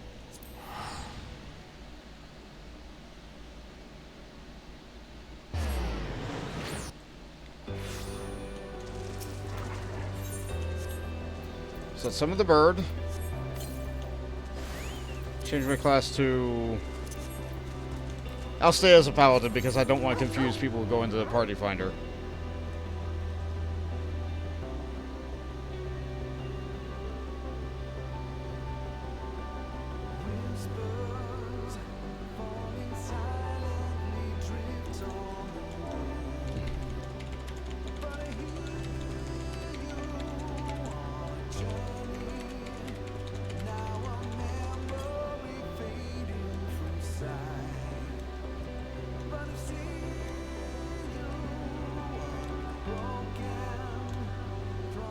Right, this is mining. Is there any fate up in the region at all? There should be. I know fates exist here. Are they all dead? Wow.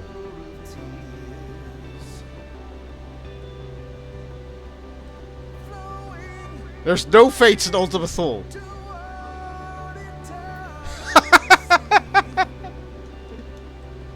I did not anticipate that. Okay, let's try Thavnair.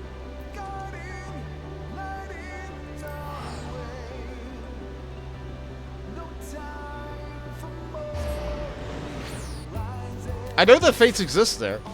Okay, there's fates here. Is anybody doing them?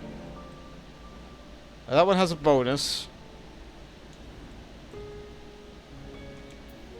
Someone's doing that one up there. Okay, so they are getting done. I don't think I'll get there in time.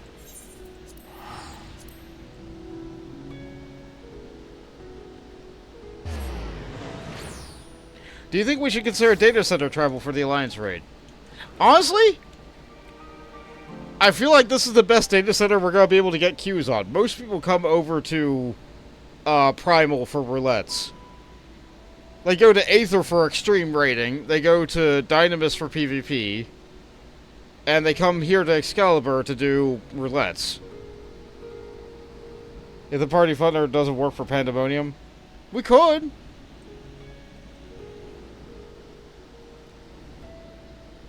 Jade sounded a call on Blue Sky. Thank you, Jade. Jade's popular on Blue Sky. Like, I don't know if any of you guys noticed, but Jade is absolutely a looker. She's really good with her fashion. And she's known at art parties for winning.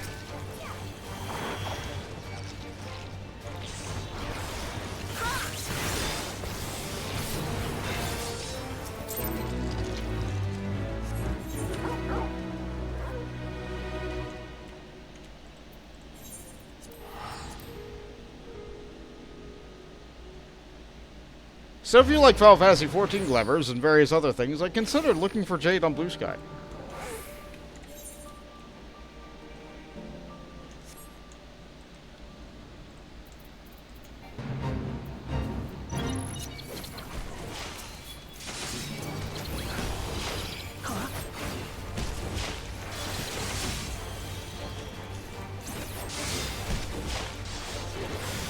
I think I'm just gonna stay in this stuff. What'll happen? Oh no, it does damage!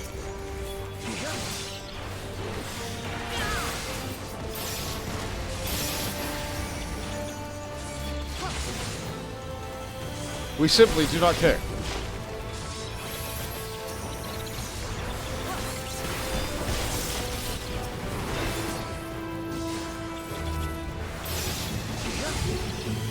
A maiden!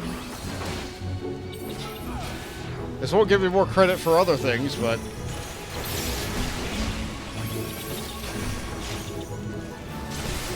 Hey, Fonz! Welcome to the stream. Good to see you. I added something new to the alert command, but it's broken. Two things in the alert command just are not triggering. And I'm not really sure why. I have an idea as to why. It's only just now hitting me.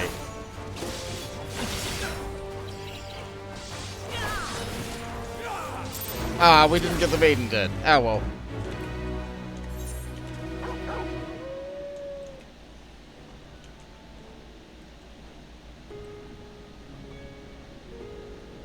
That only has 1 second left. That's not going to happen. Now there's no fates left in Thavnair. Sad. Well, since this is going on, and we're actually waiting for more people to pop into our party finder, I have an idea. So, studio mode. Let's go over and try and fix that while I'm thinking about it. So, I see.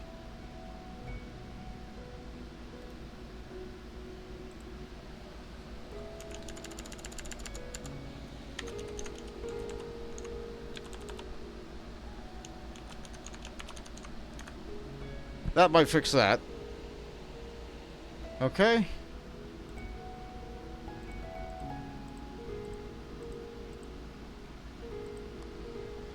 I'm gonna try doing the alert command a couple of times. Or the little guy, anyway.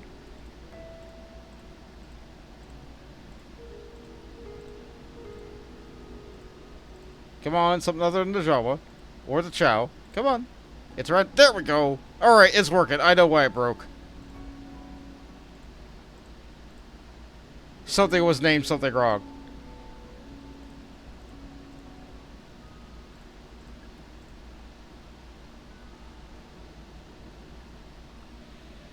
Alright.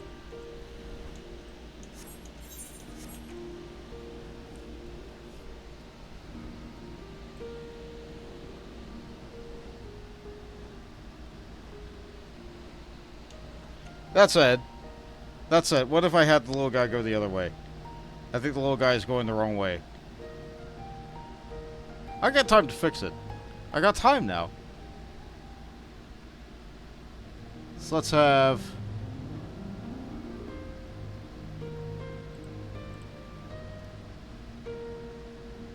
transform. Can I just...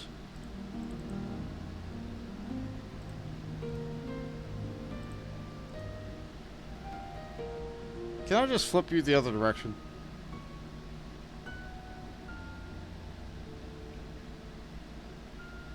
Can I just flip you the other direction, please?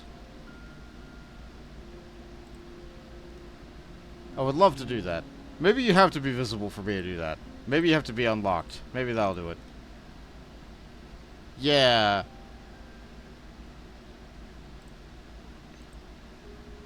Nope, not that way. That's funny, but no, don't do that. There we go. That looks slightly better.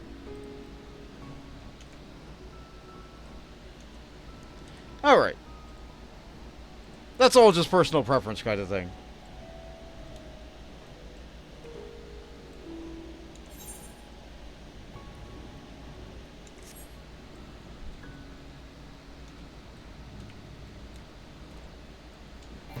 That is, as I say, doing it live.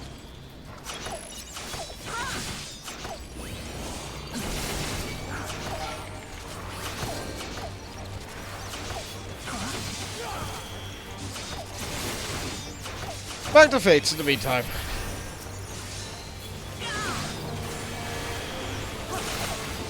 I suppose I could do my dailies here too.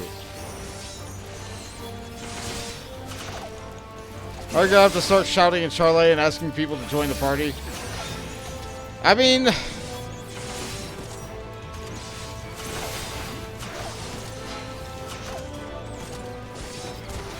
maybe.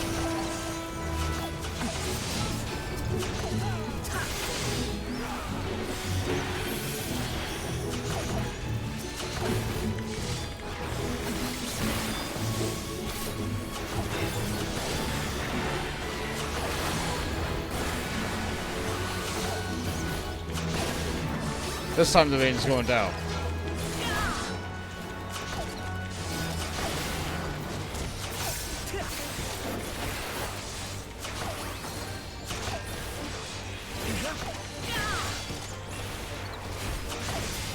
Got him.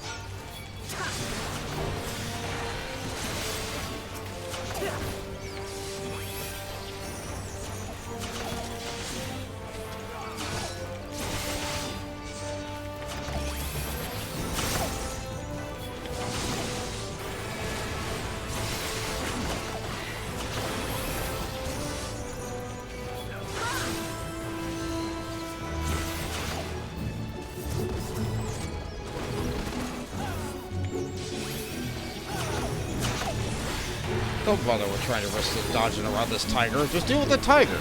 It's not bad.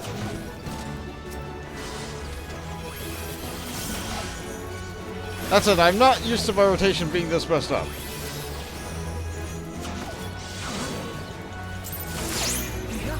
Cool.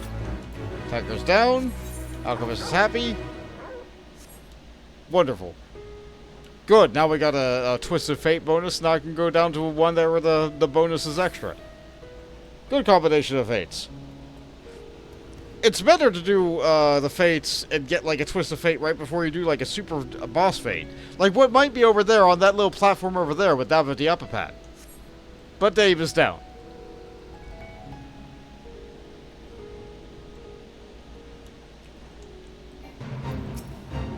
Here we go!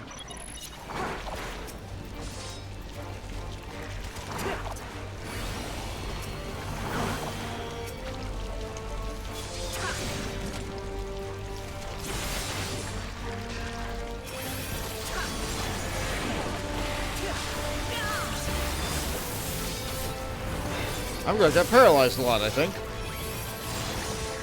Oh no, they just do lightning, but they don't paralyze. Neat!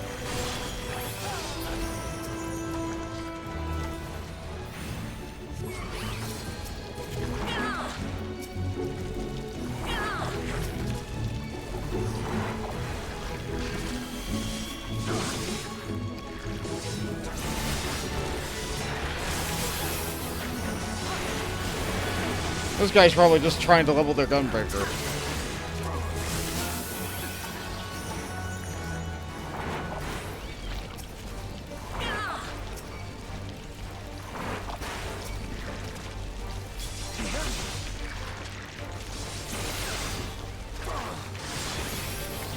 Probably appreciates that there's just one other person out there doing fates.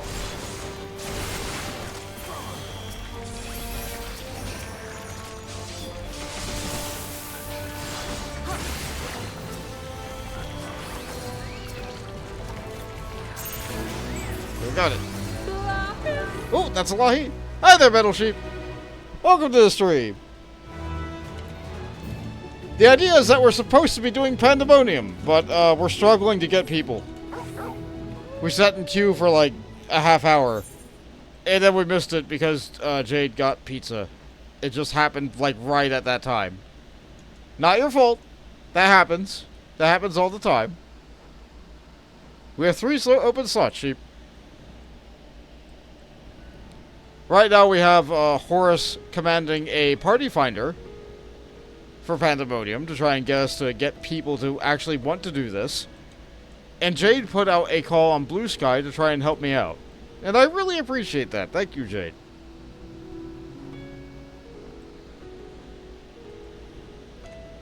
We are currently on Excalibur, which means I cannot do the Island Sanctuary stuff. I forgot that that was a limitation on that. I forgot that I cannot world visit and also go visit an island.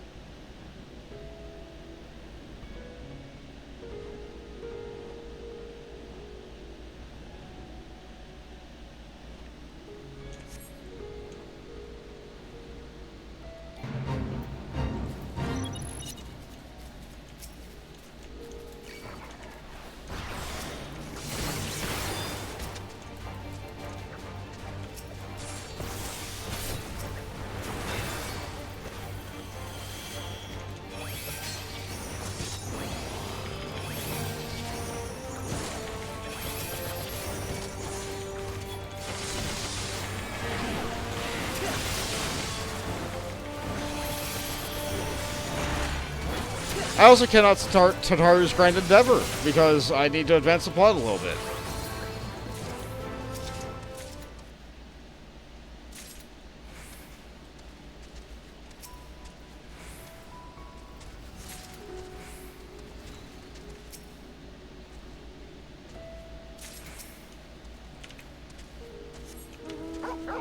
Let's see, I think I have 11 to turn in now, maybe 10. Yeah, that's 9. Alright, so that's half of it. So if that guy turns in, we should be good. Cool.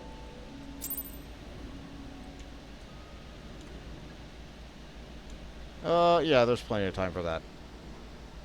Oh, I haven't really done Pandæmonium. Once I'm settled from work, I might be able to join if you're still streaming by then. I probably will be. Again, no rush.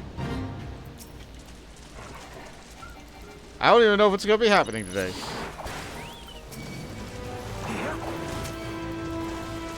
That's the nature of when I stream an MMO. Like, we don't necessarily know if we're going to be doing content. Especially if we do content that requires a lot of people.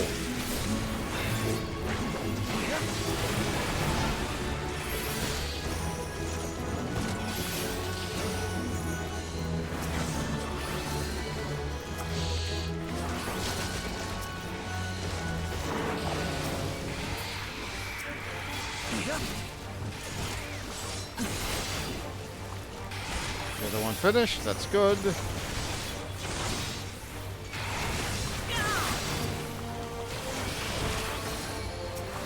Alright, thank you, Horus. Thank you, Horus.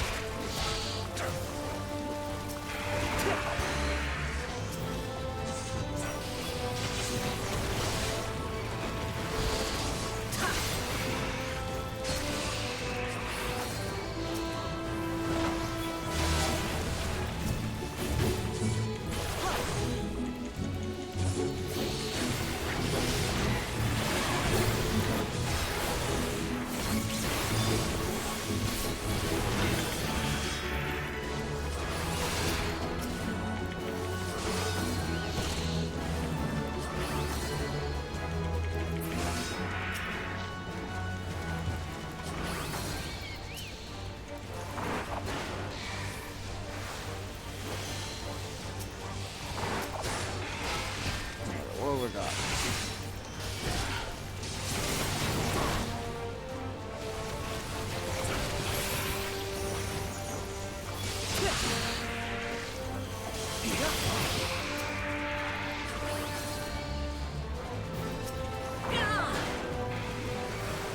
Gotta get all these guys rounded up. Do good AoE damage.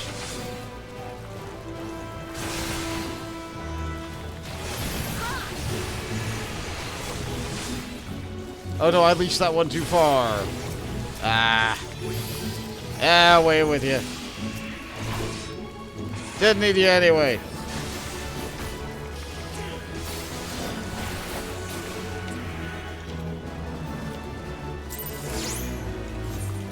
Boost. Alright, alright, alright. Down this way.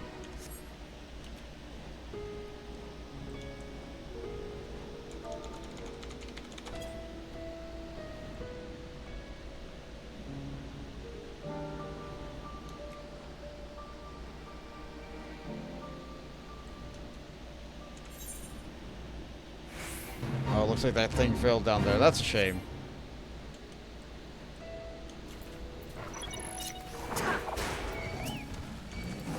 I guess I didn't go and help the guys before the pilgrims died. That is the thing for that particular fade. They have to not die. Which is why it's really hard to get Dave to spawn just incidentally. Like, you have to purposely try to get Dave to spawn. Actually, yeah, there's a tracker website. Let me take a look at that. I have all my jobs at least level 90, so I can fill whatever role is lacking. Not sure if I've gotten to P3, or if I'm still at P2. Oh!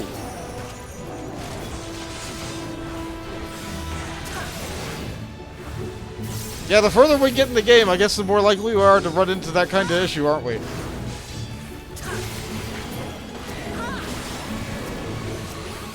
Oh, I accidentally got a snake.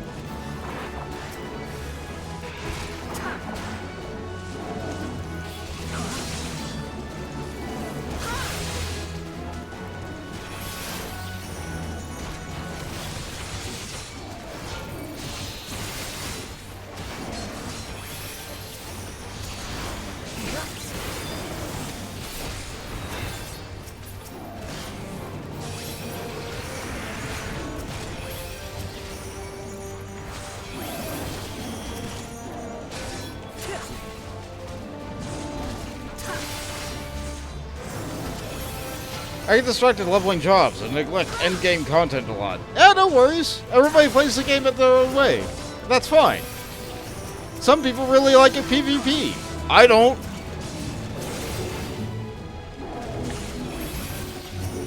But I do know that there is a dedicated amount of players who are just, that's all they play the game for. That's all they care about.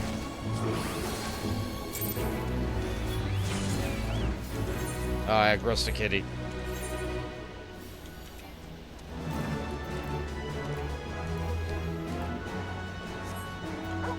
Where are we at? We're at 6 people still? I'm not a PvP fan, but I do front lines for the glam and the experience. I see. I don't even do that much.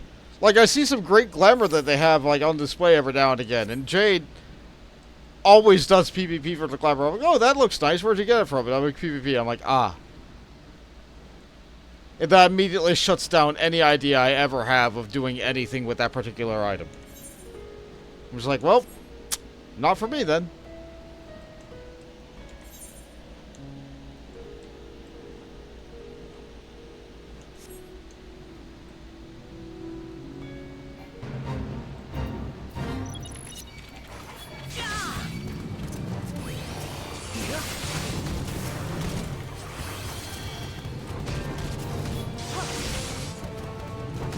I can't see my character anymore.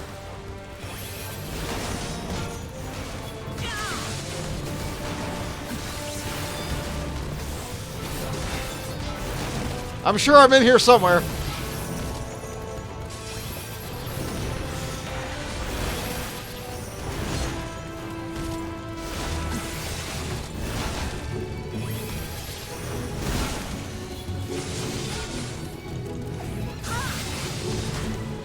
You get PvP currency whenever you win or lose, so it's just a little time spent. Yeah, but the thing is, I don't enjoy the content. I don't like who I become when I do PvP. I don't like the feeling I get when engaging in it.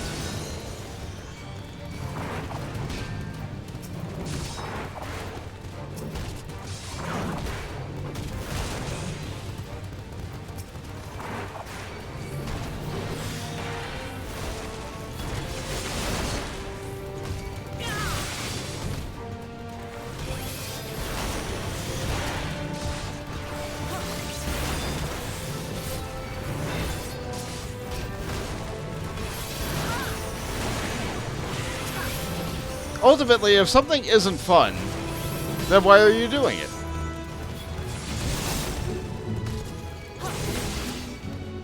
The answer for most people for that is the rewards. I don't care about the rewards. Like glamour might be a lot of people's endgame. But for me, I enjoy the content. I enjoy the people I hang out with. I enjoy the little stories, like the cute little guys, like that kind of thing.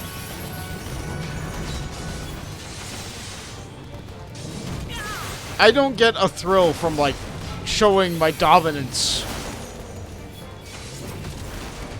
Like, that's just petty to me. Like, I don't want that. And I don't enjoy the thrill of getting defeated by the same person 12 times because they're just better at me than, like, at a class or whatever. Like, that doesn't particularly interest me.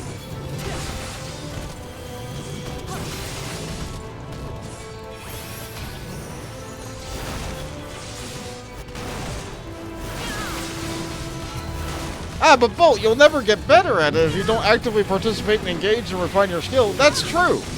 However, like, I'm inventing my own chat members. Like, isn't it great? Aren't my anxieties and head, like, aren't my thoughts wonderful? Yeah, fair. I'm dog water in PvP. I wouldn't do it if I had had a will to get marked with crystals. Jade says, I will say at least no one's geared better than anyone. Yeah. Final Fantasy 14 doesn't have the problem that certain other MMOs have when it comes to PvP gear.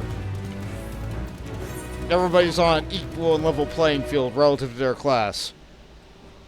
Where it all comes down to, like, map mastery, job mastery, situation mastery.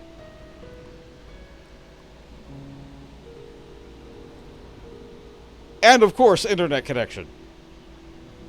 That also plays a part in PvP. Some people with really weirdly bad internet get really good options in PvP. Gives them a unique advantage.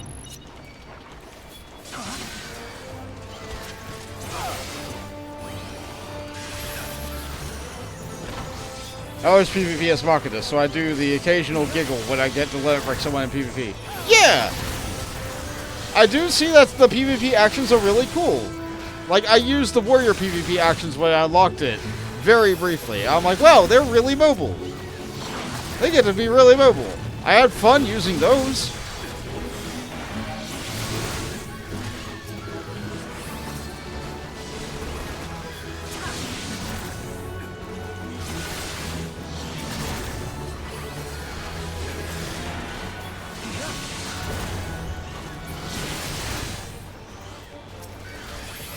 My hope is that they'll bring that sniper rifle into PvE somewhere.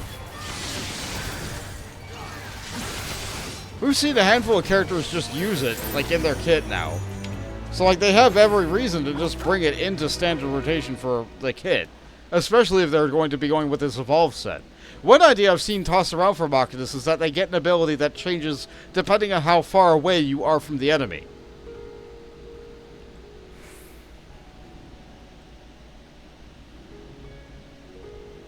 Like having the shotgun button change into the sniper rifle button if you're too far away for the shotgun to be effective.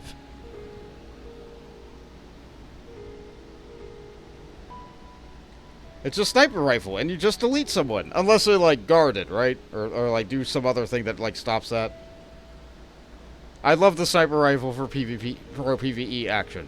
Yeah, and it doesn't have to be, like, a 5 million potency attack or whatever it is in PvP. It doesn't have to be the limit break.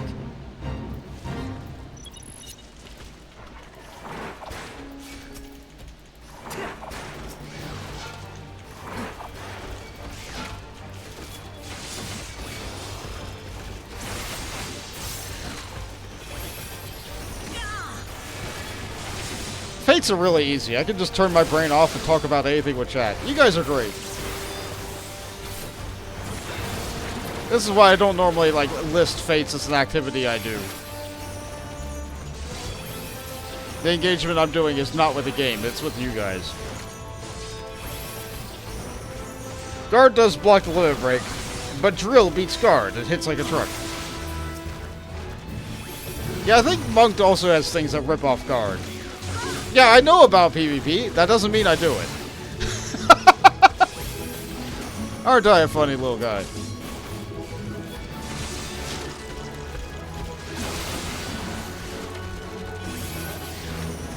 Yeah, Ericthonios. Sorry, I'm reading chat.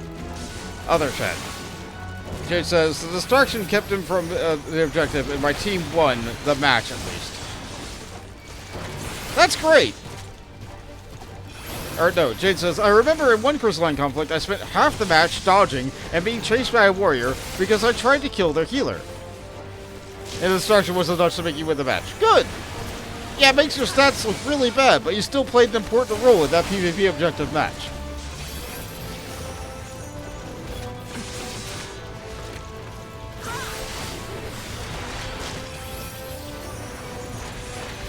Where'd the other player go?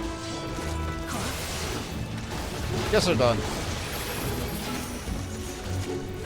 Yeah, fates sure are a downtime activity. Let's see here.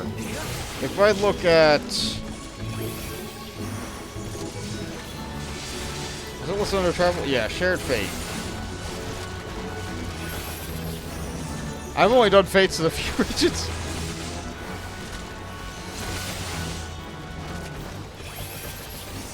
Yeah, according to this, I've done 1 fate in Lakeland, 8 fates in Omeg, because there's like 6 before you unlock the 60, 8 fates in the Tempest, and 11 fates in Arctica Greatwood. And now here I am, only just now doing Thavnair fates, and I've got like maybe 14 done. Doesn't feel like I got 14 done.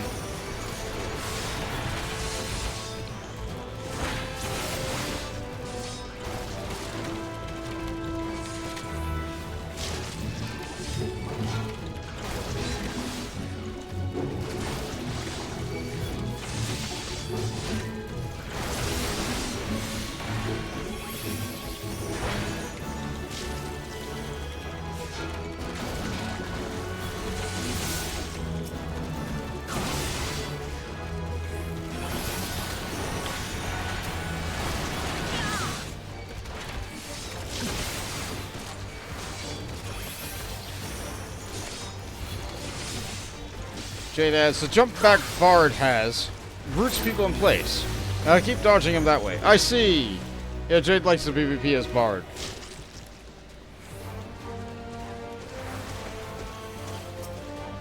Oh, you're not part of the Fate. Gotcha.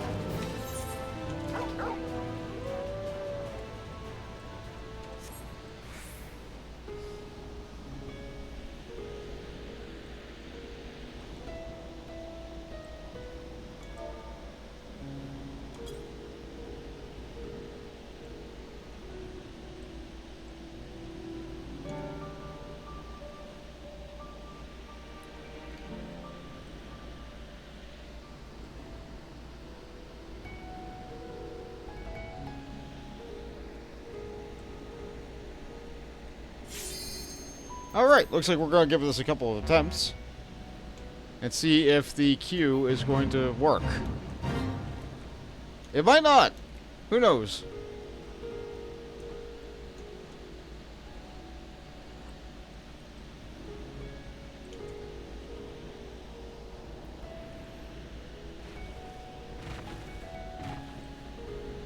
We have been put in the queue.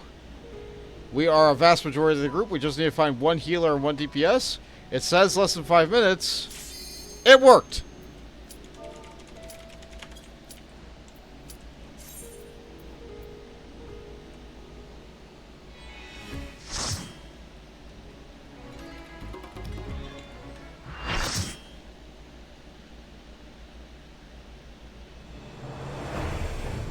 After an hour, we're finally here.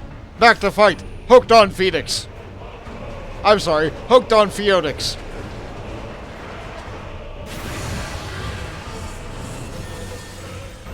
Yay, my friends! And there it is, the terrible beast. The mythic creation, the Phoinix. With a bit too many heads.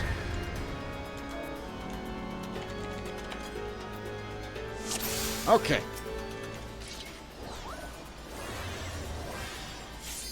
Yeah. Good plates here. Good.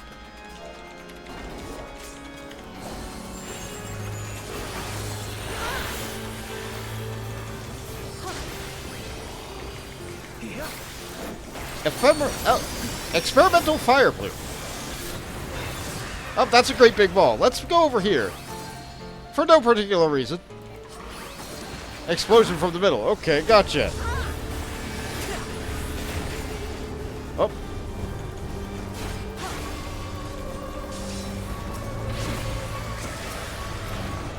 Lots of little balls. They can roll around the outside and then go to hit the middle. Alright, dodged it, dodged it. Not bad. Scorched Exaltation. You want a lot of spells with fire names? Just find a fire boss. You'll get plenty of ideas.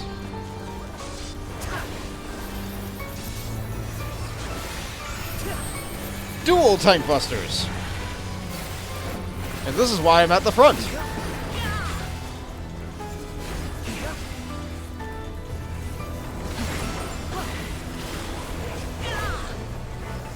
Dark and fire.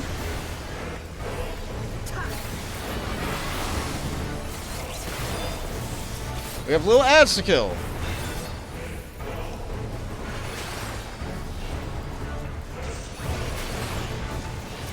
Oh, right, you're supposed to drop the little things to kill the ads. That's right, I forgot about the mechanic entirely.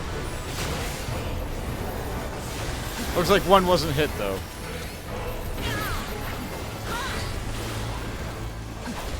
Right, Cinderwing! I am on the left, I'm good.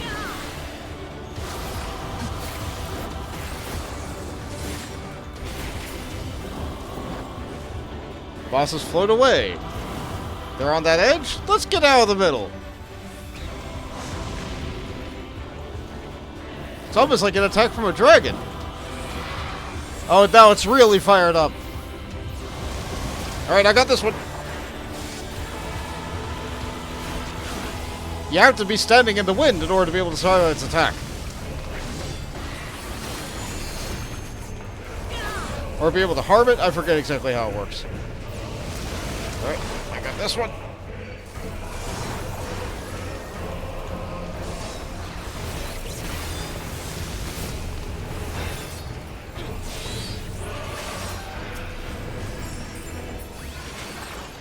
Doing it. Good stuff. Ah, but all those little phoenixes rose back up into their husks. Dead rebirth. Yeah, that's how phoenixes work.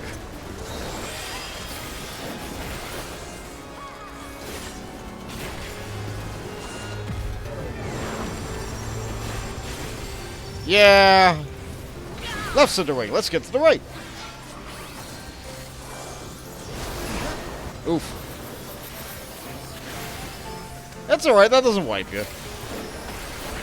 Fledgling flights. Let's see those dead babies go into action. They fire in order.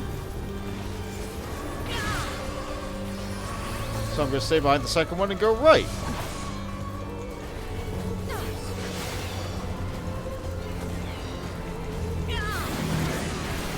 And I'm going to go to the edge of the fate.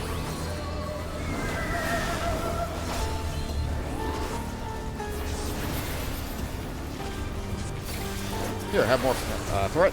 I don't want to risk pulling it off of you and changing facing. Heart of Condemnation.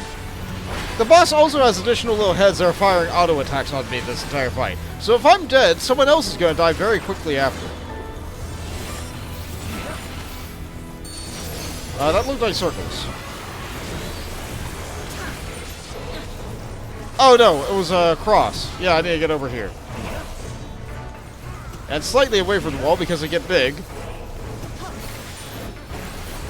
Searing Breeze. This is not a way to wear. Yeah. Yeah. Scorched Exaltation.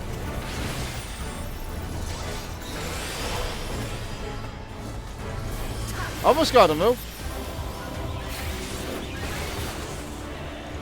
Char Plume. Which one? Which one? Oh, the spready one. Got it. Experimental Fire Plume? I didn't see which one it was. Circles! Back to the middle, back to the middle, back to the middle. Go where the first one blew up. Okay. Okay. It's fine. And it flies away. Where is it? Over there. I'm going to squat over here in the corner. Never mind. We've got to make room for that other guy.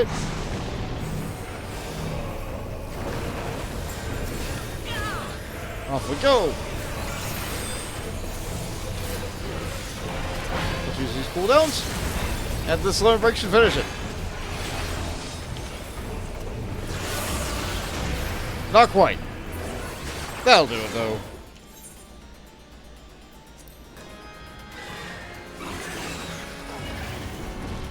And so the mythical beast is laid low. It's not dead, though. It's a phoenix, so it'll rise back up. But it's sufficiently weak now. Come on, Ericthonios. Do your thing. Powered by the Miz.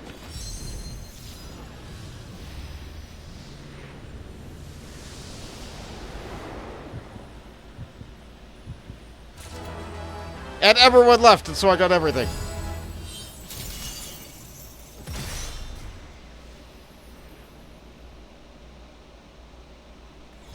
Whoa!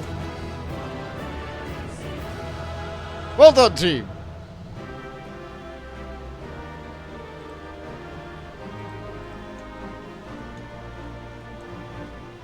No combination for them.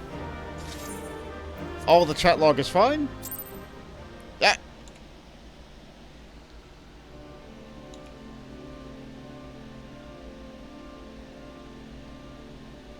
With that, the Phoenix is shackled once more. However, there is yet the matter of this arena.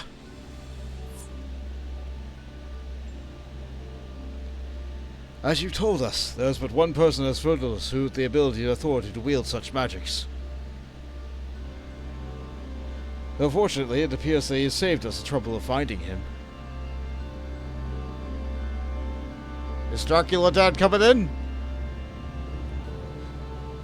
A contemptible display, as befits an inferior specimen.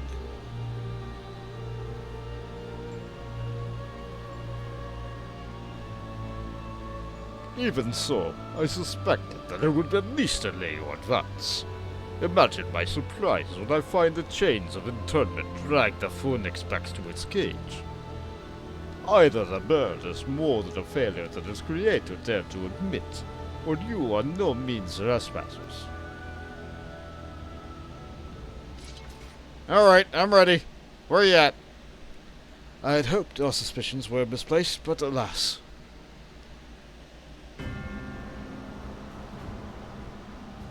There he is, the vampire! You and Hesperos. Why? Why have you brought such chaos to your beloved Pandæmonium? Pandæmonium, pitiless, impenetrable, and utterly steadfast, unlike those charged with its keeping. What's possessed you? I don't understand! Oh, Ericthonios, you must pester me with these inane questions. Think for yourself. Surely you can muster a theory or two with that dim wit of yours. Then again, you have never been one of her insight. Why Master La Habrea suffers your mediocrity I shall never understand.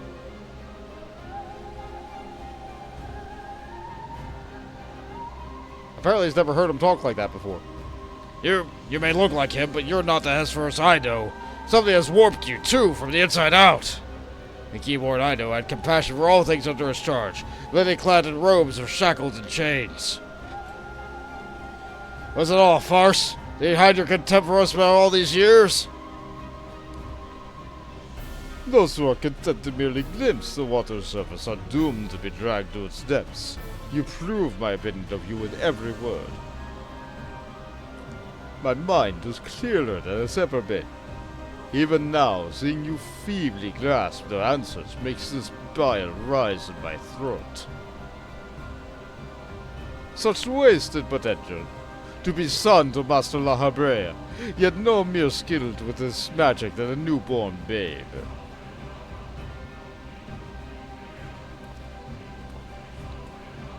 But of course, it's always about La Habrea.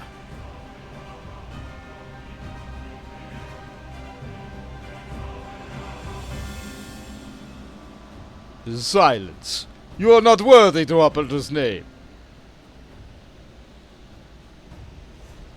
For once, be grateful to witness a feat beyond your meager abilities, beyond your shallow reckoning.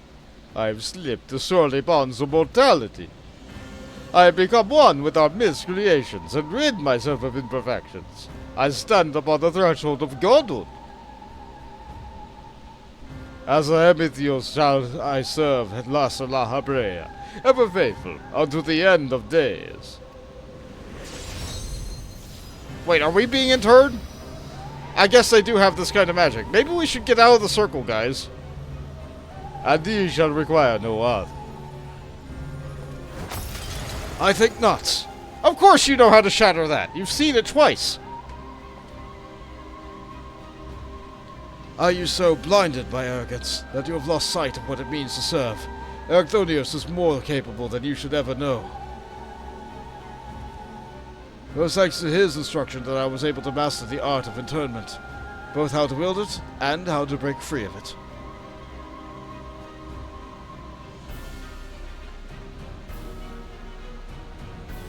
But let's quit this place. Whatever poison has corrupted Hesperos' mind, it is plain his power far eclipses our own. We must have time to gather our strength. Alright. Whatever you say, Magic Man. Blah, the light!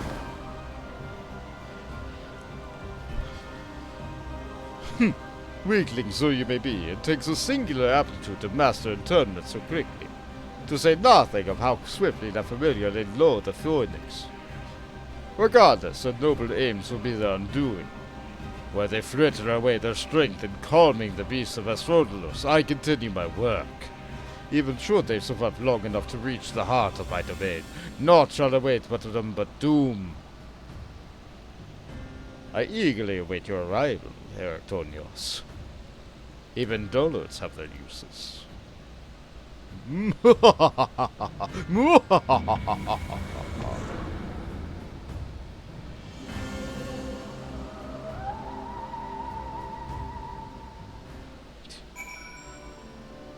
Jade adds, what is a warrior but a miserable light? What is a warrior of light but a miserable pile of secrets? Crash. Not that miserable. Ericthonios is depressed in the corner. Please, leave me be. Oh, shoot. Cover.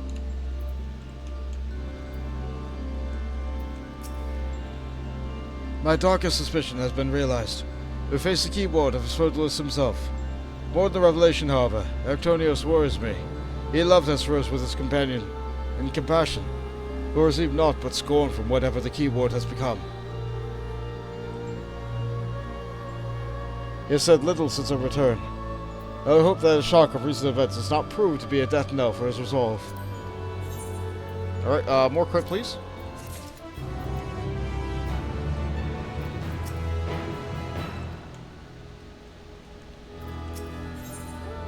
And who wards the warders? Themis would offer what comfort he can to Ericthonios.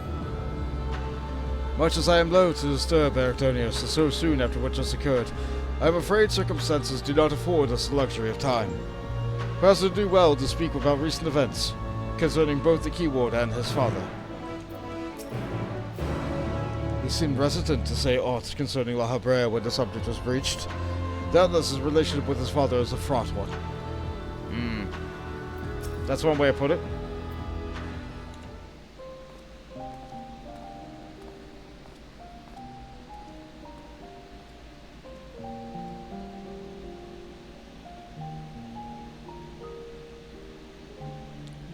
The creation's award which surrounds Pandæmonium was an astounding feat of magical prowess, a feat accomplished by none other than La Habrea.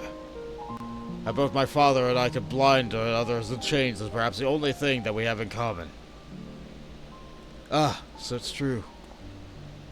I am La Habrea's son. Wrapped in his talent for magic and his brilliant mind, but a son nonetheless. Surely that doesn't come entirely as a surprise to you.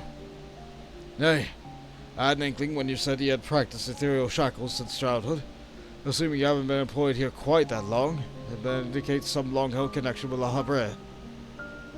It was La Habrea that taught me how to cast ethereal shackles, but that was what my further education was overseen by the words of La Habrea, more specifically my mother, who was a researcher here. You did speak of Athena, chief keyword before La Habrea. She is your mother, yes? Alright. Astute. I can see now why you were chosen to lead this investigation. You're right of it. Athena was my mother, and I was she who invited me to join her here. La Habrea had nothing to do with it. I see there's little love lost between you two. What I cannot see is why La Habrea was appointed chief keyword when another was already in place.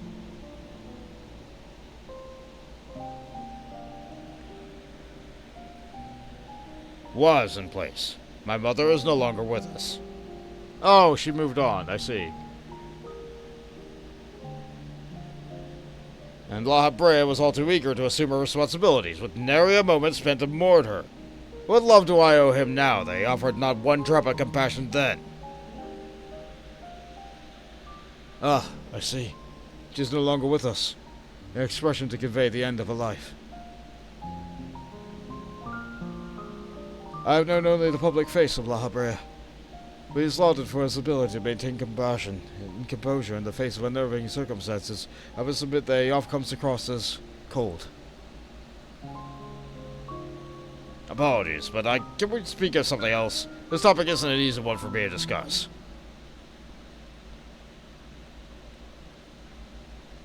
Of course. There are more pressing matters at hand, after all. Namely, how to deal with Hesperos. We have yet to see the other wardens. Judging by what we know, we can surmise that Hesperos confined them somewhere beyond our grasp. And now that he is aware of our presence, he will be preparing for the next encounter. We cannot expect to face him on equal footing.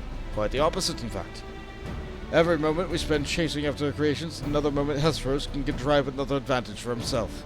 The wisest course would be to hunt him down first and foremost. I agree with that.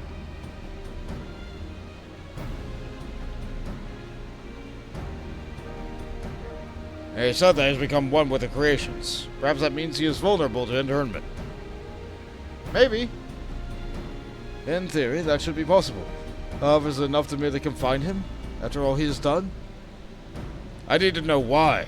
I need to know what drove them to forsake everything he's worked for. Was it all truly so that he could serve his master? To my mind, he's merely but La Rea's work above the risk and trade for some nebulous power. La Rea is the chief keyword of Pandæmonium. How would throwing it into disarray win his favor? It doesn't make any sense. I share your curiosity, but we must consider that the enemy has us at a disadvantage in every sense. What do you think? Should we seek to put him in fetters, or would it be too dangerous to allow him to quarter? I want answers too. If you can fail to put him down, we can confine him. Then, but no. I want answers. Daring as ever, I see. I know not what trials you have faced in your past, but I see you so certain in all the conviction I need. Very well. Let's try Ericthonios' plan. Thank you, Bond. I believe I can shed some light on the nature of our foe. When Hesperos spoke with us, I noticed he bore telltale fangs of Vrikolakas. Let me look at this word. Vrikolakas. A beast which feeds on the aether of its prey. Like that of his creation, Hesperos merged with his essence. And we know all too well that he can change the environment around himself at will. The battle will not be an easy one, but I believe in our victory. Yeah, I'll hit him hard. Let's beat this Dracula dad.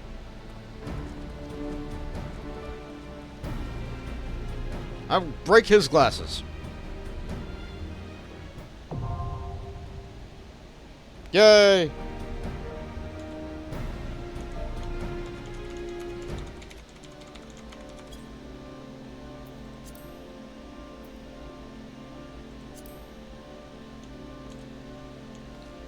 All right. He called himself Hemithus and claimed immortality. I know not what he discovered in this dark art, but his actions do not bespeak a sound mind. If Hesperos possessed such a lust for power, they would resort to this. Clearly, I misjudged him.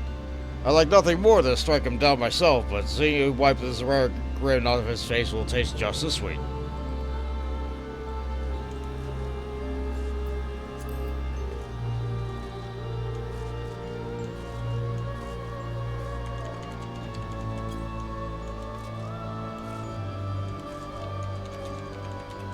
I'm conversing with the party to discuss a plan of action here.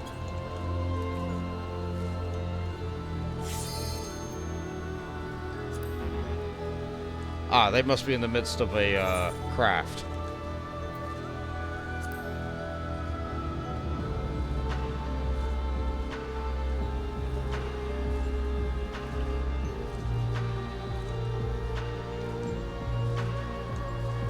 Looking at the time and looking at how long this has come, though, I think this might be the last Pandæmonium we're able to do tonight. Which is a real shame. I would have loved to have got all 12 floors of Pandæmonium done in one recording session. But unfortunately, queue times being what they are, I see this is no longer a feasible reality.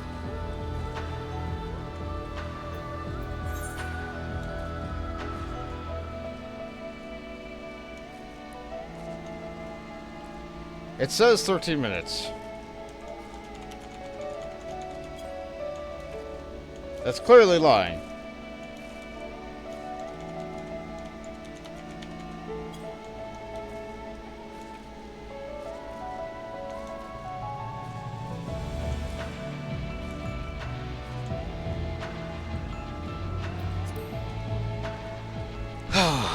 We can but hope and pray.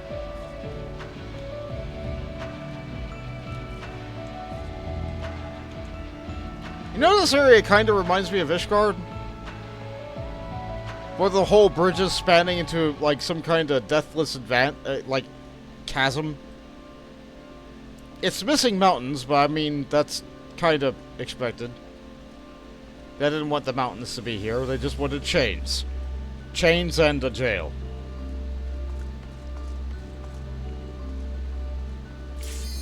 Oh wow, that popped somewhat quick.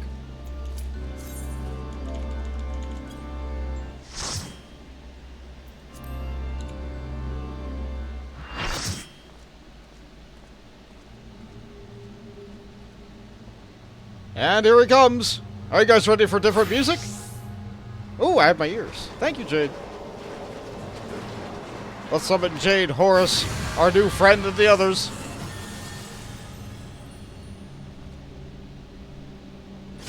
Oh, spikes! Oh, he puts the glasses down to fight. Ericthonios, Hesperos. That must be a fancy ancient word for Dracula. Alright.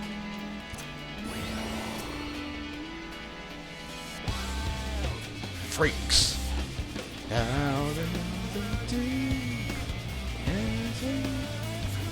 I don't know the lyrics.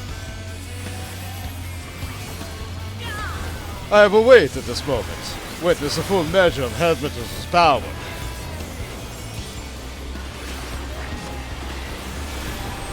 Elegant evisceration. Oh, fun. Oh, I don't get eviscerated very often. That did not feel good.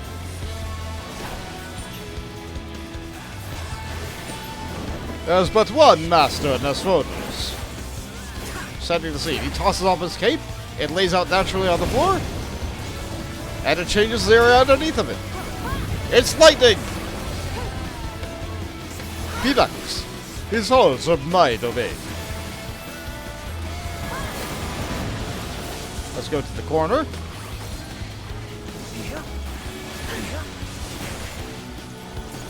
Because lightning, you gotta get away from. Go back to the middle. Ah. He doesn't want to move.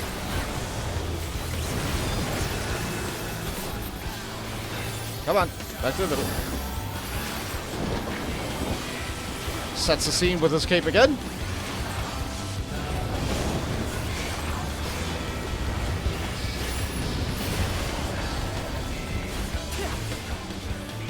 Another Phoinix, but this time it's water.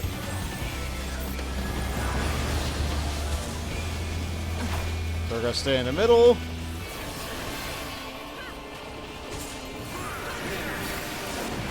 And not get blasted into the spikes. Oh no, Horus is down. Yeah, the spikes are instant death. Hell Skewer. That looks like a laser they aimed in a random direction.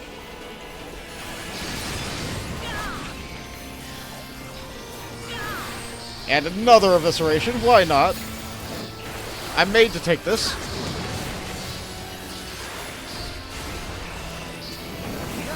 If you insist upon this volley, then you must face the full extent of my authority.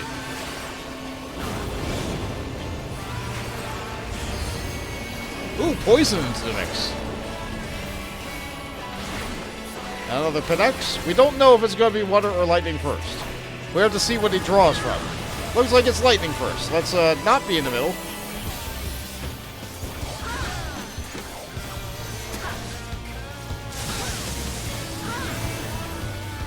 Now it's poison, which I think is a spread? Yeah, I can do that.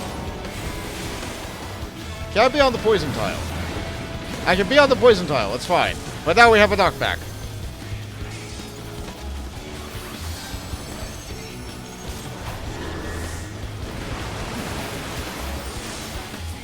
Hell Skewer!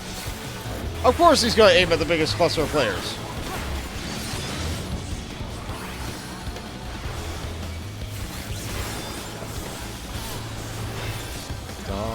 Horizons roaring deep. I shall feast upon your aether. Blood drink! Marauders chaos eats. This chaos in me. Savage nobles hungering. Calling from beyond. Baby lions, follow me. Come follow me. Well, I'm not DPS, so I can stand here. Another Hell Skewer incoming.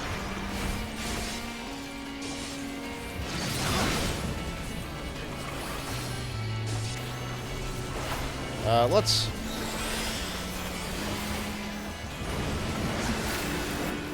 get rid of all that. Scurly vermin, ere my blade finds your berries. Southerly shift. The cape is off, it's wandering, and the sword is going to swing from there. That'll do a lot of damage, so we'll go back on it. The calmness is no mere affection, I assure you. Westerly shift. Now the cape is off and he's going to use a cape from over here. Yeah. Westerly shift. Another cape, another cape.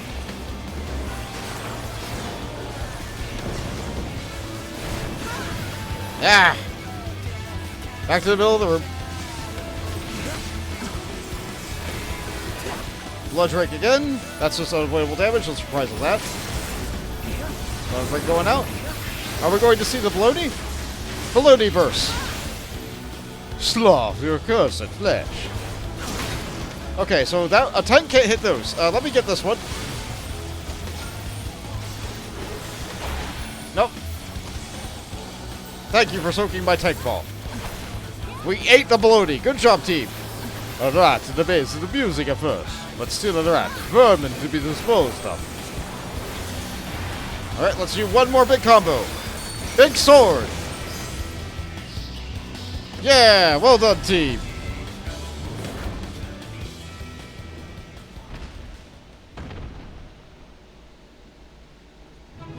Yeah! We vanilled the castle.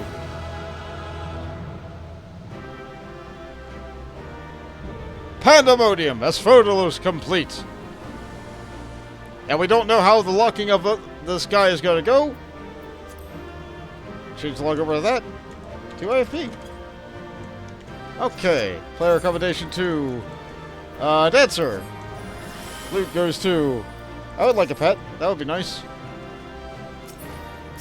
And I'll take even more garbage.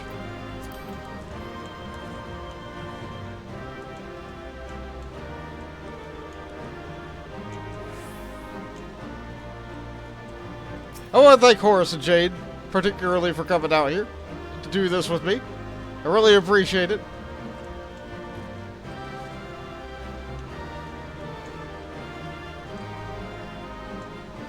You guys are great. And you're really rocking that. You're really rocking that plate mail look. Is that the current rate? That the current like tombstone item? I think that's the current tombstone set. Looks kind of familiar if you played Final Fantasy IX. Just a little bit. Although it's a little bit less rusty than it was on him.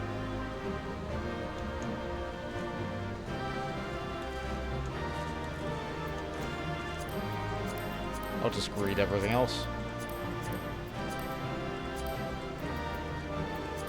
We'll get this stuff eventually.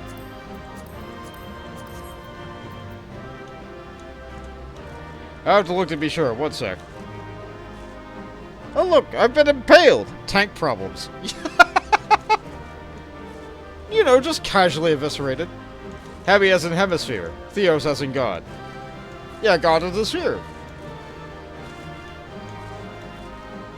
As opposed to hemo, which is blood.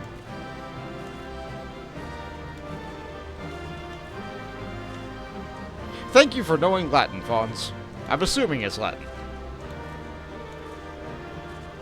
A lot of the ancient stuff tends to derive into Latin. Greek. Ooh, fancy. Yeah, Latin, you're right, you're right. Latin is more Garlean. Greek is more ancient. It looks like they're going to wait us out on the time of this pet, so we're going to be sitting here for 140 seconds.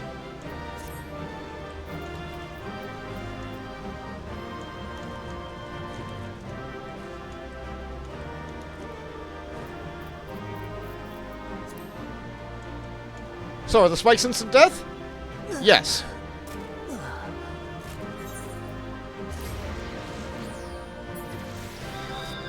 But the fight's over, so it doesn't really matter.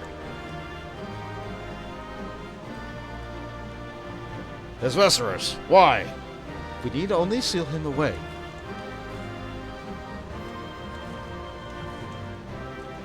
Alright, so looking at this pet, it's a little Nosferatu. Nothing if not gentlemanly, and perhaps bloodthirsty. It's just a bat. It's the same as the tiny bat minion that you're able to get anywhere else in the game. It's just a little bit bigger and a lot more red. That's the only difference between this little Nosferatu minion and the other one. And he did summon bats as part of his, like, attacks when he brought out the cape and stuff. Overall, thematically, really cool boss. Really, really cool. But, given that's the first raid wing, he can't be that impressive or all-powerful. He's just a guy that merged himself with a bloodthirsty bat and thought himself a god. Driven mad by something. What that something is, we'll find out, hopefully. Because we want answers and truth. That's why we adventure. Looks like you have a combination of the level 89 Paladin set and the current Cap Tombstone gear. So it's mixed between... It's mixed between the Steiner set and the Paladin set. Cool. He morbed out. Yeah, exactly. We know where the bastard sleeps. That's the only line I know from the movie.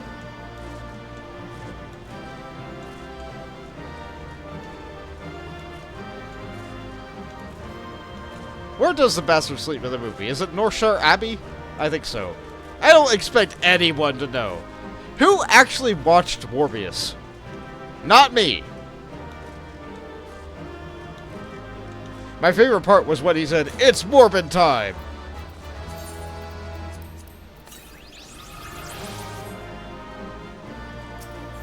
Alright, I got that. Did he actually say that in the movie? I thought that was just a meme. I don't know. You could get me with that. Now, Thebus, we end this here. And he morbed all over the place, morbingly.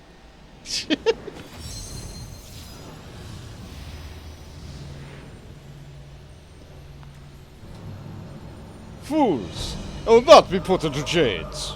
Of course we beat the boss and he just gets back up. Because he didn't, like, fade out and die, and they didn't chain him there. Of course he can dispel chains too, because he just chooses not to be imprisoned. To think that I would fall before one such as you. Perhaps I should have treated you with much more than mere nuisance.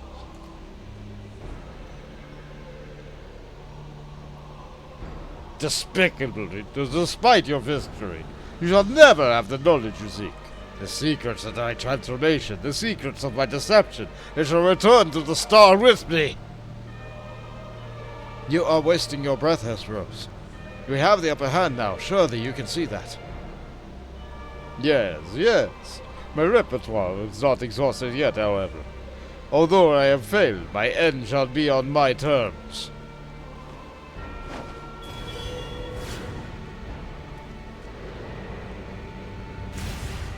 Oh. I remain loyal to my very last. Come what may, I die with dignity. I mean, I guess that is one of the only ways to defeat a vampire, is to impale them through the heart. I thought it was supposed to be with a wooden stake, though, and then you have to behead them.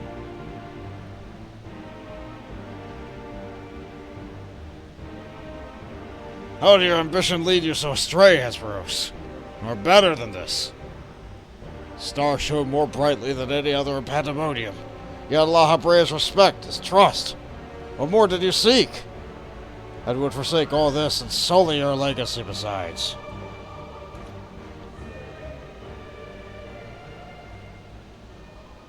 And that's the end of Dracula.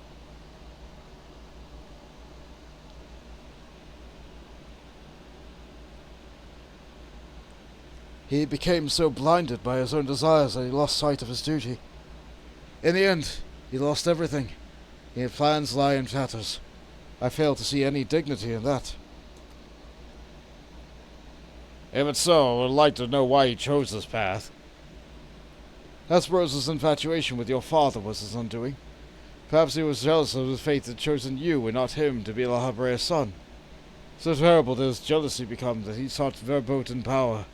Power that La Habrea would be unable to ignore. Weird that they chose the word verboten. And how does the pursuit of respect warp one's heart so? How does the infatuation with one person turn to contempt for someone else? I've never heard of such a thing. It happens, but that doesn't mean it's right.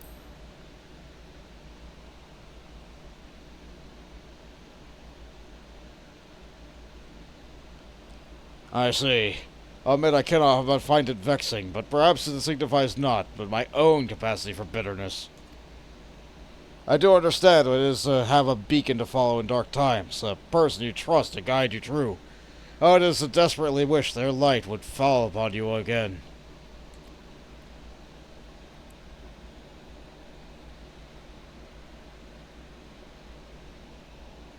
But we have spent enough time assuming the intention of the departed. There are living to consider. We have to find the other warders and round up the remaining creations forthwith. Of that, at least, we can be certain. Yeah. I believe I can be of help in that matter. The influence of Hesperos' magic is fading throughout the Asphodelos. Now is the perfect opportunity to seize control of the facilities and restore things to their original state. Seize control? Can he really do that?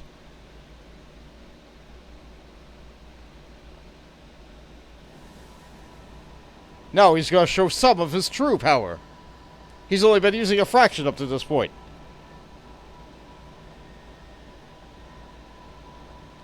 What? What is this presence? Ericthonios, what lies beyond that threshold? That's the passage which connects Asphodelos to Abyssers. Why? Be on your guard, you two. Now that Asphodelos is free of obstruction, I can more easily sense disturbances to the lower levels. Something stirs in Abyssers. Of course there's more, because this is only the tip of the raid series.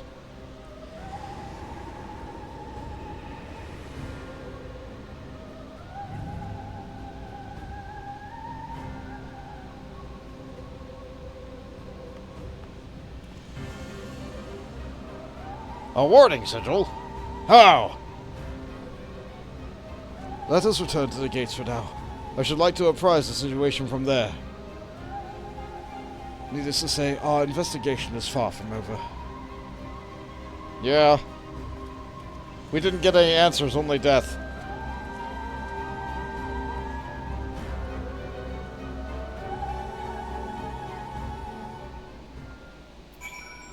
I think there's at least one legend where the stake has the effect because he ties the vampire to the ground. Yeah, as I heard it, they just have to be impaled in the heart with a piece of wood. It doesn't even necessarily need to be a stake. It could be like a table leg, it could be like an arrow shaft. But it has to be made entirely of wood, so the arrow has to be specifically made of wood.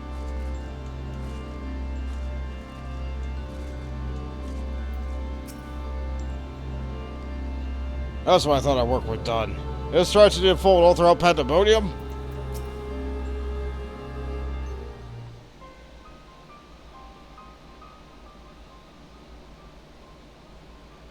Although we have defeated Hesperos, it appears that we have but scratched the surface of Pandæmonium's troubles.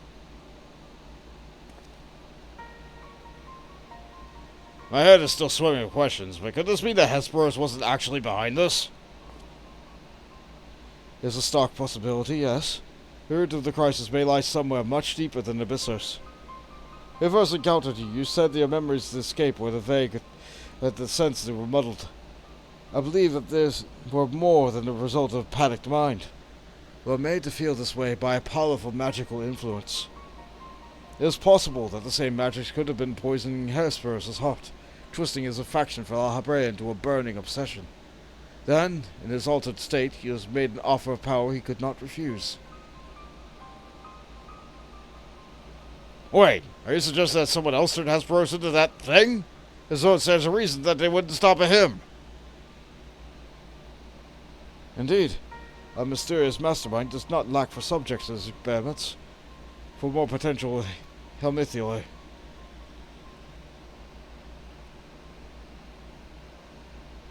What you're saying is true, that my colleagues, they're doomed to show the same fate as Hesperos. That's a very real possibility. Do not lose heart yet, Ericthonios. Hesperos challenged us alone, and that tells us that his process of creation was a long and taxing one. He was the first Emithios, and the rest of the wardens are likely still alive. However, much as I would like to hasten deeper into the Pandæmonium, the way forward is sealed off. We must focus our efforts on finding a way through. With the creation still having free reign as Asphodelos, that won't be easy.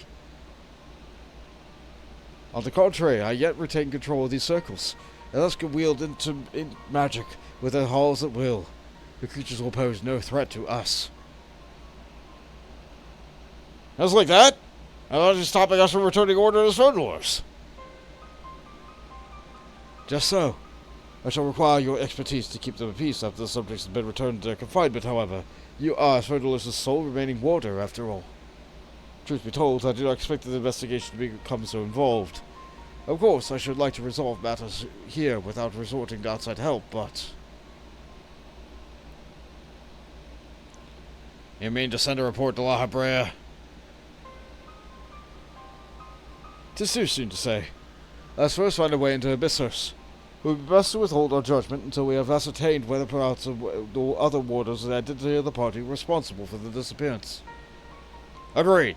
Even so, it means saving of a single life within Pandæmonium. I'm not above asking La Habrea for help, should it come to that. Yeah, that's very good on you.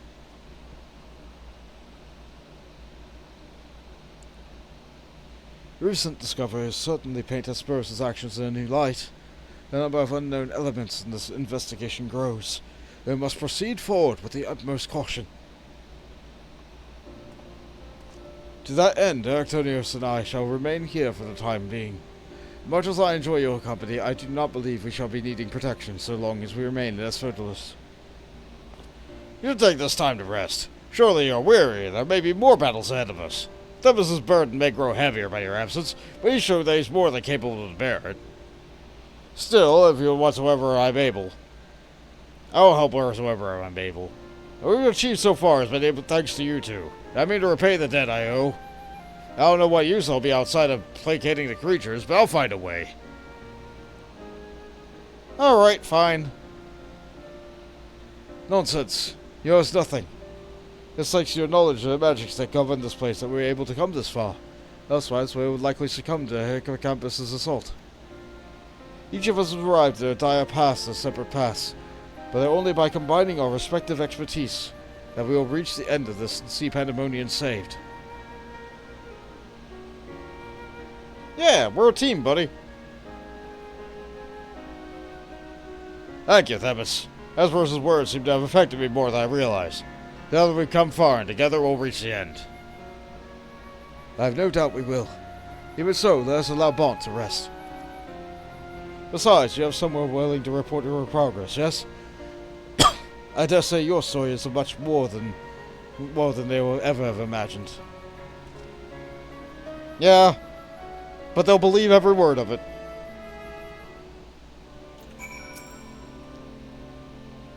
Ah, so you don't serve the convocation. I suppose I didn't worry about you going back or behind our backs to curry favor with La Habrea. My friends would be very cautious to hear what has occurred here. Very curious, even. However, I fear that if I left Pandæmonium, the wards protecting it would quickly deteriorate. I hope he does not mind assuming some of my duties in the meantime. And the fastest way back for us is to teleport.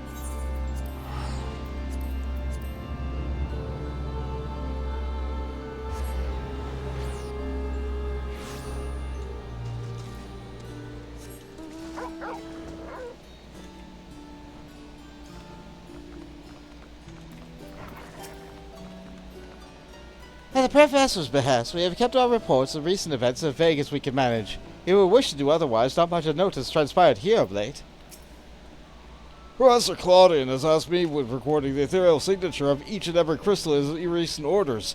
As lowly assistant, I'm honored to be given such an enormous and monumental assignment. Where are the crystals, actually? Oh, I guess there's a relic exchange there now.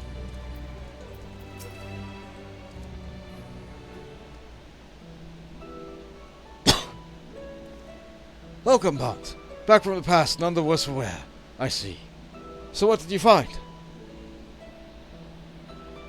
Well, you see, the Pandæmonium is a jail. It's currently breaking apart from within, and then the guy got possessed, and now he merged with a vampire, and now he's dead. So there's evil afoot in Pandæmonium, an already ominous place. I must say, mythic beasts and missing warders. Truly, we are fortunate to see you return to us in one piece. It appears the voice Maud heard from the crystal spoke the truth. As for who left it behind and why, there's yet questions to be answered. Indeed. Could it be someone who's lived among the ancients, or could it be someone trying to avert a tragedy from the future? Must remain shrouded in mystery. Yet own by him we shall unveil the mystery. With the help of Bond, of course. By his action was the fabric of past reshaped, yet his return is the same to present as he left. Which should only mean one thing. His intervention in Pandæmonium's crisis is but one of the countless building blocks of history upon which our present has been built. Alright, neat. I'm glad nothing changed, that we know of. There's no telling what consequences will arise if we stop pursuing this matter now. Whatever plots us unraveling within Pandæmonium, we must not let it reach its conclusion. If one of those creatures should escape, what ripples would that carry forth into the future? They might wreak havoc upon the world of the ancients, and despair would leave an indelible mark upon history's pages. Despair would only feed the terrible beast that arose during the final days. The final days already had a drastic effect on the aeons that followed. If the scars it left were made even deeper, we risk losing our present entirely.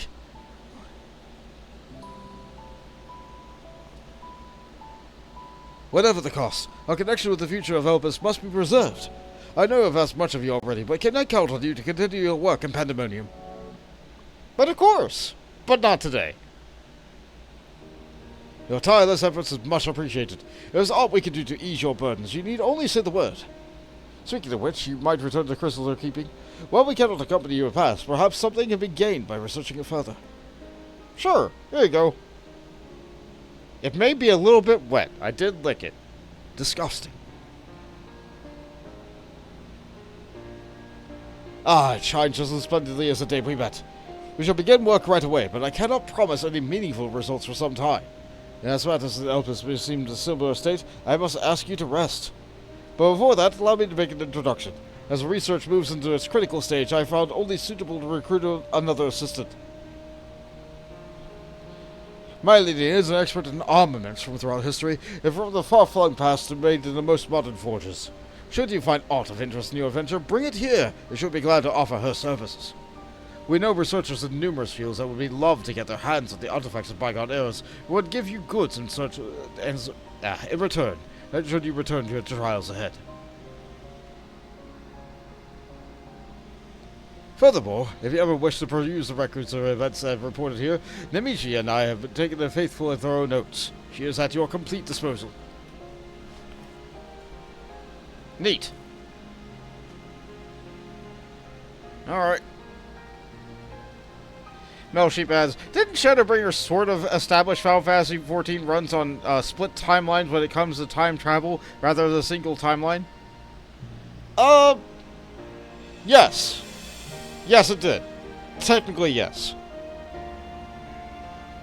As Syndicate Master answered. There's written addendums of what happens in the Crystal Exarch's timeline. Yeah. I don't know where to find it, but I know it exists somewhere. It might be on, like, one of the stories on the Final Fantasy XIV website. Oh, after he leaves, I see. Crystal Exarch's OG timeline, Warrior Light dies and the world collapses, but as their adventure changes our timeline, but his is still doomed. Yeah. I sense that we have embarked upon something monumental. Something that will dwarf all else I have accomplished in many, many years of research. I can think of no greater honor, nor reassurance than to have her capable assistant in this endeavor. If there's anything we found that will contribute to success, we shall find it. We shall not rest until we have unlocked the mysteries of this crystal. You will be the first to know when we do. Yeah!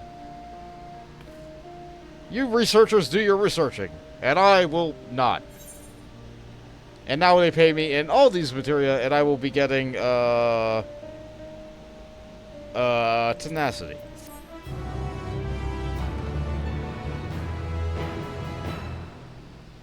No, the OG timeline is not doomed. Midgard Silver wakes up and helps in a few generations. I see.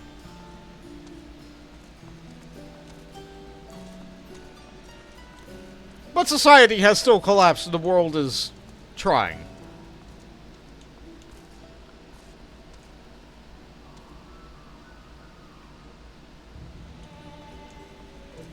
Ultimately, everything is gone, though. Hi there, Horus. Alright, so let's see. We do have lots of relics that we can change. Let's see. Was this the cool looking gear? I do have enough to get literally one of everything. I don't think this stuff was that cool looking though. Let's try it on. No,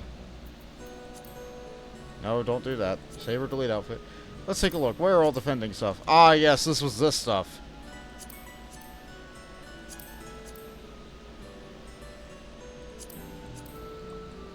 It is a look.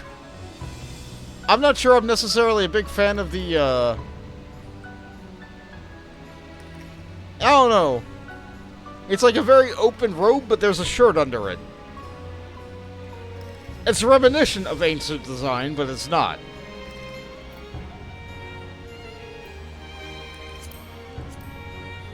Yeah, even the striking one isn't so good. Let's see, magic. Oh, it's weird. It has, like, the open back design. I don't know. It sure is a look. What about the scouting set?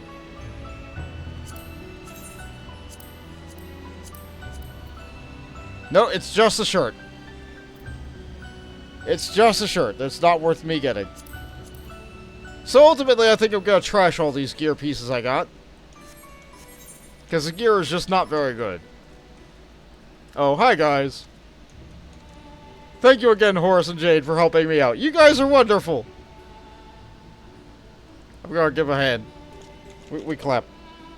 We give them all a good clap. Thank you, guys. Thank you.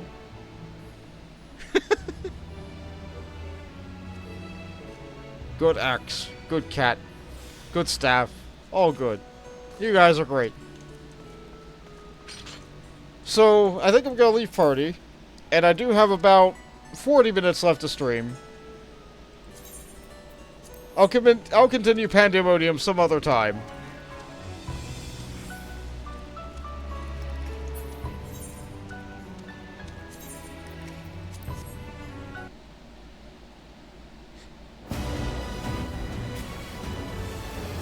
I started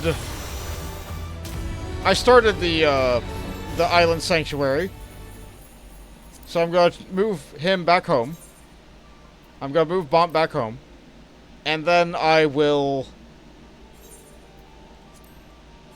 get on that. I will start with the island.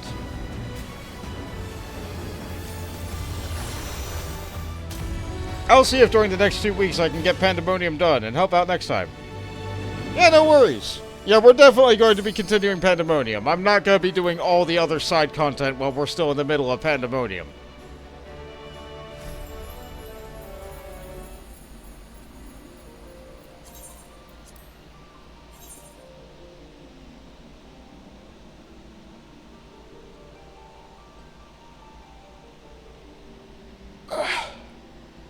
I'm doing a big stretch right now.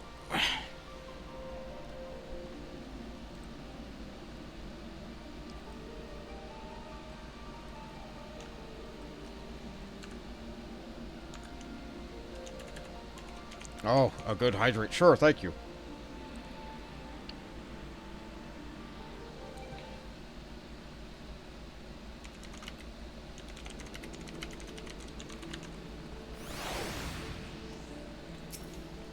There sure are a lot of people at Libsa now and forever. Get rid of the chat log in its entirety for now. And we'll just go to, Marabi Dry Docks. I'm gonna need to go here a lot, it seems. Voltage looked into the oven. Is it? Can it be? It's the power croissant! Croissant! One bite and you can lift anything! Croissant! I'm glad we get good food today.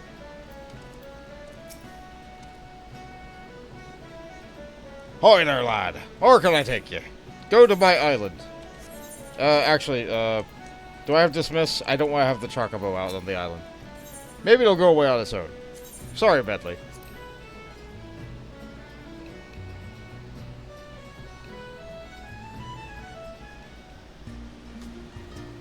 Oh, good. At least we get day for the cutscene. Tataru, that's really dangerous. You shouldn't be up there.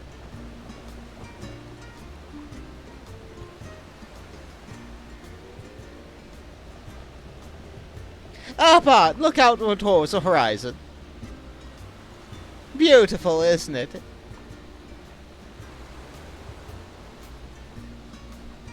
This land is my land. This land is my land.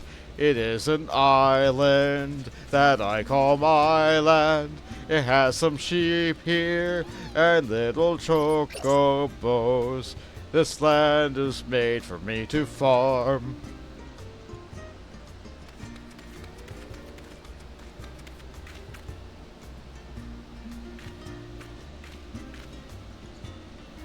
There's nothing like a sea voyage to rekindle the adventuring spirit.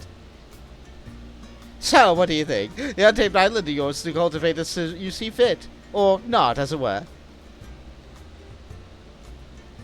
If nothing else, think of it as your personal hideaway, a not-so-secret one. Island Sanctuary. We're somewhere in the Seal Dales. I don't know why that isn't at the top.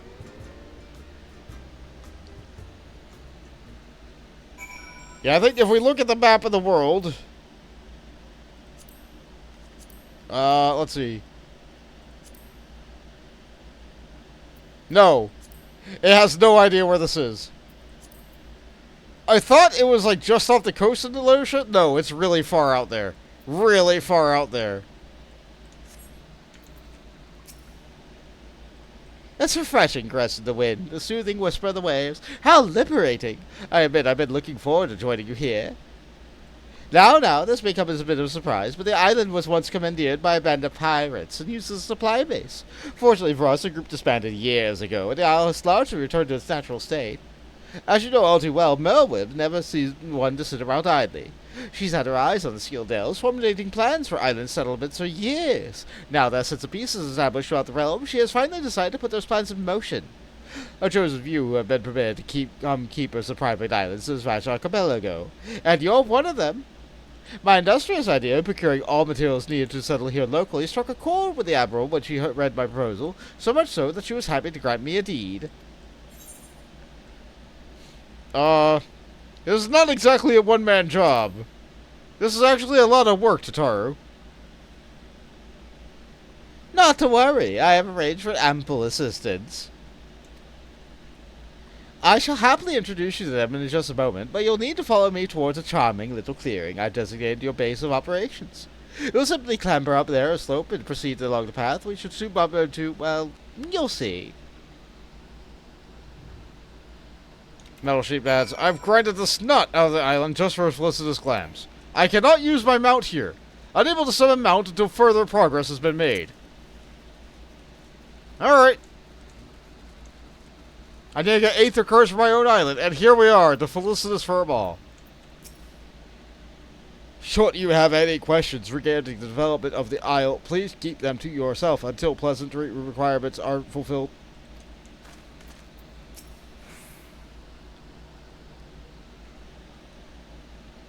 Actually, I have a better idea for their voice. Allow me to introduce you to Felicitous Furball, the leader of your team of helpers. Well. If it isn't the owner himself, it shall be my pleasure to advise you, whether you desire it or not. Oh yes, I think we'll get along just fine. Great. In addition to our feline friend here, I look to liberty of preparing a variety of other methods to assist you with the construction and development of the isle. You'll be pleased to know that they are the latest and greatest models developed by one of the most brilliant minds in Sharleyan. I heard the professor of the studio was searching for a means to make use of his advanced automata. To make a long story short, I made him an offer he couldn't refuse, and managed to acquire all of them for the unbeatable price of free. Okay. What did we promise them back? As I understand, the battles were produced in secret while the Forum formulated plans for a mass exodus. Intended to use as laborers on distant stars to help in the constructing of new homes for people of Theris, it seems all the reason for their existence vanished when the threat to our star was erased. As you can imagine, the professor was quite conflicted over what to do with all the remains of what has well been his life's work. But after some negotiations, I convinced him to entrust him to us, on a condition we share the data retrieved from the development on the Isle. Further, we all just know it sounds like... While I know it sounds like an ordeal in itself to produce all the necessities for the land itself, there is ample practical justification for such experimentation. You see, the Admiral's vision for the people of all walks of life to have access to these island sanctuaries, and my idea might just be the most effective way to accomplish that. If one has the capital at hand to purchase the materials and equipment needed for such a bold endeavor, it's simply a matter of just to subsist safely and comfortably in a remote location. That limits potential isle keeps to a paltry few. Well, those without such funds who simply wish to enjoy nature and live off the land. We can and must prove that much of it is possible, and assist in providing these would-be isle keeps with the knowledge they need to succeed. Only then will the islands truly be sanctuaries. I guess. Fret not, Mistress Tataru. With authentic Sharleyan ingenuity and know-how in my claw tips, the simple-minded individual... excuse me. Despite my enhancements in versatile organ design, the mechanism still gets stuck from time to time. Goodness, that's a relief. I should leave you with the properly acquainted. I'll return you to see the fruits of your partnership when they are ripe for the picking. For now, enjoy your own personal paradise. Cultivate the land or explore. The choice is yours. Ta-ta, Rue.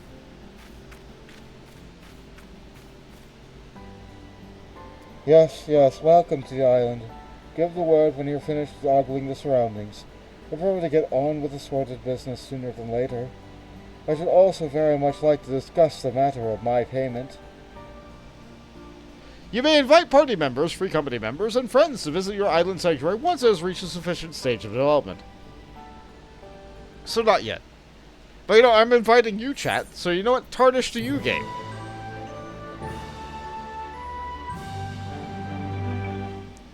It's new content, so you have an overview of the duty. Explore the wilds, build landmarks, grow crops, tend animals, and enjoy everything this slice of paradise has to offer. Look at that art! Welcome to your new home in the southern seas, your own personal island sanctuary. No class of job restrictions are for this duty. Come as you are! Island XP and Sanctuary rank. Accumulate the island experience by engaging in activities on your island to increase your Sanctuary rank. As your Sanctuary rank increases, so too will the facets of island life available to you. Visions. Realize visions of your newfound Sanctuary to follow a series of simple steps, and life on your island will be nothing short of perfect before you know it. I understand what I must do.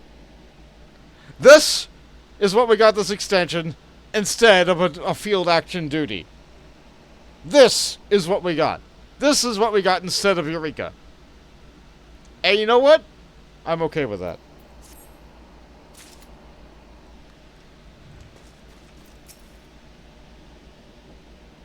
Now listen, Bont. May I call you Bont? Well, I will anyway.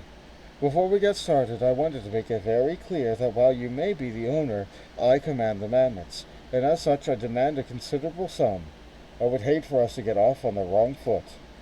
With that settled, beyond this slope lies a clearing that Mr. Satari believes would serve well as a base of operations. Let's give it a look, shall we? I'm not paying you. I didn't sign up for that.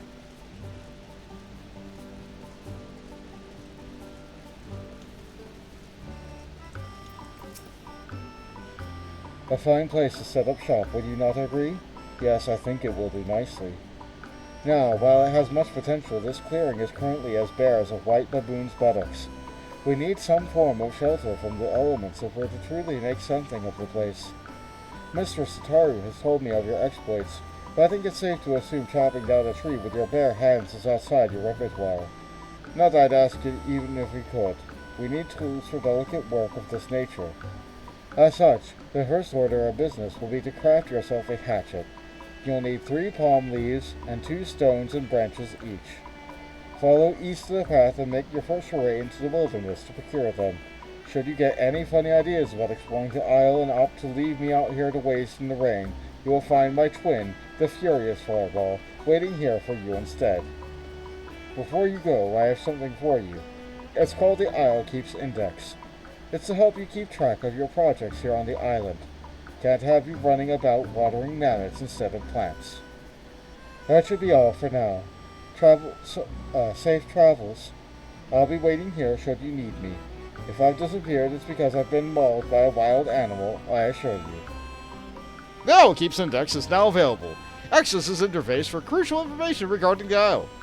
You can now collect materials with the Gather mode, which may be enabled to selecting the appropriate icon from the Mode section of the Isle Keeps Index. For additional information regarding gathering on the Isle, access the guide from the Isle Keeps Index. You may perform all the actions necessary to develop your island sanctuary by utilizing the modes available in the Isle Keeps Index. Finally, make use of duty actions, mounts, and modes to become the master of your new domain. So why is this living over here? Go over here. Hide in the corner. Pat, pat, you're gone. Goodbye. We have duty actions, so we have Isle Sprint, which has a duration and cooldown that's longer than that. We have Isle Return, which we can use forever. And we can finally get on our dog. Right now, our sanctuary is bad.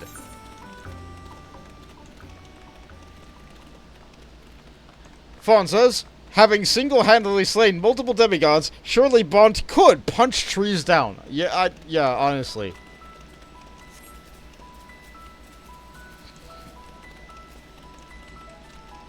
So right now I don't see anything other than the Opos because I'm in the wrong mode. Gather. Look, resources. If I have no tool and I go to a tree, I pick leaves from it. Let's gather these. Let's gotta get everything we can. By default, the camera will naturally snap over towards any item, and a lot of people find the sheer amount of gathering that you do here to be jarring with that. So turning that setting off is a really good first step. It's like under system settings camera or general settings character camera. Pretty sure that's where it is. They have a nice tracker on the right side to let me know that I'm definitely missing out on some stuff. It's sad that Island Sprint does not give us Island Jog. And activating Island Sprint will turn off Jog. I also definitely can't fly here yet. Yet being the keyword. They showed it off in a live letter that you were able to fly here. Eventually!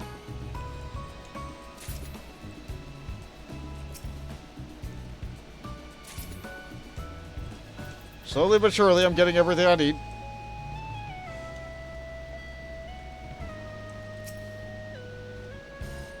Haven't got any rocks yet. Let's go try to find some rocks.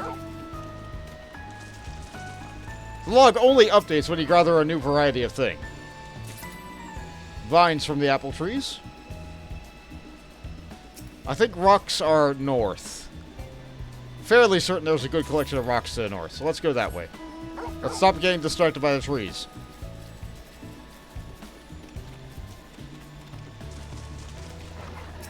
Yep, that's a rock. That's a lot of rocks. We're gonna need more than what we got. This is one of the more common items that we're gonna get, so I don't need to get too many of it, but I need enough to not need more of it for a little while.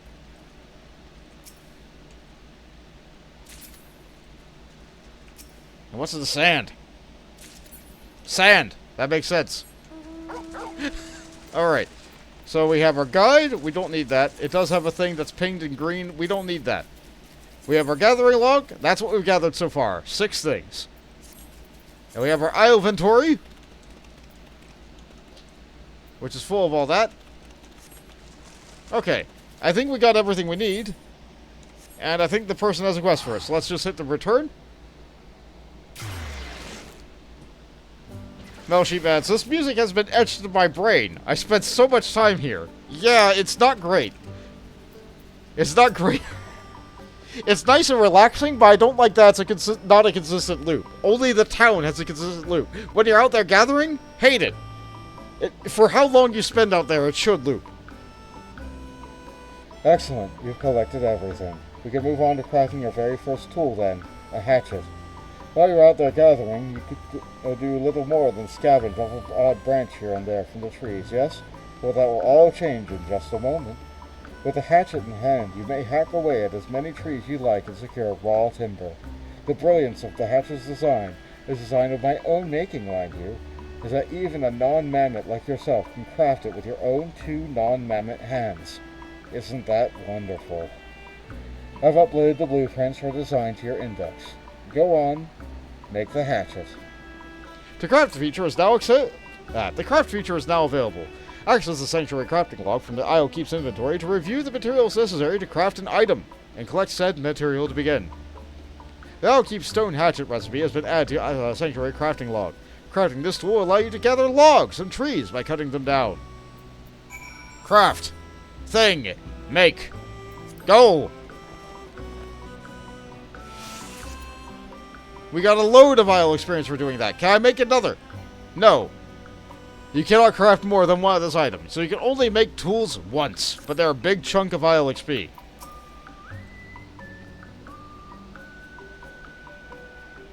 Well, here it is.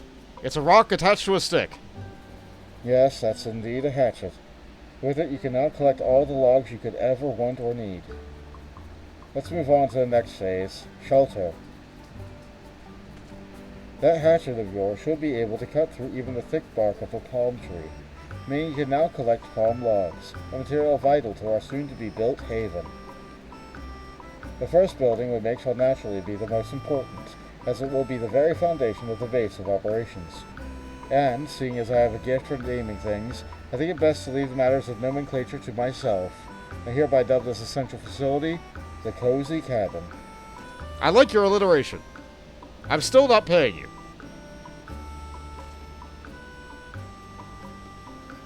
Ugh, my poor back.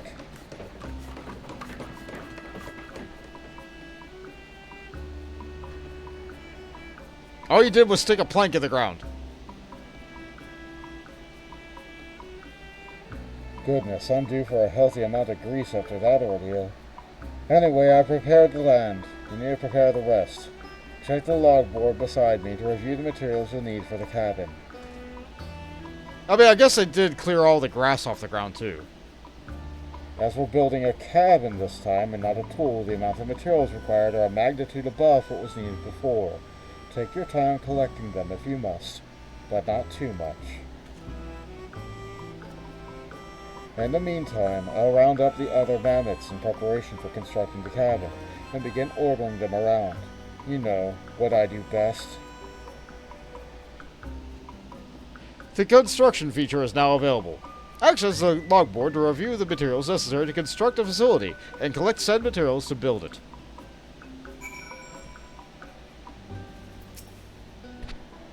If you think I remember all the materials required to make the cabin, you're absolutely correct.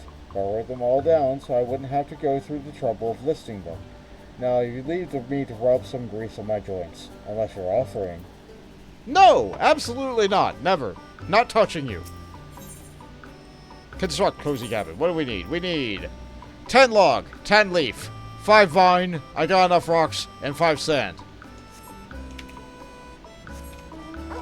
Away!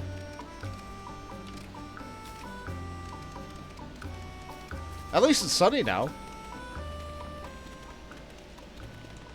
As I travel through a cave, that's not sunny. We're still in gather. I basically live on the island in gather mode until I need to not be.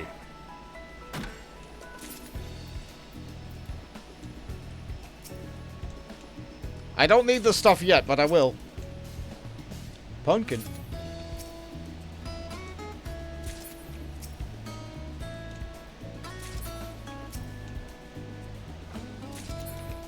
You'll need so much of everything, it's not even funny.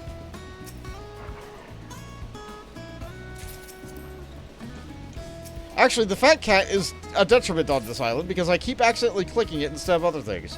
So I am going to have to get rid of my minion while I'm here, probably.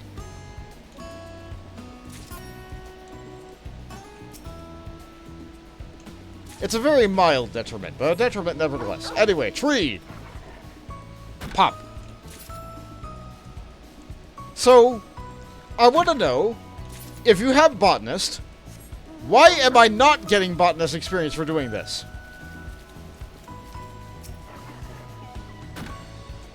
I feel like this should have been an avenue to level it up. Like, if you didn't have the class, fine, whatever.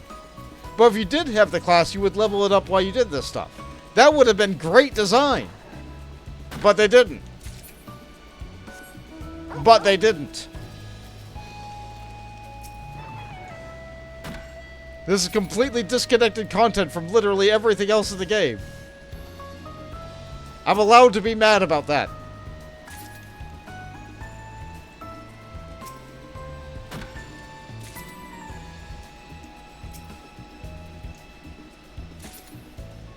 I award. We're gonna need a lot of that. We have enough rocks for now. I say getting another rock, but we need more sand. There's not much reason to not be in gather mode. I found it a bit silly that there are separate water and plant nodes too. Yeah. Why couldn't it have just been garden mode? It's a little bit over-designed because it's something that's made by a certain kind of mind.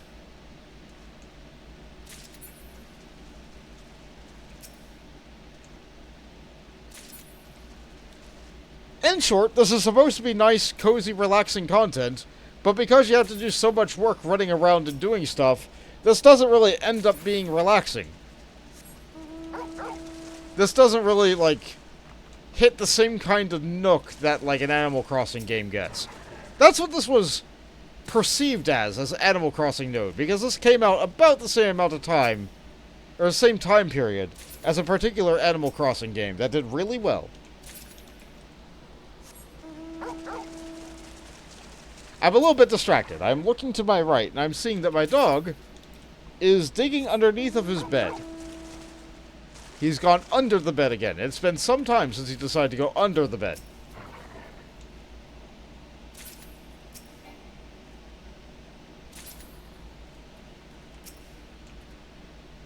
But there he is.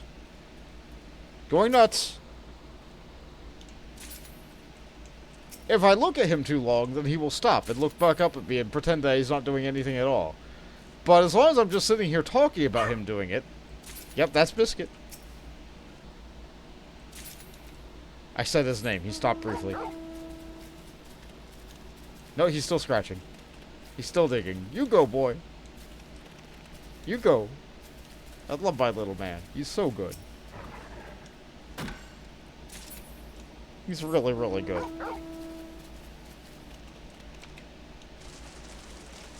I think I need more sand. I don't know why all the UI goes away when you gather anything, too.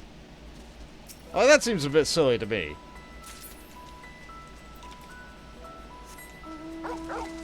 Let's see, I have logs.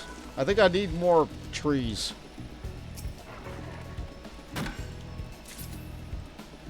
Yeah, I need a lot more logs.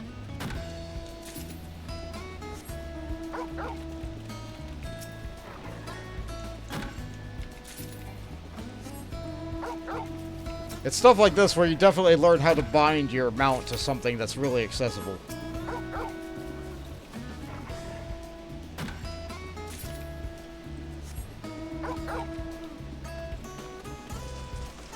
Don't need anything that's over there. How about you?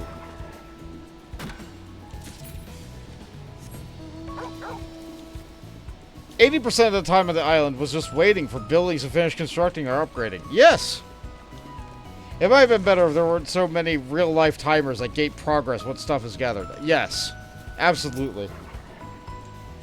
But they did that in order to make it kind of match up with what was going on with that particular Animal Crossing game, and other games of this variety. But this definitely feels like it was made to be a mobile game. In a bad way. But, because it's not a mobile game, and instead part of a subscription-based service game,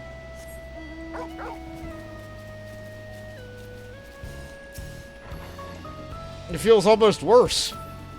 Because on a mobile game, you can drop down a couple of bucks to, like, immediately progress your thing and just be done with it. Oh good, I did a challenge log. I bought a bunch of calories. Delightful.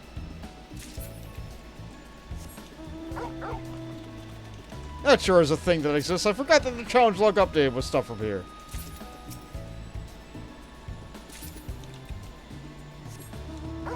It's here that PC players might learn that 0 on the numpad targets and picks up stuff. Yes!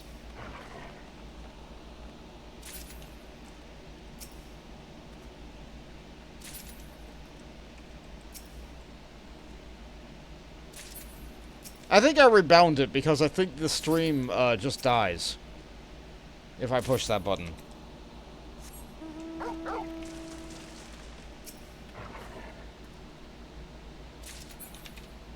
I wonder, just how long has it been since I last visited my island sanctuary? I don't know, when did, I want to say 2 months before Dawn Trail appeared. So it's probably been a bit over 2 years.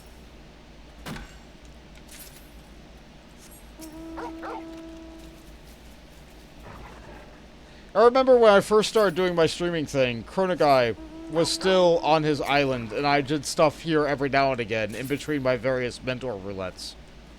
Back in the very first days of my channel.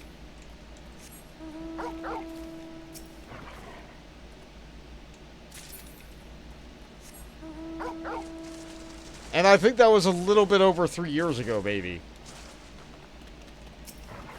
The passage of time is cruel.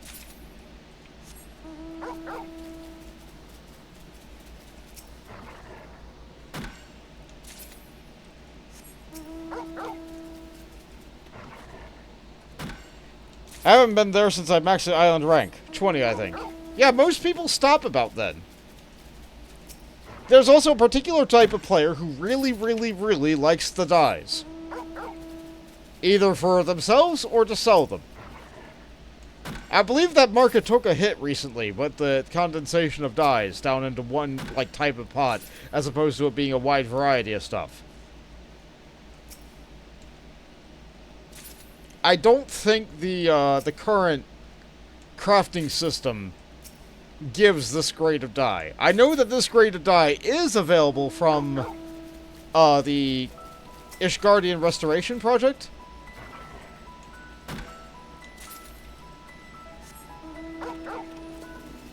But this was a by far more passive way to get it. So some players just set up their everything to get working and then just had this be some kind of dye factory for them.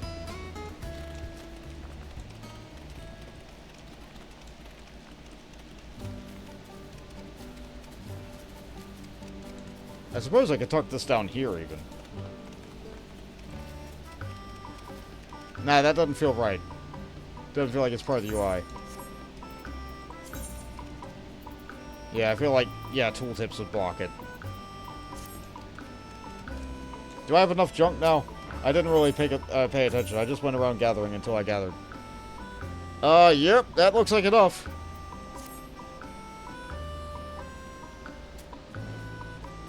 There they go! You go, little guys. We love our little guys.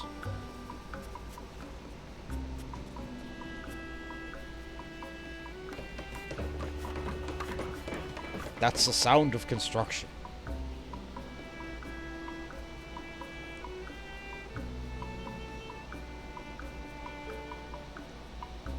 Ropes, seashells, thatch, and wood. That's what we got. It's a free house. What can I say? Is it? Well, I mean, free minus the labor I did to get the materials. But they built it for me, so good job, team. I can't complain.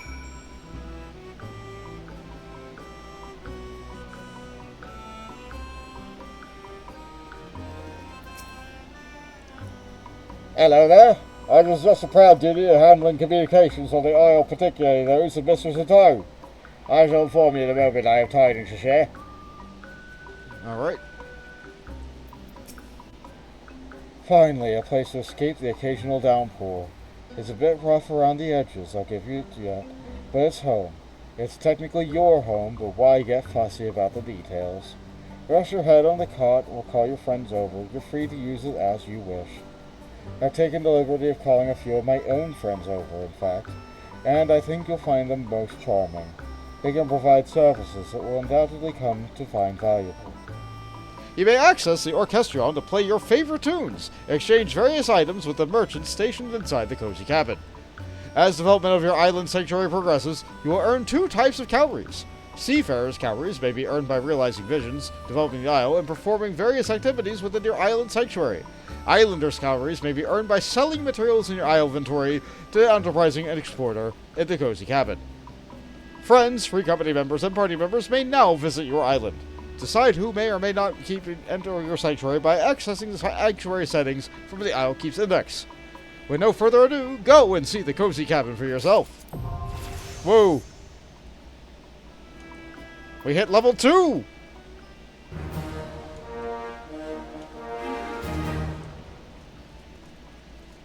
Let's set some music. Where are we feeling? No. No. No. I don't think that.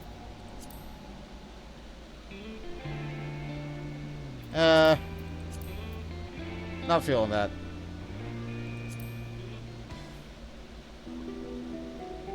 Bit too sad.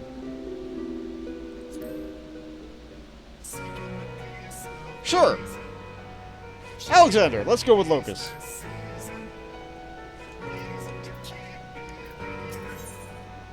Let's see. If we export materials, we get the green stuff. If we spend the green stuff, we get... let's see. Furniture for my house that I don't have. A couple of cosmetic firework items. Glamour dispellers and prisms. This could be a good source of that. High cordials. Could be a good source of that. And grade 9 and 10 materia. When this expansion was current, this was a very solid source of this stuff. But what do we do with the better calories? Exclusive wares, like mounts, minions, hairstyles, fashion accessories,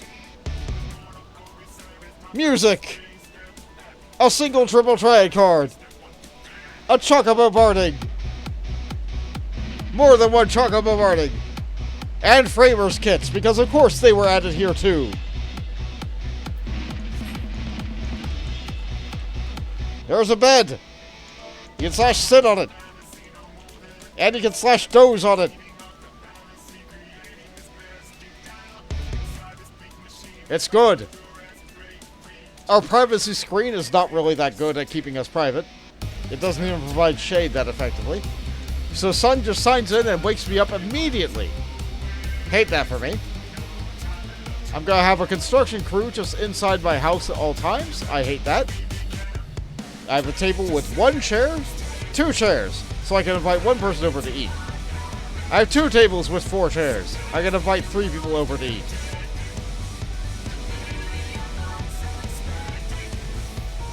Excellent. We have a start on it, but we can do more. As you may have noticed yourself already, this island receives a dreadful amount of sunlight. I expect that's desirable for growing crops. If cultivation is your sort of thing, I suggest you speak with my subordinate, the producer. You'll find the indolent oaf no doubt loitering about north of here, finding some excuse not to do any sort of work, a privilege reserved solely for myself. The cropland may now be unlocked. Speak with the produce producer north of the highway to begin your aspirations as a farmer. I know I'm getting close to the time I normally end stream, but you know what? If I'm doing this, I'm going to get to a part where I can do something automatically. Let's enable the idle game. Oh, I'm sort of busy here, looking at the grass. It's quite green, I noticed, and, you're going to ask me to clear the area, aren't you? Please, clear the ridge. Oh, well, alright then. Let's get this over with.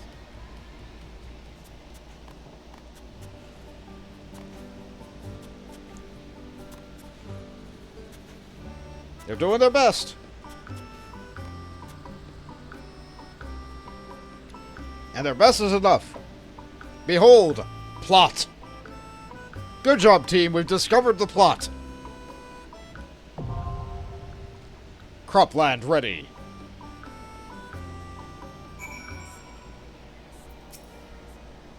Look at me, jumping with excitement. A fault of the programming, to be sure. Anyway, are you happy now? There's a cropland. I've even got some seeds for you to sow.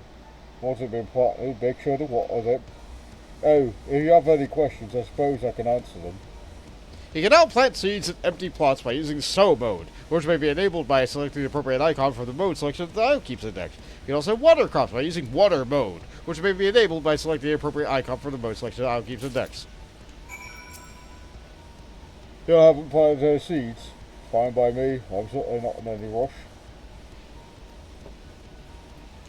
I thought you said I could buy some, but here we are.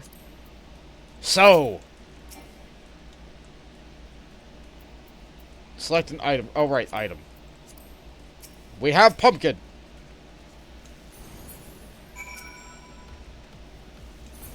Let's just plant 5 pumpkin.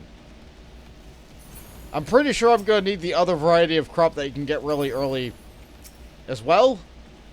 But right now we have pumpkin. And mode. Water.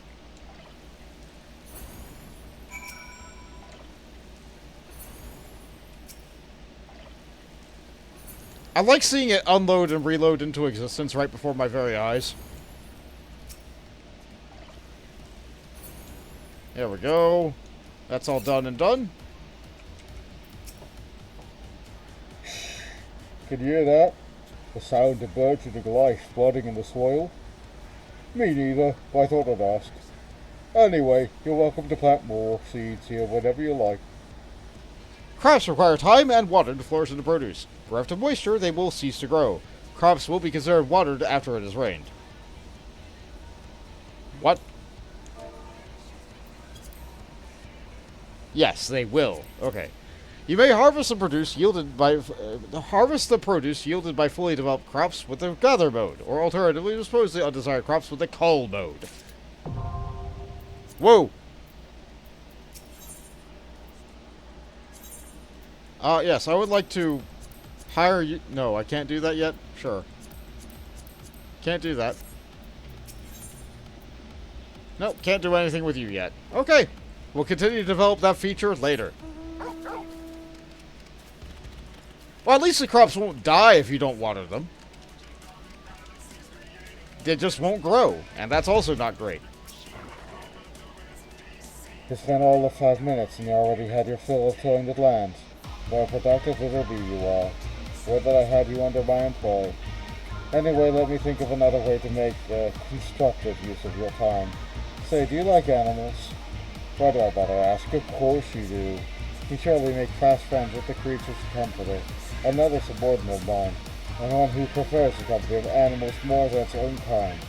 You'll find a curious understanding of class from the produce producer. The pasture may now be unlocked, so you get the creature comforter in the north of the hideaway to advance your aspirations as a farmer. If you're lost, I suggest you seek out the creature comforter. You'll find it in the north of the hideaway, standing across from the produce producer.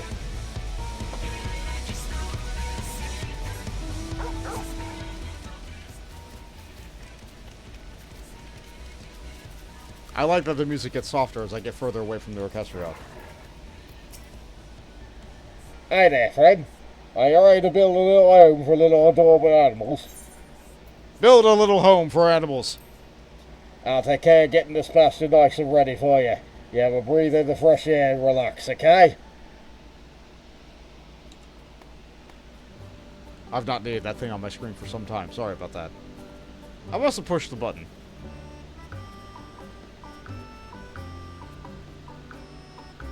So the crop guy had me dig a little land. This guy dug out a bit more land. They even put up a couple of fences, so they don't look like they're going to stop anything from actually getting out.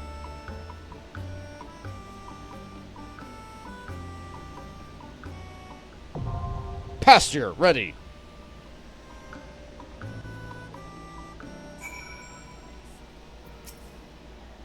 Good to see you, friend. Good to see you. We built a nice little pasture here, but as you undoubtedly notice, we've got no animals to put in it. That's why I prepared some small nets for you here, which will let you catch small critters. A word of advice, be gentle with the critters out there, and they'll treat you the same in return. Before we go, you got any questions concerning the pasture, I'm always here to answer them. You learned one thing during my brief time in this world, is that you should never be embarrassed to ask questions, friend. Never. You can now capture animals by using capture mode, which may be enabled by selecting the appropriate icon from the mode selection that Owl keeps indexed. The makeshift net recipe has been added to the Sanctuary crafting log. Use this restraint to capture small animals. Let's go. So we change the mode to capture, which is red. Okay, and we change our item over to the net, and we can now craft the net, which I am absolutely going to need to craft more of. Let's cast 5 more nets off the mount. Craft 5 more nets. Crafting the nets gives me 10 experience per net.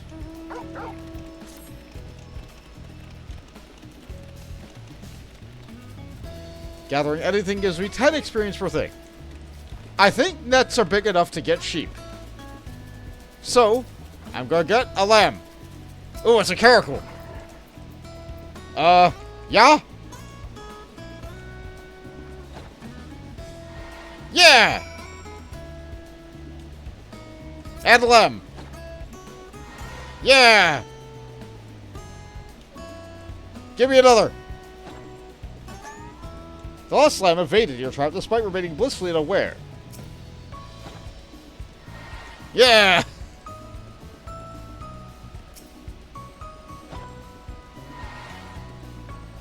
We get 20 experience every time we capture an animal.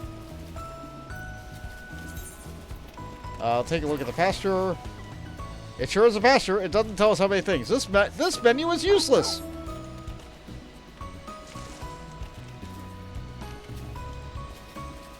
I thought that would let me know if I caught 5 animals or not yet, because I had lost count in my head. I probably caught 4. 4 is enough.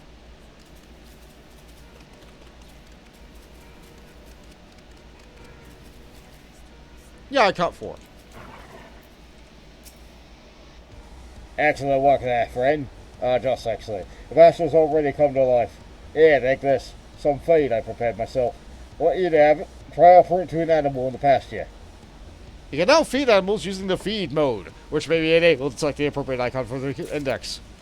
I'm gonna stop reading that from here on out. Feed. Right, we have to equip. Apples.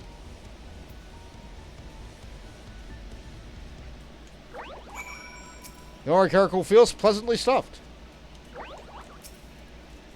Lost little lamb feels pleasantly stuffed. But they all like tiny fruit.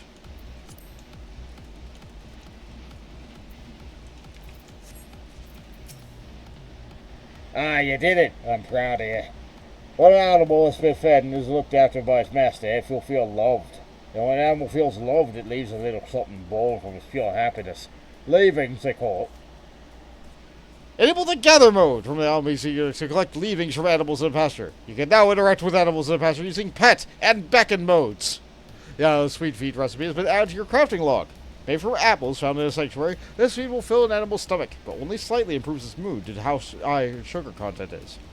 The island green feed and premium island green feed recipes have been added to your sanctuary crafting log. Made from vegetables grown in your very own cropland, these feeds will not only fill an animal's stomach, but noticeably improve its mood. Yay, we're level 3. And we have new modes. Beckon. Why do we need a mode for this?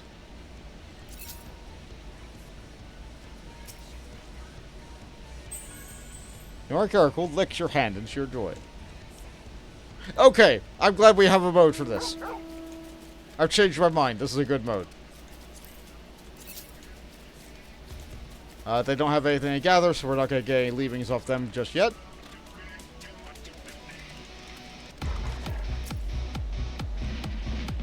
You finished with the pasture already.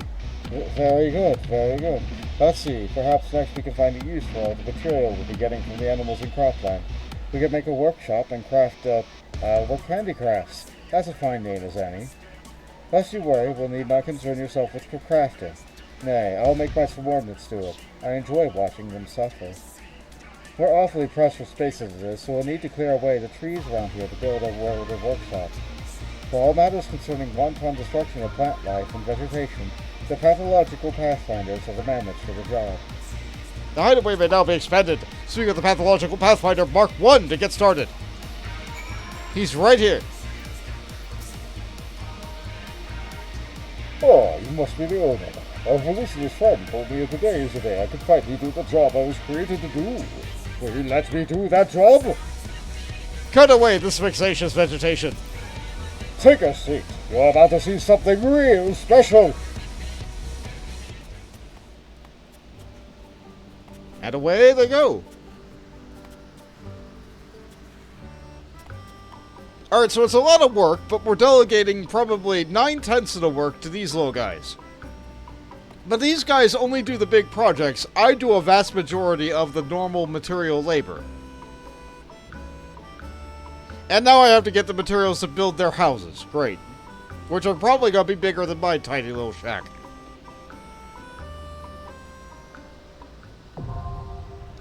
Site ready.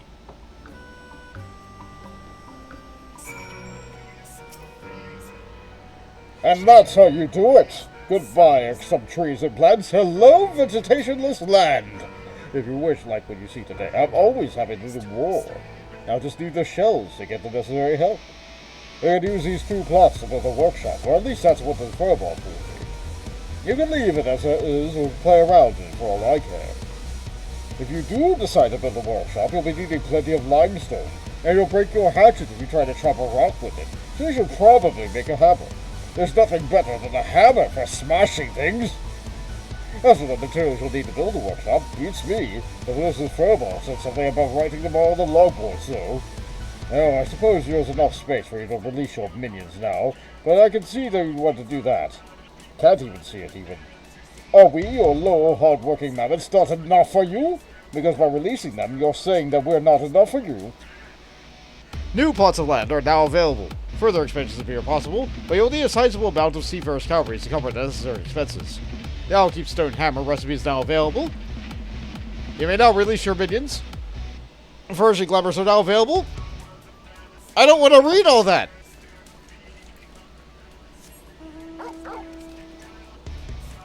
I know I'm regarded as like, oh, this is the guy that reads everything. No, this is all completely erroneous. It's going over the same dialogue again and again and again. Even I have limits. Hammer. I can't make a hammer. What do I need? I need a rock. Is this that PAL World TM? No. Fortunately, no. I'm still not playing PAL World. I'm still not playing PAL World. That's a game that I have zero interest in getting. But this is a world that has pals. Hammer. Yes. Rocket.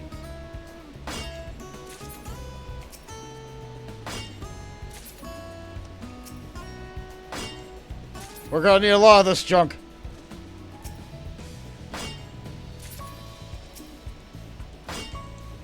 Probably gonna need more sand, too.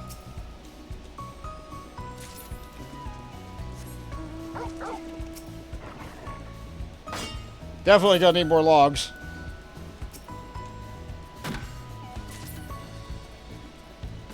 This little spot right here will do wonders for us for now.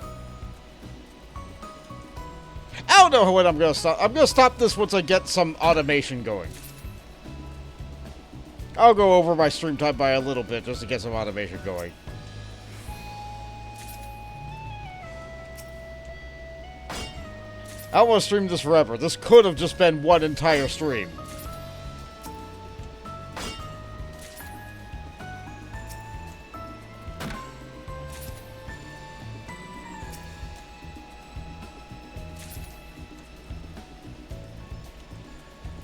Some people might say that this could have been its own entire game. And you would be right. That's called Animal Crossing.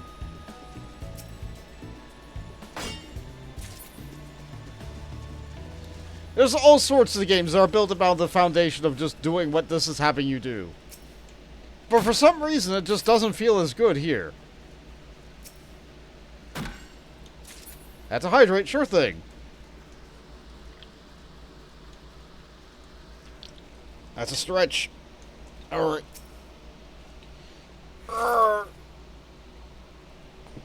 Stand up. Oh, my boy is jumping. Boy, that's not happening. Boy, we've been over this. The snakes come out at night.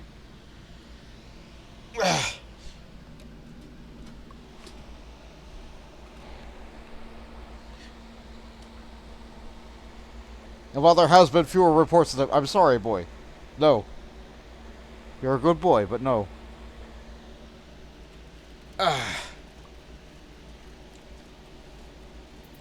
Thank you for that posture and hydrate. I definitely needed that.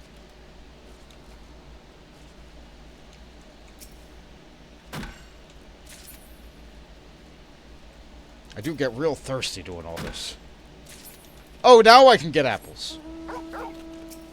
Now you just magically let me get apples.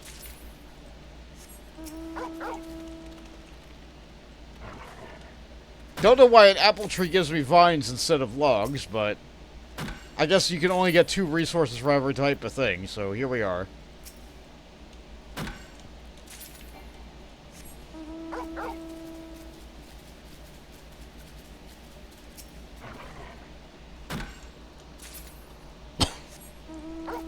While I'm doing this, let's take a look at the challenge log. Is this thing its own category? I think it should be. Other. Ship 20 Isleworks handicrafts. Alright. I thought there was, I think there might be achievements for watering your crops and, like, feeding your pets, which you don't get if you set it up to automatically do that. But honestly, I don't care. I'm not that level of completionist.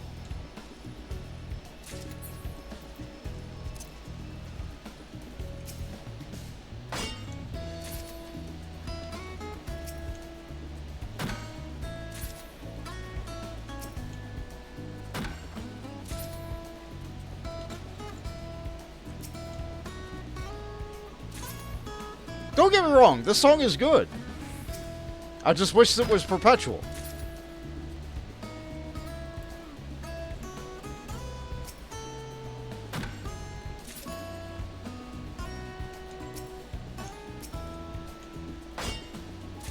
The cat has gotten my way for a second time.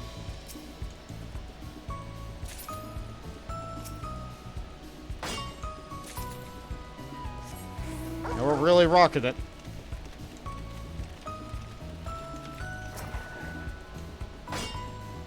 I think I might need a different variety of log than what I got.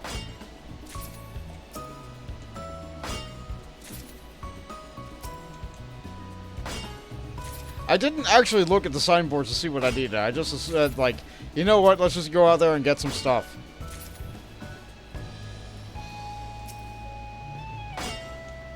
But yeah, I think I need the trees that are a little bit further along the south. Do I have any of that in my inventory? Log, palm log. Branch. Yeah, I might need more branches. Or I might need whatever's up over here. A blue rock. That's copper.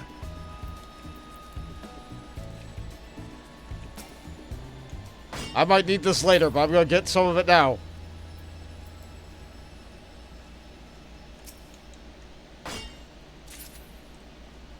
Gotta look for a couple more things to get.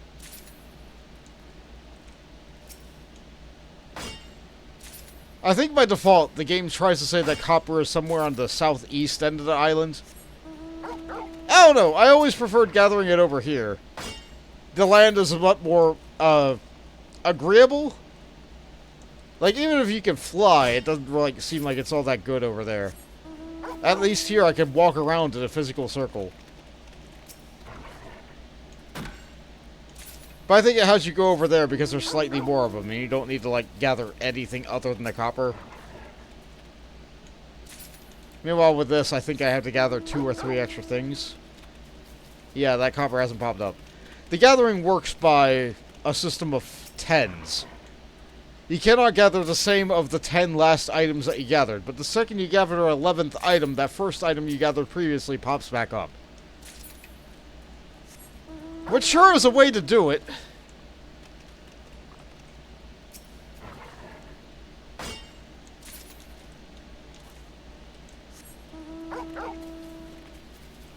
Like, I don't hate that system. Yeah, there we go. The music's just gone. If I ever stream more of this in the future, I might just play my own music for it. Just turn the in-game little jingle off and just do my own thing.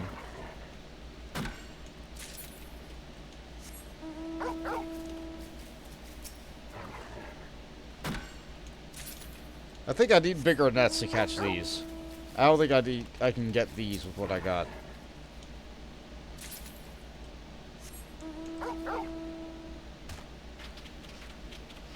I think I can get these, though.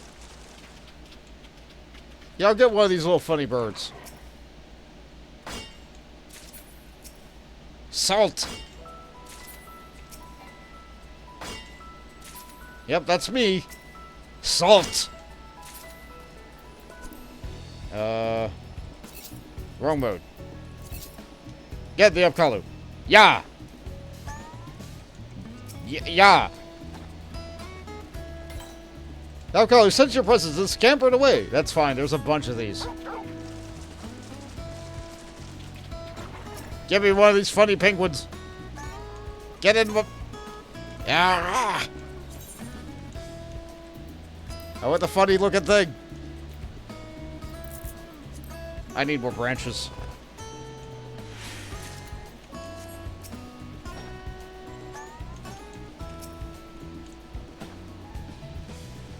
Dagnabbit! Alright, one more chance. If this doesn't do it, then it wasn't meant to be. It wasn't meant to be. Okay. That's the way of it.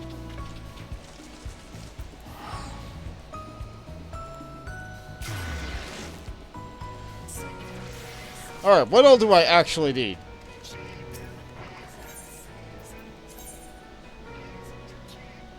I'm one vine short because I made a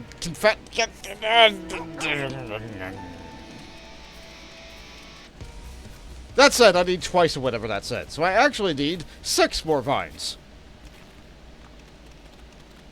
I didn't actually take stock of any of the other items I had because I was like, oh yes, I have it. So my brain just immediately skipped over it.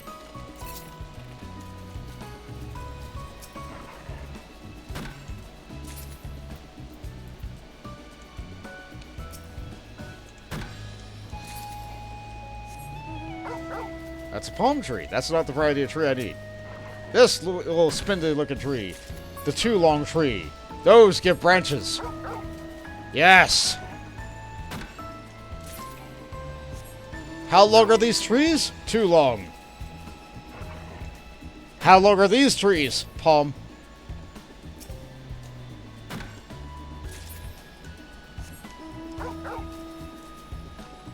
Has anyone tried to make tea out of the too long tree leaves?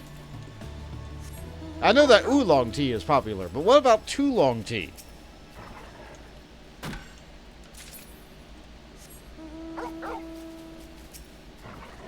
No, I've not been sitting on that one for years. That one just came into my brain naturally.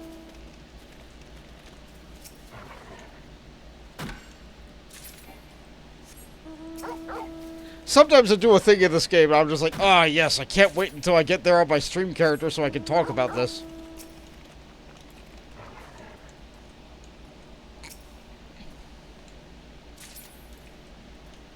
I sure hope my opinion doesn't change by the time I get here.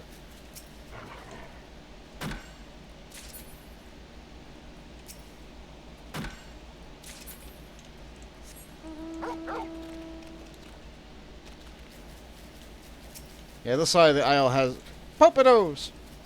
The other variety crop. Let's get 5 of that.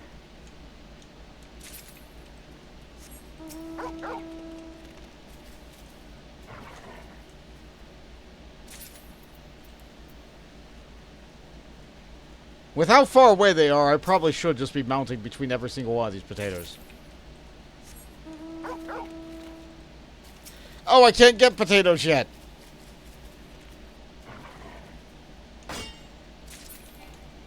Oh, they all just gave me wart, didn't they? Oh. Man. It's almost like I might need a new type of tool. Yeah, they only give me warts. Why am I still going for them then? Because they're shiny on the ground that's clickable and I can get them.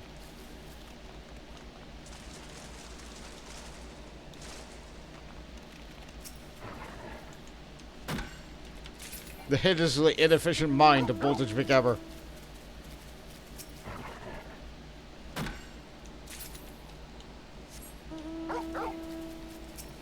There is, in fact, a cultivar of tea with particularly long leaves. I see. Are they too long?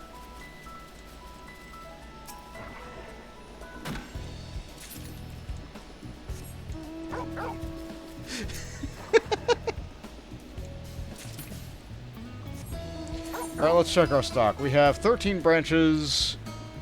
We have 8 vines. We need at least 2 more vines.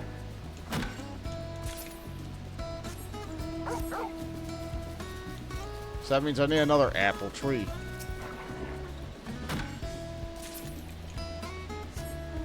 Alright, we got him. Is this enough? It's gonna be enough for 1. Go!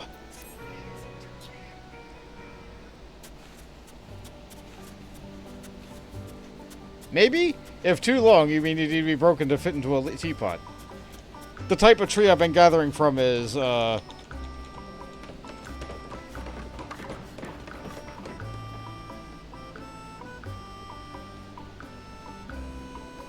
been making a joke.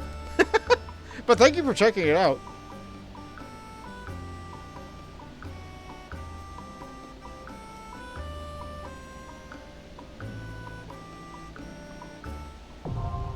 Construction complete. Wow, they got that done immediately. Good job, team. It's almost like they're trying to brush me through a tutorial.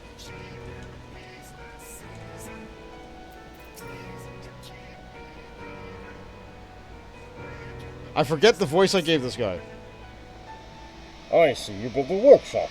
Shame. I like how this place looked before. Anyway, I suppose you have a team of mammoths craft stuff now.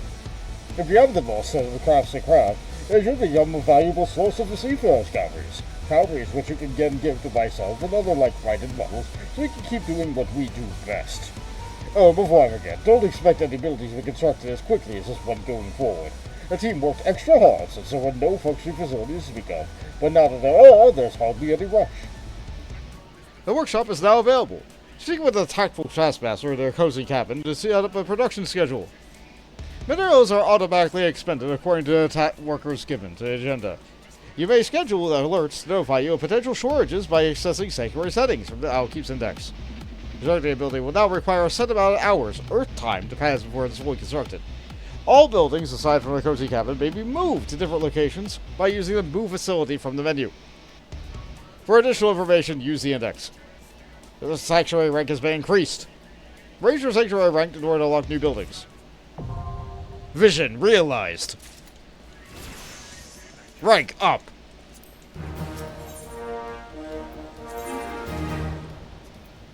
I think I want a different type of facility, but like, here we are.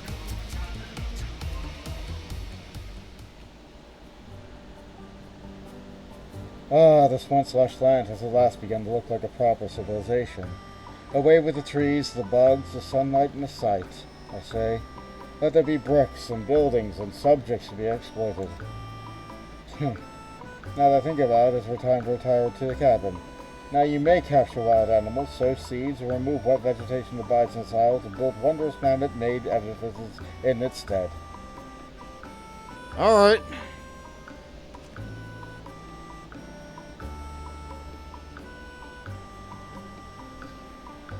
Since I trust each one of those Pathfinder's units as best as I can throw them, I will tell you this myself just in case. Should you wish to begin production of craftwork, speak with a tactful taskmaster. Alright, will do.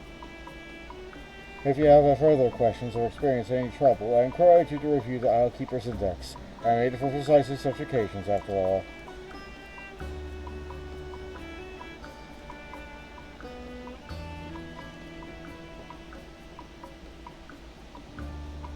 When at a loss for how to progress, speak with the Felicitous Furball for hints about how to realize your current vision. Congratulations, you have unlocked all the key features available in the Isle Sanctuary. Now you're free to cultivate the island as you see fit, and create the island paradise of your dreams!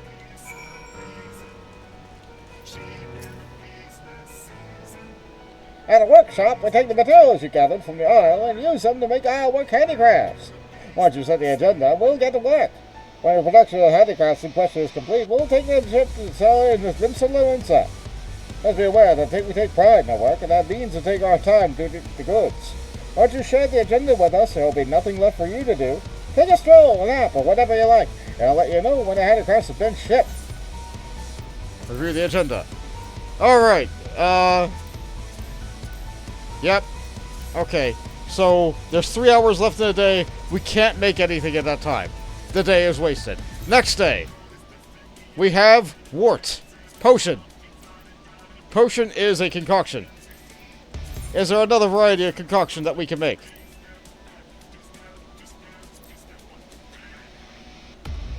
Can't make that, can't make that, can't make that, can't make that. No, that's a creature creation. That's not a concoction. These. Potion and fire sand. Well, we have plenty of materials. This is what we're doing. I don't care about anything else. We're getting this combo bonus. This is an easy rotation.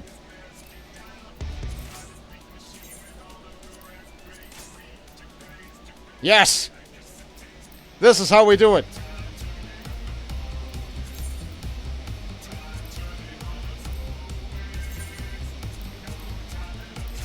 I don't care. This is the level 1 rotation.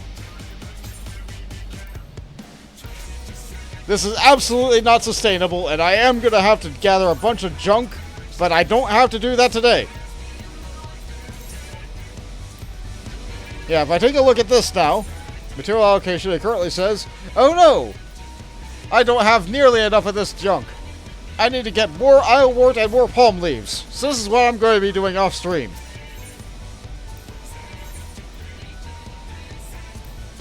Let's at least set it up for the end of this period, though. Is there anything that you guys can make out of wood?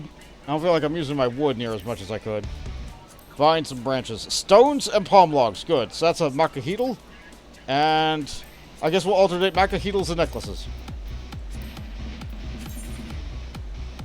Make something different for these days. Yeah.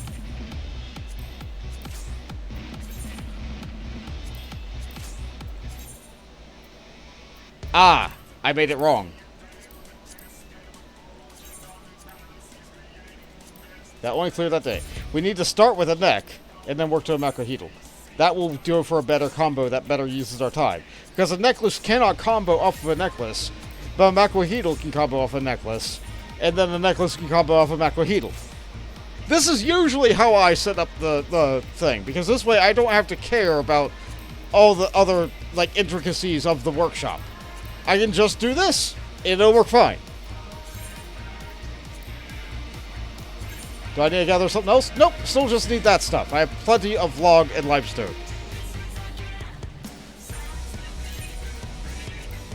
And I could get another one of these made if I got, like, 2 more palm leaves. I want to be able to show that before I finish. So, we're going to end it there. We're going to end it there after I build that building.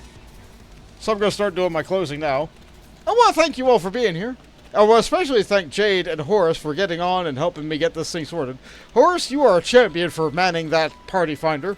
Well done. You did good. You did real good.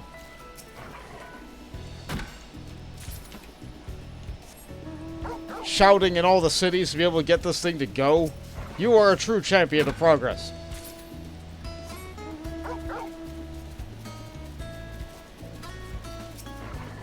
No problem. Yeah. So, for people who are here, who want to continue their watch streak, it's not scheduled on Twitch, but I do intend to do a stream on Monday. I do intend to start it around 6 p.m. I don't know how far I'm going to get in that game. It will be a game. It will not be an art stream. It will be a game. I want to do a stream on Monday at 6. If I can remember, I will get that plugged into If I can remember, I will get that plugged into Twitch. If I can't, I am sorry. I'm doing what I can. Sometimes things just break. But I do intend to stream on Monday at 6 for a game. I am mostly doing this so that I can raid my friend, because I want to get back and raid them after they have raided me once. It's been some time since we raided Spoop, and I want to be able to raid Spoop. And Spoop usually does streams Sunday, Monday, Tuesday. I want to raid them. So I got to play a game.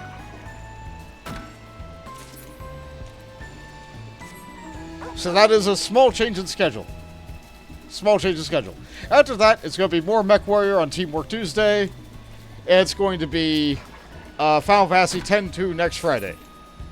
So we're not going to get back into Final Fantasy 14 until the Friday after next. And we're not going to get back in Abiotic until the Tuesday after next. Those are the games that are on schedule. As for this other game, when will I play more of it? I don't know. I need to set schedules. I need to, like, get things planned. I will probably just play that game whenever I feel like it from that point on.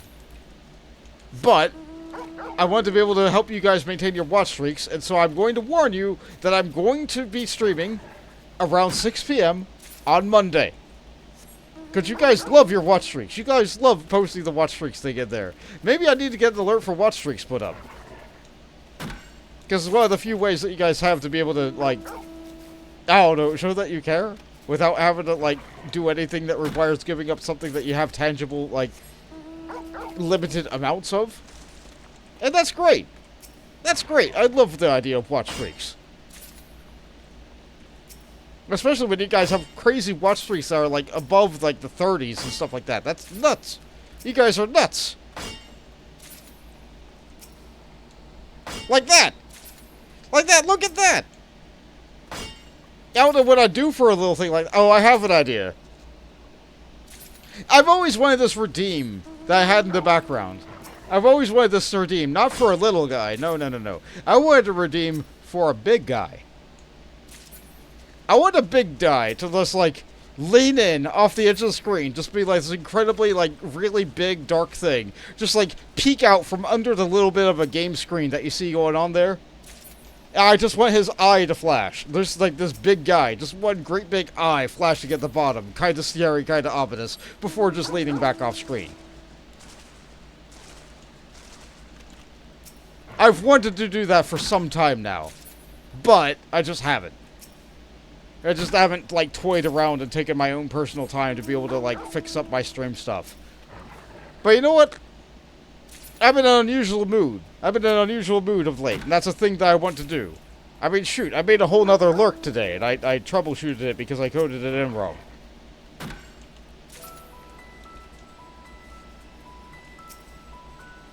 I don't know, inspiration strikes in different ways, and you know what? That's what I'm here for. I'm here for sharing my inspiration with you guys. Big and little. So I thank you all for watching. I want to thank you all for being here. Hope you're able to stay cool out there in the midst of this summer. And especially for people who live a little bit north and a little bit east of me, and especially people who live very north of me, good luck with all the smoke. Like, try to stay in, like, ventilated areas. Make sure that you wear your mask, that you're not inhaling smoke as much as you would be if you weren't wearing a mask. Try not to go outside and that terrible stuff. If you're one of the brave people that are fighting those fires way up there, oh, just take it easy, okay? Don't be a hero. Don't risk your life trying to fight a forest fire or a wildfire, whatever it is going on up there. You got this. I believe in you.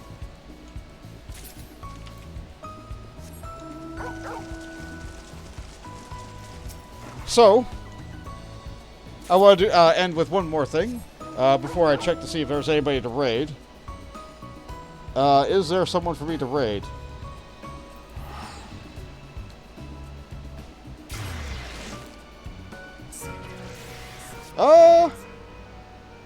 No. Unfortunately, the person I wanted to raid has stopped. Probably because I went on a little more than I thought I would have to.